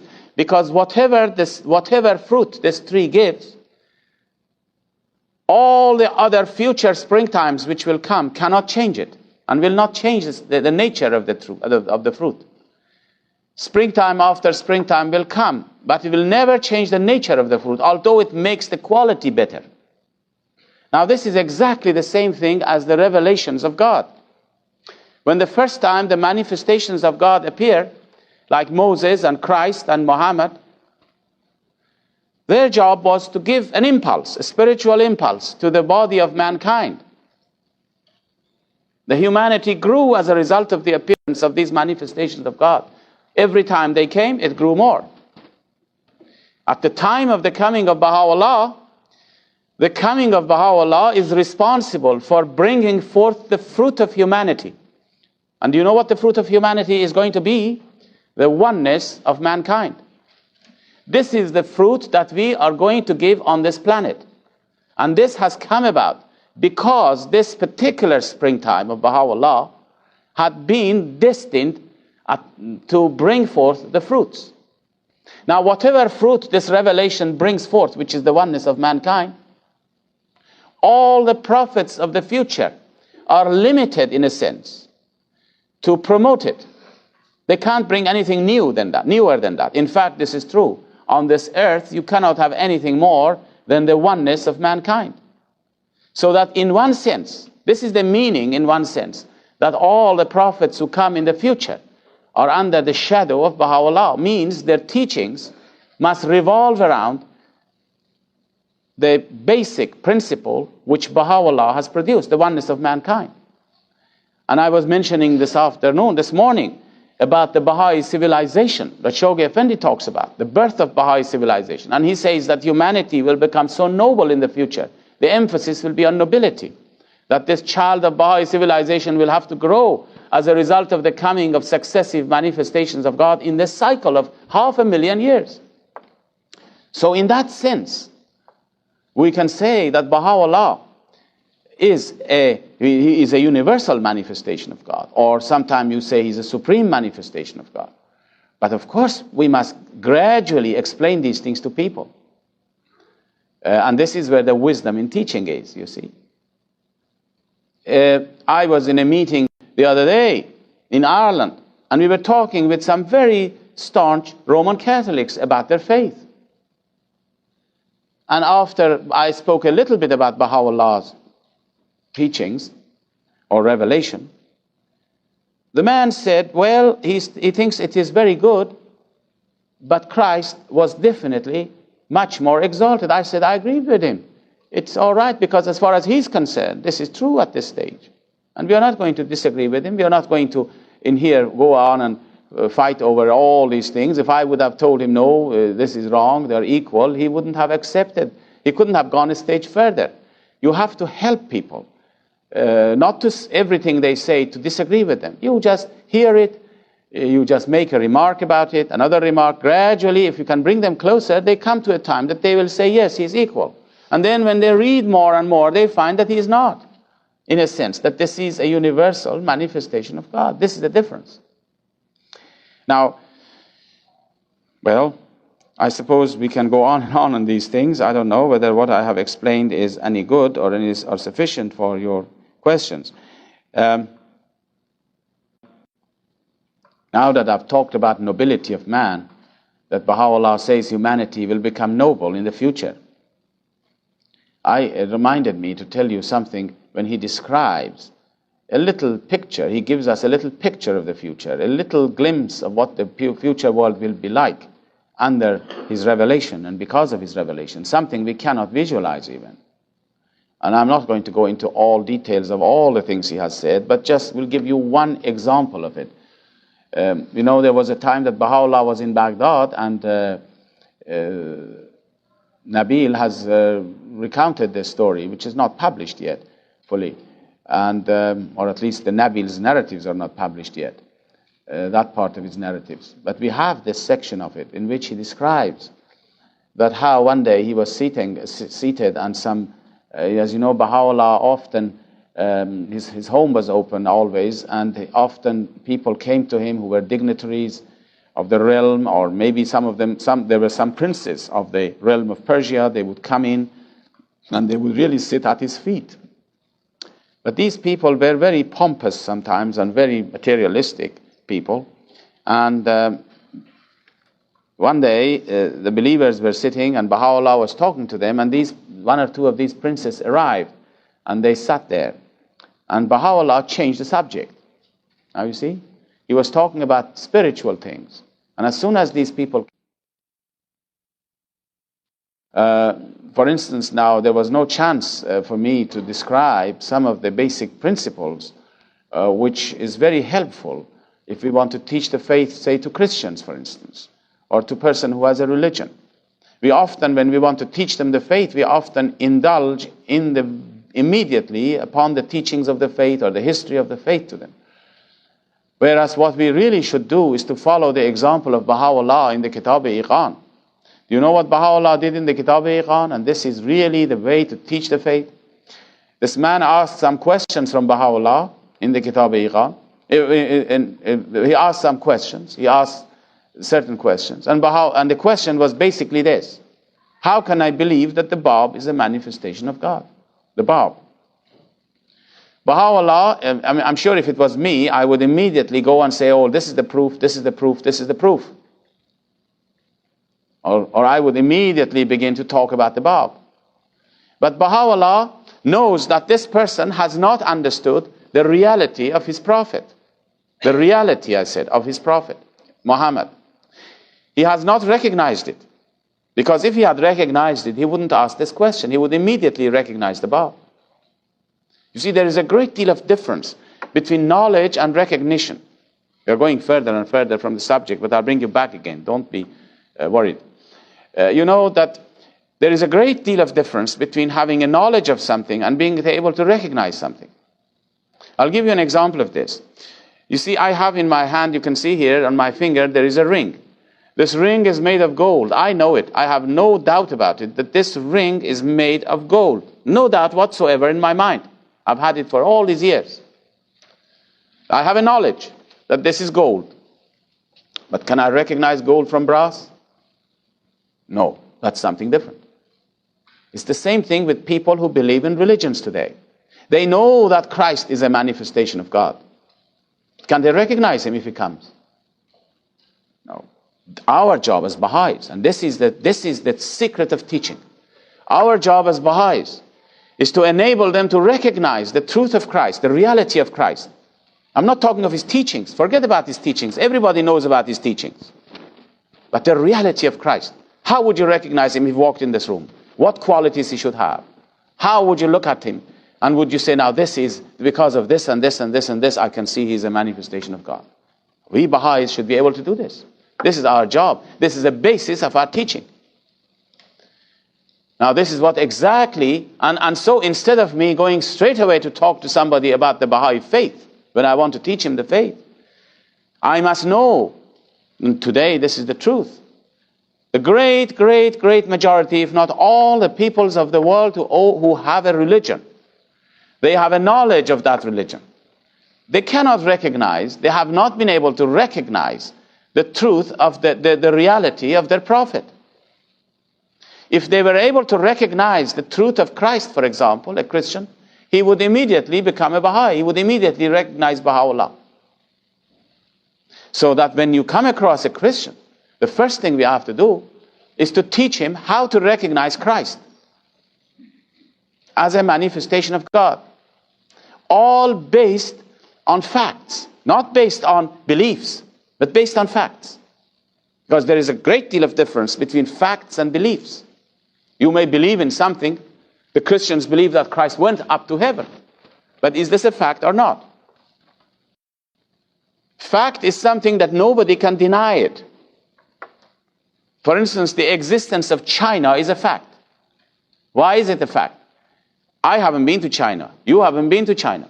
But the reason that we say it's a fact that China exists is because nobody has denied its existence. It becomes a fact. But what would you do with something which some people denied? It's not a fact. It could be true, it could be a fact, but it is a belief. So that we must be able to explain the reality of Christ, not with what people believe, but with facts. So that nobody could deny those facts. Here, 2,000 years later, you can prove the truth of Christ's mission 2,000 years later in such a way, in many ways, when you read the writings, in many, many ways, that nobody can deny them because they're all facts. And it becomes very clear. That's how you recognize Christ. And when that person accepts that, then you talk to him a little bit about Bahá'u'lláh and can show him the similarities. This is what Bahá'u'lláh did when this man asked him about the Bab. He said, how can I believe in the truth of the Bab? Bahá'u'lláh knew this man has not recognized the truth of his religion, the truth of his prophet. And so what did he do in the Kitab-e-Iqan when he wrote the answer? He never says anything about the Bab. He begins to talk about Noah, talk about Moses, talk about Jesus, talk about Muhammad. He talked about all the old religions and history of old religions and a lot of spiritual facts. He brings out from all the basic, and he builds the foundation. What is he doing? He's building the foundation all the time. It's like somebody who comes along and asks you, as I said yesterday, he says, tell me about electricity. And what would you do? You teach him all about mathematics. You keep on teaching about mathematics, constantly teaching about mathematics until such time that you can tell him, now, this is electricity.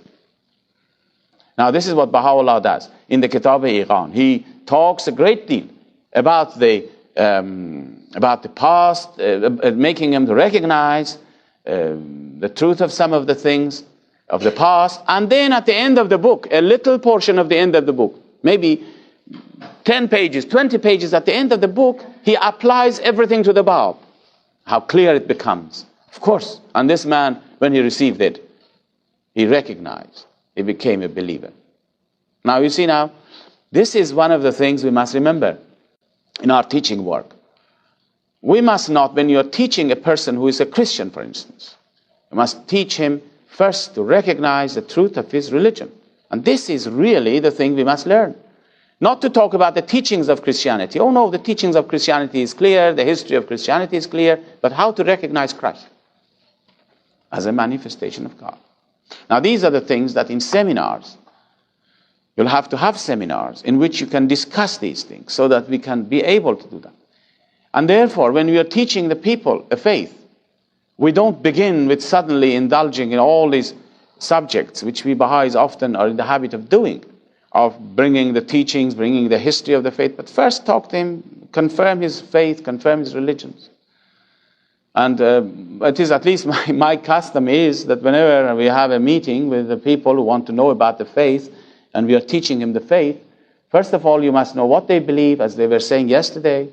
And once you believe what they say, if they are a religious person, maybe 10 sessions, you talk to him about Christ. Nothing about Bahá'u'lláh. Continuously, until he really recognizes Christ. And then it's very easy to apply these things. And then this person who is staunch in his religion become more and more inclined towards the faith until such a time that he becomes a very staunch Baha'i. He has the full background and the foundation is perfect for it. Strong foundation. Oh, I don't know why we went into that. Oh yes, I was going to tell you about the story of Bahá'u'lláh in Baghdad when he was sitting there and he was talking to some of his disciples. And then some of these princes arrived, 2 or 3 princes. And Bahá'u'lláh changed the subject immediately. See?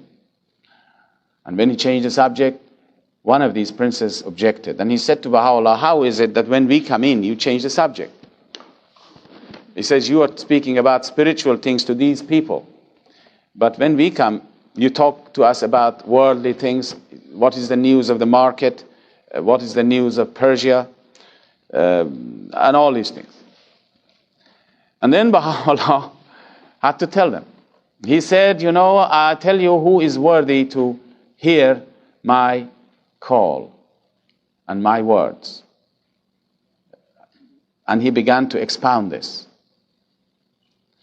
And he gave him an example. Now, I hope that when I give you this example, it wouldn't confuse you now, because it's possibly that so many people will come out with questions after this. I'll be in trouble. But I will tell you.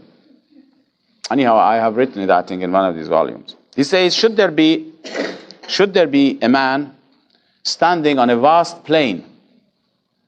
Say, a man, a human being, is brought out and he's standing on a vast plain. And if on his right-hand side is accumulated all the wealth and all the powers and all the treasures and all the kingdoms of the world, and on his left side is accumulated all the poverties and the persecutions and the sufferings, and the voice of God, should the voice of God reach this man on this plain and tell him, take any of them you like. It's up to you. You're free to choose any side. You can take what is in the right, all become yours. The sovereignties, the dominions, the treasures of this earth, or all the suffering and the poverty and the persecutions.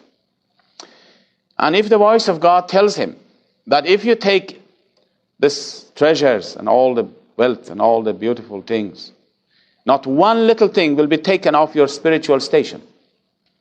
This will be promised to you, that your spiritual station will remain the same. It wouldn't affect you. Take it. Take all the money, take all the wealth and all the powers of this world in your hands. Your spiritual status will remain the same.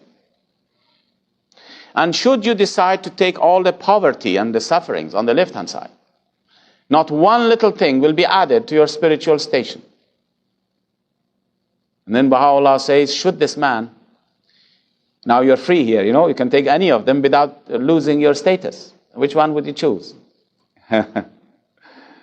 Baha'u'lláh says, should this man incline himself towards the left, where he is towards the poverty and the sufferings, such a person is worthy to hear my words. Baha'u'lláh says, should this man incline himself towards the left, where he is towards the poverty and the sufferings, such a person is worthy to hear my words. And then he goes on to tell them, he says, I have come to create a new race of men.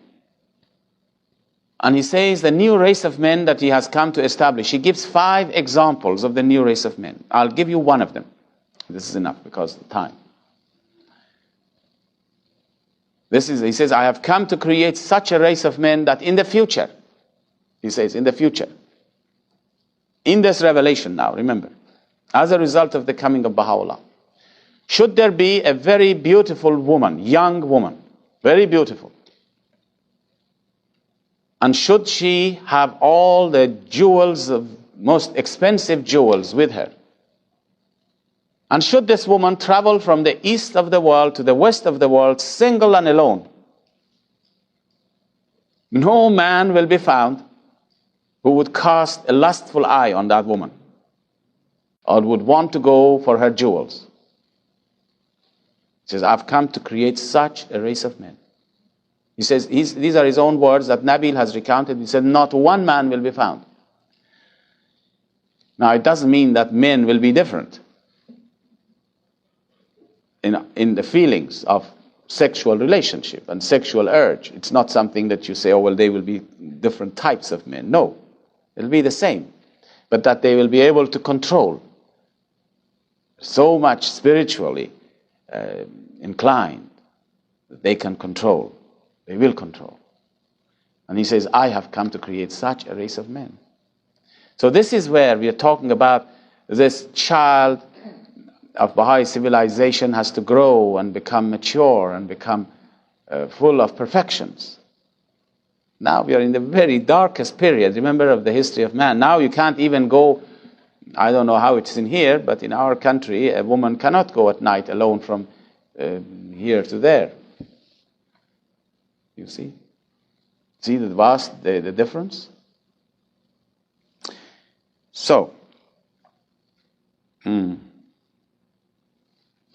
there is another question about the hidden words, and again, I would advise you to read it yourself and find out.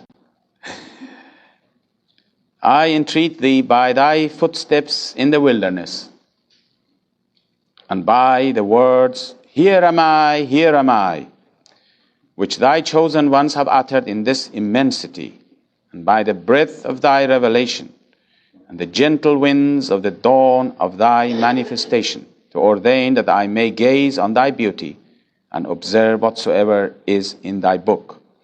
Well, I suppose the things which are probably needs a little explanation here. I entreat thee by thy footsteps in this wilderness.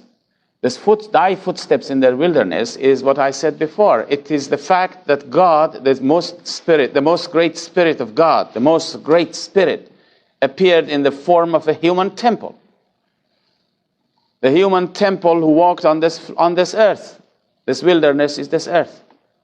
You know, in one of his tablets, Bahá'u'lláh says, all the spiritual worlds of God are crying out and saying, blessed art thou, O earth, for thou hast been made the footstool of thy God. I'm paraphrasing his word. So that really, when you say that thy footsteps in this wilderness, it means God manifesting himself in the form of a human temple. And by the words, here am I. Now, the word here am I, this is an Islamic reference to an Islamic saying that when, in the day of judgment, God manifests himself, that peoples of the world will turn to him, will run to him, will go to him, those who are spiritual, those who are recognizing. And this call of here am I means I am your servant. I believe. I am your. This is what the believers said. This is the call of the believers. This is the call of the early disciples, of the dawn breakers, who come and say, here am I, which thy chosen ones have uttered. Means those people who had been the disciples. They call out when the Lord appears. They run to him and they recognize him and they say, here am I. And then by the breath of thy revelation. Well, this is obvious. The breaths of thy revelation means the forces which this revelation has been released in the world, and the gentle winds of the dawn of thy manifestation. These are all expressions of the you see, again, you can see here that this is a very interesting word, the gentle winds of the dawn of thy manifestations. Always God, when he manifests himself, the same way as the sun. Go to nature again. The nature will teach us a lesson. When the sun comes out in the morning, it doesn't suddenly blaze upon you with all its energy. It's first very gentle. The rays of the sun, if you stand in the very, very early in the morning in the vast plain and you see how the sun rises, the rays of the sun is very gentle at first. It's the dawn. It's the beginning. It's the early days. And as the sun rises, the energies become more and more evident. And this is exactly the same thing as revelations of God. When Bahá'u'lláh appeared, the gentle winds of the dawn of his revelation were really obvious. They were gentle. This was a time that Bahá'u'lláh was in, for instance, the mountains of Kurdistan. Some of the beautiful writings he has left behind, although I mentioned the other day that most of his words were not recorded. Some of those beautiful words, you know that prayer you have, which is translated into English, create in me a pure heart, oh my God. This is, for instance, revealed in the mountains of Soleimani, in the mountains of Kurdistan. Or the other one that I don't know the English of it was revealed there as well. That's a good way of saying it, isn't it? There are several of them. Create in me a pure heart, isn't it what I said? Yes, this is one of them. And there is another one which is a very favorite prayer of mine, but I don't know which it is in English. From the sweet-scented streams of thine eternity. You know, these are the gentle breezes of the revelation of Bahá'u'lláh. And when you come further and further into the revelations later on, as the sun rises, you come across those passages when Bahá'u'lláh identifies himself with Godhead. I am God, you know. The revelation takes its shape of power and authority. This is the face of your Lord. You see? So that here we come to probably when you look now when you read it, maybe it will be of some help. Yes, I was saying that with the last session is always a sad occasion, especially for a visitor. And especially when one sees such a marvelous community, really, as I have seen here in this 2 or 3 days, really. And but this is the way the faith is growing now all over the world, is through the influence and the work of the power of Bahá'u'lláh. Everywhere that you go, you come across such beautiful faces all over, everywhere you go. Everywhere the friends have become luminous in their work, in their faces, in their spirit, in their work. And this is what gives us encouragement and hope for the future. I don't know what to say, because there are questions and the time is very short, but there's only 1 or 2 questions that probably I will deal with it. Now someone asked me a question, and I am not sure whether that person is here or not, but maybe he's not or she's not. I will nevertheless say it. And that was the question of punishment. I wanted to know what punishment, whether it's good or bad, when you do something wrong. Should we punish a person who does something wrong? Or should he be dealt with in a lenient way and compassionately and try to not to give him the punishment? Well, I feel that this is very clear in the writings. As you know, in the society, in the outside world, their tendency is to become compassionate. Dealing with criminals, dealing with people who do the wrong things, who do some crime, is to be compassionate to them. And there are some theories even lately which say that it is much better to educate people than to punish them. And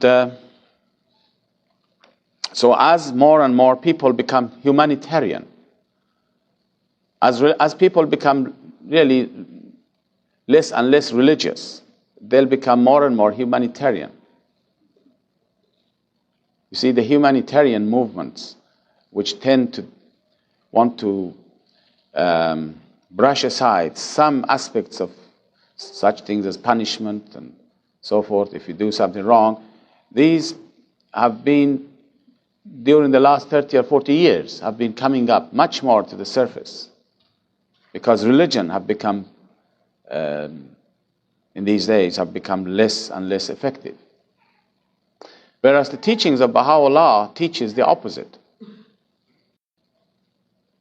And I can tell you what he says, which is very harsh maybe in some cases.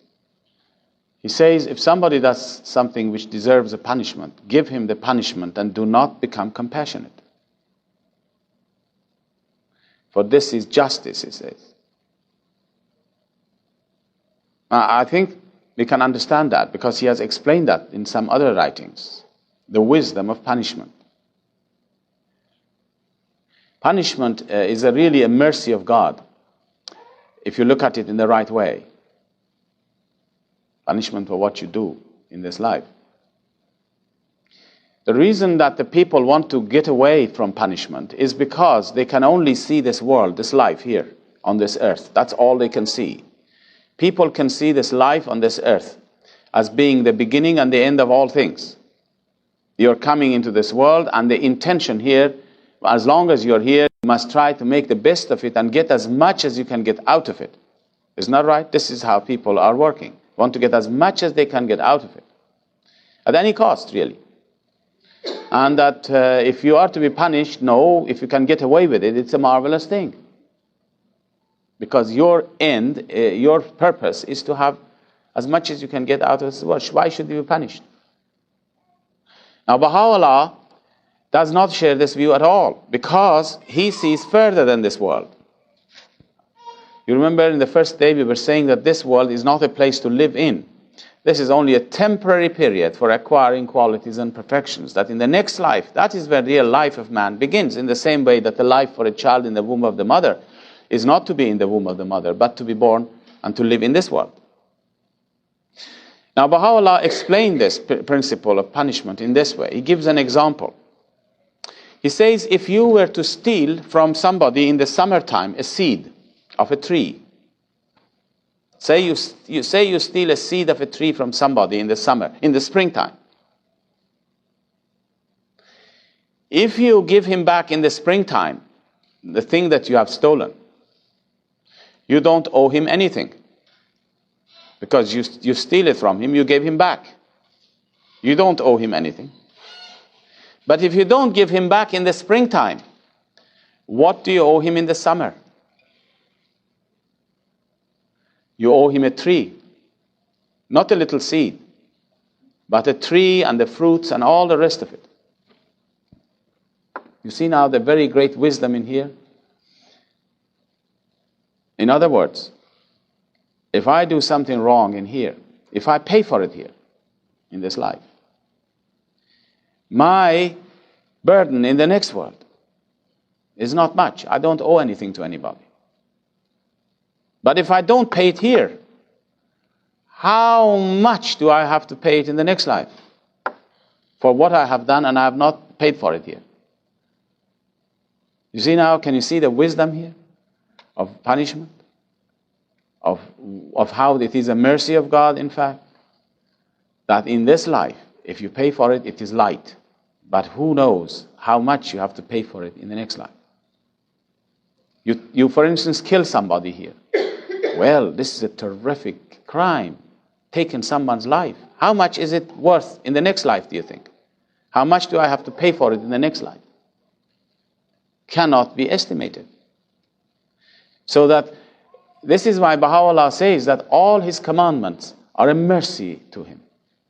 Mercy to man. All the commandments of God, if you look at it, there is a wisdom, there is an understanding. And how much the world is unaware of these spiritual realities, spiritual truths.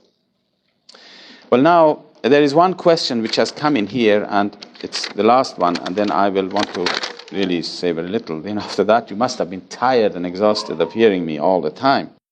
When it comes to justice, though, and punishment, Pardon? is justice and punishment to be used on an individual basis? No. Oh no. We are talking of institutions. Institutions of humankind. And this, of course, as far as the Baha'is are concerned, the law of Bahá'u'lláh, the laws that he has brought, these laws are for future of mankind. not for the present society. The present society cannot implement the laws of Bahá'u'lláh in fullness at all. Until a Baha'i government comes into being, you cannot implement the laws of Bahá'u'lláh, and it is then the institutions which must, the institutions of government which must then apply the law. There is a question here about the equality of men and women, and that how it is that women are not members of the House of Justice. Well, now, I'll briefly deal with it. You know, Abdul Baha has answered this. He says in the future you will know the answer, the reason for it. Now, the future, when the future is, I don't know. Some people think they can know it now. Now, it's up to you to think about it. Some people think, no, they have to wait. I tell you someone who told me he knew it now, and that was a woman. She said, you know, the members of the House of Justice, do you know what their functions are? First of all, let me put one point in here, which is a very important point. You know, in this life, we have equality of men and women according to the teachings of Bahá'u'lláh. Equality of men and women in rights and privileges. The fact that men and women are equals is because their souls are equal. The souls of men and women, there is no difference between the soul of a man and a woman. And that is what's important in the sight of God. What is the use of a body? It will be perishing. But the soul is very important. And so when we say that men and women are equal, in the first instance, we say that the soul are the same in the sight of God. The second thing we say is that they are equal in rights and privileges. The third thing we can say is that we are not equal necessarily in our functions. And this is true. The functions of men and women, so many functions we are sharing together, and we are equal in our functions. We can do similar things. Man can do something and woman can equally do the same thing.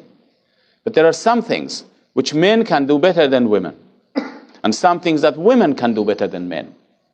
And then there is a third category. There are some things that is exclusive to men and exclusive to women, which means men cannot, for instance, bear a child. This is exclusive to a woman. You see now how different we are at the same time? So once we understand what we mean by equality of men and women, in the soul, in our rights and privileges, and in some of our functions, but not necessarily in all. And I want to mention another principle, which is a very important principle. We are constantly talking about equality. There is no such a thing as equality, by the way, amongst the human race. In fact, there is no equality in this existence. If you look at nature, there are not two things the same. You cannot find two blades of grass to be the same. Two blades of grass are not the same. Everything is unique. That God has created, everything is unique. Your fingerprints are unique. Our cells are unique. Even I'm told by some doctors, the cells in the body are unique. In the bloodstream, they say these red globules. One of the doctors was telling me, they can see that each globule is different from another one. They're unique. Millions and billions of them in the body. And your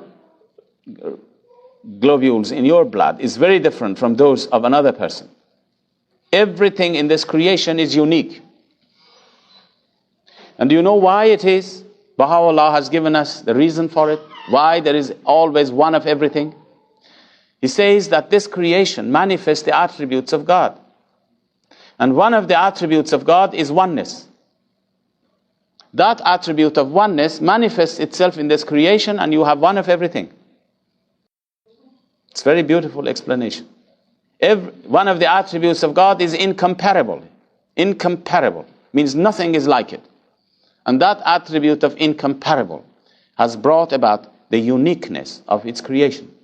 Everything is unique. So let us understand it in this level. Also in the world of humanity there is not equality. People are different in their level of understanding, in their capacities, in their way of life. Everybody is different. Now, why people are not members of the House of Justice, which is a function? Remember, it's a function.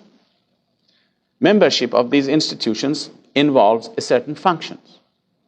Now, as I said, Abdul Baha says in the future we will understand the wisdom of it. And you see how wise Abdul Baha was when he said this. Because in those days, nobody had any conception of what the House of Justice was like, what it's going to do, what its functions were. And even now, we are not able to probably know what the functions of the House of Justice are going to be in the future, fully. But as I said, one woman told me this. She said, I understand it. I know why women cannot be members of the House of Justice. Because, you know, membership of the House of Justice, as far as we can gather now, at this present time, 20-some years past now, that we have had the House of Justice, we find these people who become members of it have to give up their personal life to the faith. They have to 24 hours dedicate their lives. 24 hours, it's a 24-hour job. It's not a job that you go from 9 to 5, although you go from 9 to 5 maybe, but it is a 24-hour commitment. And although the Baha'i world is very small, what will happen when the whole world comes under the direction 6,000 million people? It is full and total giving up of yourself, your personal life entirely. And this woman was said, if I was a member of the House of Justice, if my child becomes sick today, I can't think. If I become pregnant, where is my loyalty now? Where my loyalty lies? Shall I finish with my child? Or shall I be a member of the House of Justice? Because you cannot be a member of an office. It's not just being like a member of an assembly or a national assembly, you are there or not, it doesn't matter. It's a complete giving yourself to the institutions. Well, this was this woman's view, which I just wanted to tell you what she said to me. But as Abdul Baha says, in the future we will understand it. You know, the functions of the House of Justice is for us, it's very important to understand and appreciate the position of the House of Justice today. We are tending to think of it as a grand national assembly or a grand international assembly whose members we happen to know. You know, this is the fact that we know these members, they were our friends, they used to work with us, and now they sit in this international body. It gives us the view, well, fair enough, it is just one of those, it is of course higher, we say, than the national assemblies, and it's got a lot of responsibilities. But really and truly, I wonder, well, I have had the honor and the privilege to be in the presence of the House of Justice. I can tell you what it is like, the very room in which they consult and when they meet as a national assembly, as a universal House of Justice. You know, you meet the members outside the room, you meet their members here and there, they are your friends, you talk to them, they are very humble people. But that is not the point. They have no rights or privileges, as you know. There is no station for them. There's no station for them, really. They have no station in that sense of being anything other than an individual Baha'i. You see, they are an individual Baha'i. The hands of the cause of God have a status in that sense that Shoghi Effendi mentions in this faith. We have various forms of governments incorporated in the faith. Various forms of government, he enumerates such things as democracy, autocracy, theocracy, democracy, and aristocracy. And he says the good points of each one of these have been incorporated in the institutions of the faith. Well, the hands of the cause, you might say, is like the aristocracy we have, but they have no authority, remember. This is one of the things we must remember. They have no authority. The authority lies with the national assemblies and the local assemblies and the House of Justice. But what I was saying to you is that really we are inclined to think that the House of Justice is just an international body of 9 people we meet.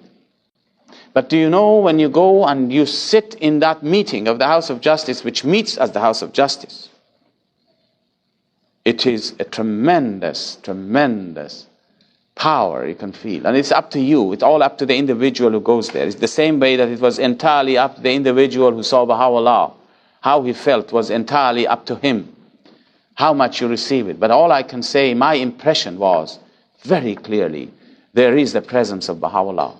Definitely there is the presence of Bahá'u'lláh. You cannot and you do not look upon the members and they are all right, they're sitting there.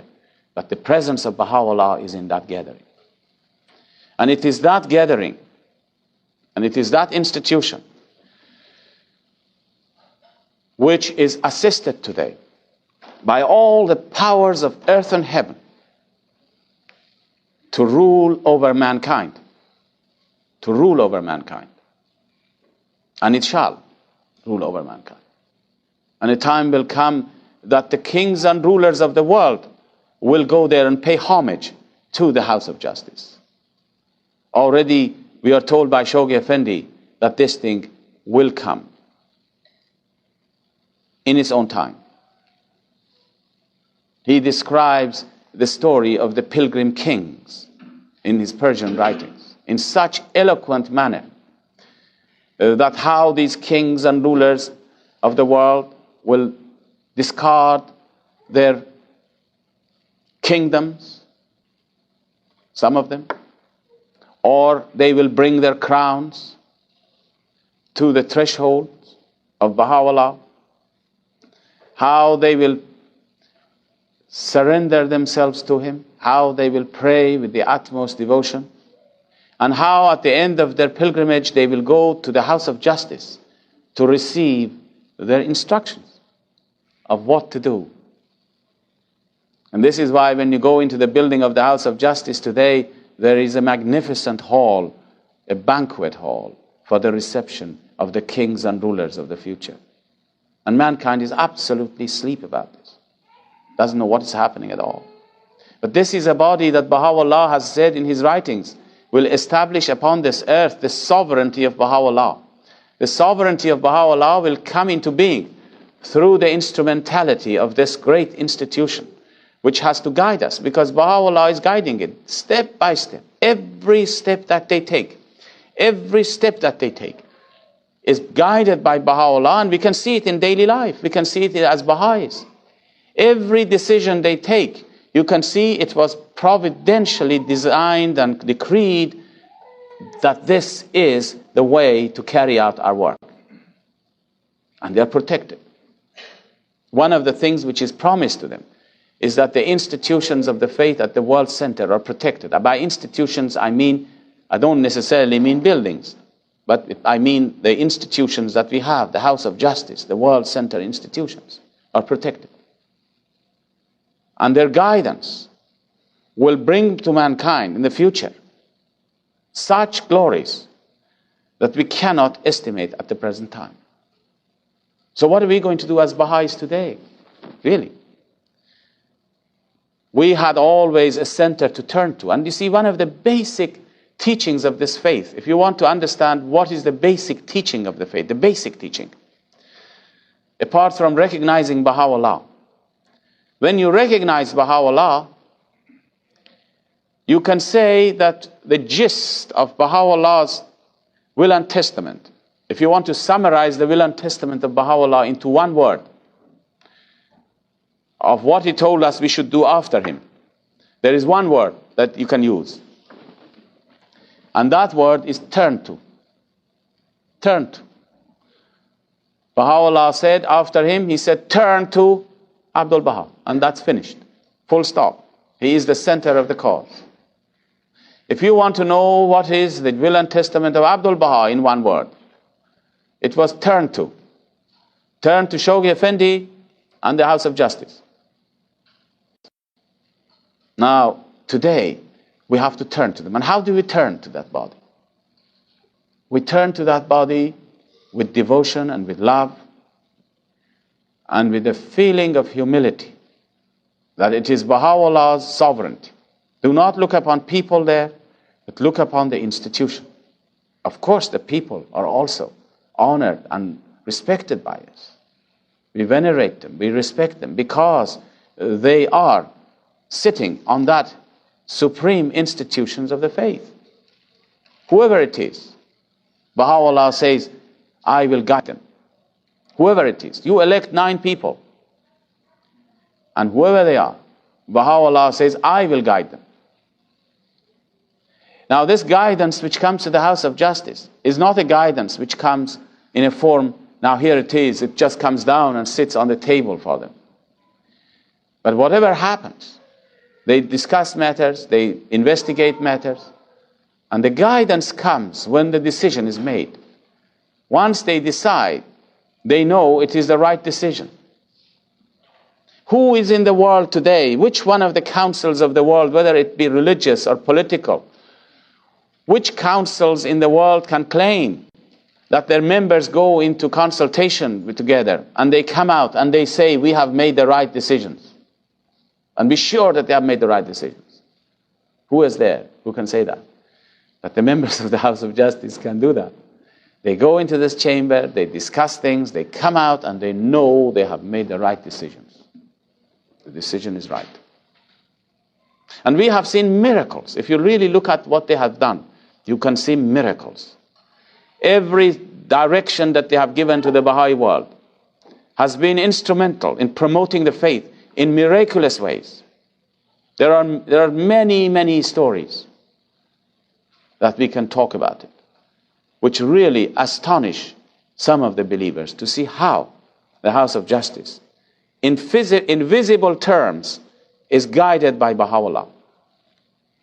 So that we Baha'is of this generation, who have not got one center of the cause like Shoghi Effendi or like Abdul Baha, although we must read their writings. Now, I'm not saying that. We must turn to their writings. We must all turn to the writings of Shoghi Effendi and Bahá'u'lláh and Abdul Baha. But we have a visible center to which we turn to.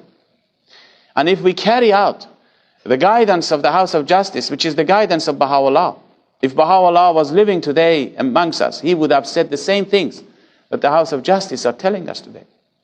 If we carry out these guidances as coming from Bahá'u'lláh, then all kinds of things will happen, not only in our personal lives, but also in our institutions. And the faith will grow, and great numbers will come into the faith. This is, I feel, a very important thing. And I wanted to mention that we should, in fact, at the end of this meeting, we should perhaps say a prayer and turn our thoughts to that body so that we may become guided by their love and their prayers. And often, Baha'is who gather together, I don't know what's the custom in here, but whenever Baha'is get together in Europe, some of them who really are spiritually minded, communities which are very much working on spiritual levels, every time they get together, they pray for the house. And they send messages to the house from that gathering and beg for prayers for themselves. And I think this begging of prayers from the house is a marvelous idea. And I feel that our communication must be a communication not only to pray for them, but to beg for prayers, every great undertaking that you do. And I hope that this gathering in here that we have had for the last 3 days will not be a gathering which we begin with words and end with words. I hope that what we have been saying and will become some use to the friends. And I hope that the suggestion that I made to forget all the things that I have said and to remember those points, by which time maybe you have forgotten all those points by now, we should really try to think about it and to give 1 or 2 hours a day, every person, no matter who we are, to Bahá'u'lláh for teaching the faith personally, on a personal level. If we do that on a universal scale, and religiously give 1 or 2 hours a day in discipline ourselves, and also read the writings in the morning and in the evening, in the same way that I told you the story of this Irish girl in Paris, of how she would do it. This way, we can then bring great victories to the cause of God. And then really, we must thank Bahá'u'lláh. I think we can't do anything else but to thank him all the time. That he has brought us together in a unity and love. And this love and this unity that we feel in our hearts is not because of ourselves. It's not because of us that we love each other. We are very insignificant otherwise if we divorce the faith from ourselves. Very insignificant. All that is there and this beautiful spirit that is generated when we meet together is because of the love of Bahá'u'lláh. Because of his spirit which comes through us. I hope that I am in a way looking forward to meeting the friends again in other parts of this country, your beautiful country, and I'm hoping more and more to meet more of the indigenous people. I feel we have a duty, a responsibility ourselves to attract them to ourselves, to bring them together, to become as one people. And not until this is a challenge, I think, to the Baha'i community here. Not until the believers here, the Baha'is who are here, can, in their heart of hearts, unite themselves with the indigenous people of the Baha'is and really bring them together, be together, and work together. Can the faith grow? I remember some years ago we had, I'm not saying that these things happen in here because I don't know anything about it, really. I know that some years ago we had what they call it a breakthrough in Scotland, bringing a good number of people. There again I mentioned there is a class distinction, very, very clear class distinction in England. In here you have race distinction, race class, races. Over there it is the prejudice of class. And I remember one particular group of people came into the faith who were belonging to the working class. And then we had the middle-aged Baha'i, middle class people who were Baha'is previous to that. They never were united. It was a lip service unity, which both sides felt, or at least the others felt. And then the whole thing was disintegrated. The whole thing collapsed. The faith did not go forward. And I think not until this unity is real, that we love to embrace them and involve them in our works, in all the spheres of our activities, can a multiracial community such as this grow. And maybe, I shouldn't say this because I'm not familiar at all with what you do, and I know how much your NSA and your institutions are really devoted to the cause and how much they're working. And we must also pray for our institutions. We must pray for the National Assembly. We must rally around that institution. We must rally around that institution. And with our hearts pray for them. I mentioned yesterday how the institutions are weak today. They are going through the stages of infancy. We must not look upon what decisions they make. They could make all kinds of decisions. They could make a lot of wrong decisions. We are not concerned with that. But this is an institution of Bahá'u'lláh. It is now in the stage of infancy. It has the life, it has the spirit, and it has the promise of the future, that in the future the institutions will become so capable of not making mistakes. We must not look into these things, but rather to rally around the institutions of the faith and cherish them and love them, and then the things will grow. I have to say farewell to you now, people who are in this part, and really I cannot describe the joy and the spiritual upliftment which had been with me during these 3 days that I have visited you. And I shall never forget this beautiful faces and beautiful spiritual atmosphere which has been created here. And I thank Bahá'u'lláh for having given us this great privilege of being together today in this way. My love really has no bounds for all of you. And I want to say a prayer in Persian for the friends and for this country. I'll say a prayer.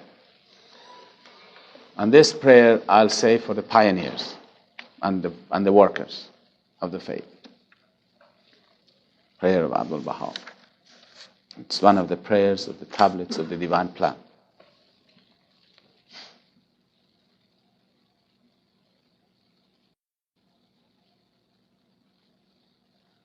والله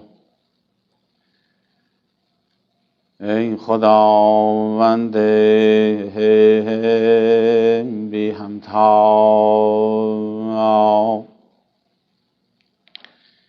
ای خداوند بی همتا، ای رب الملکوت، این نفوس سپاه آسمانی تو اند، امداد فرما و به جنود ملأ اعلی نصرت کن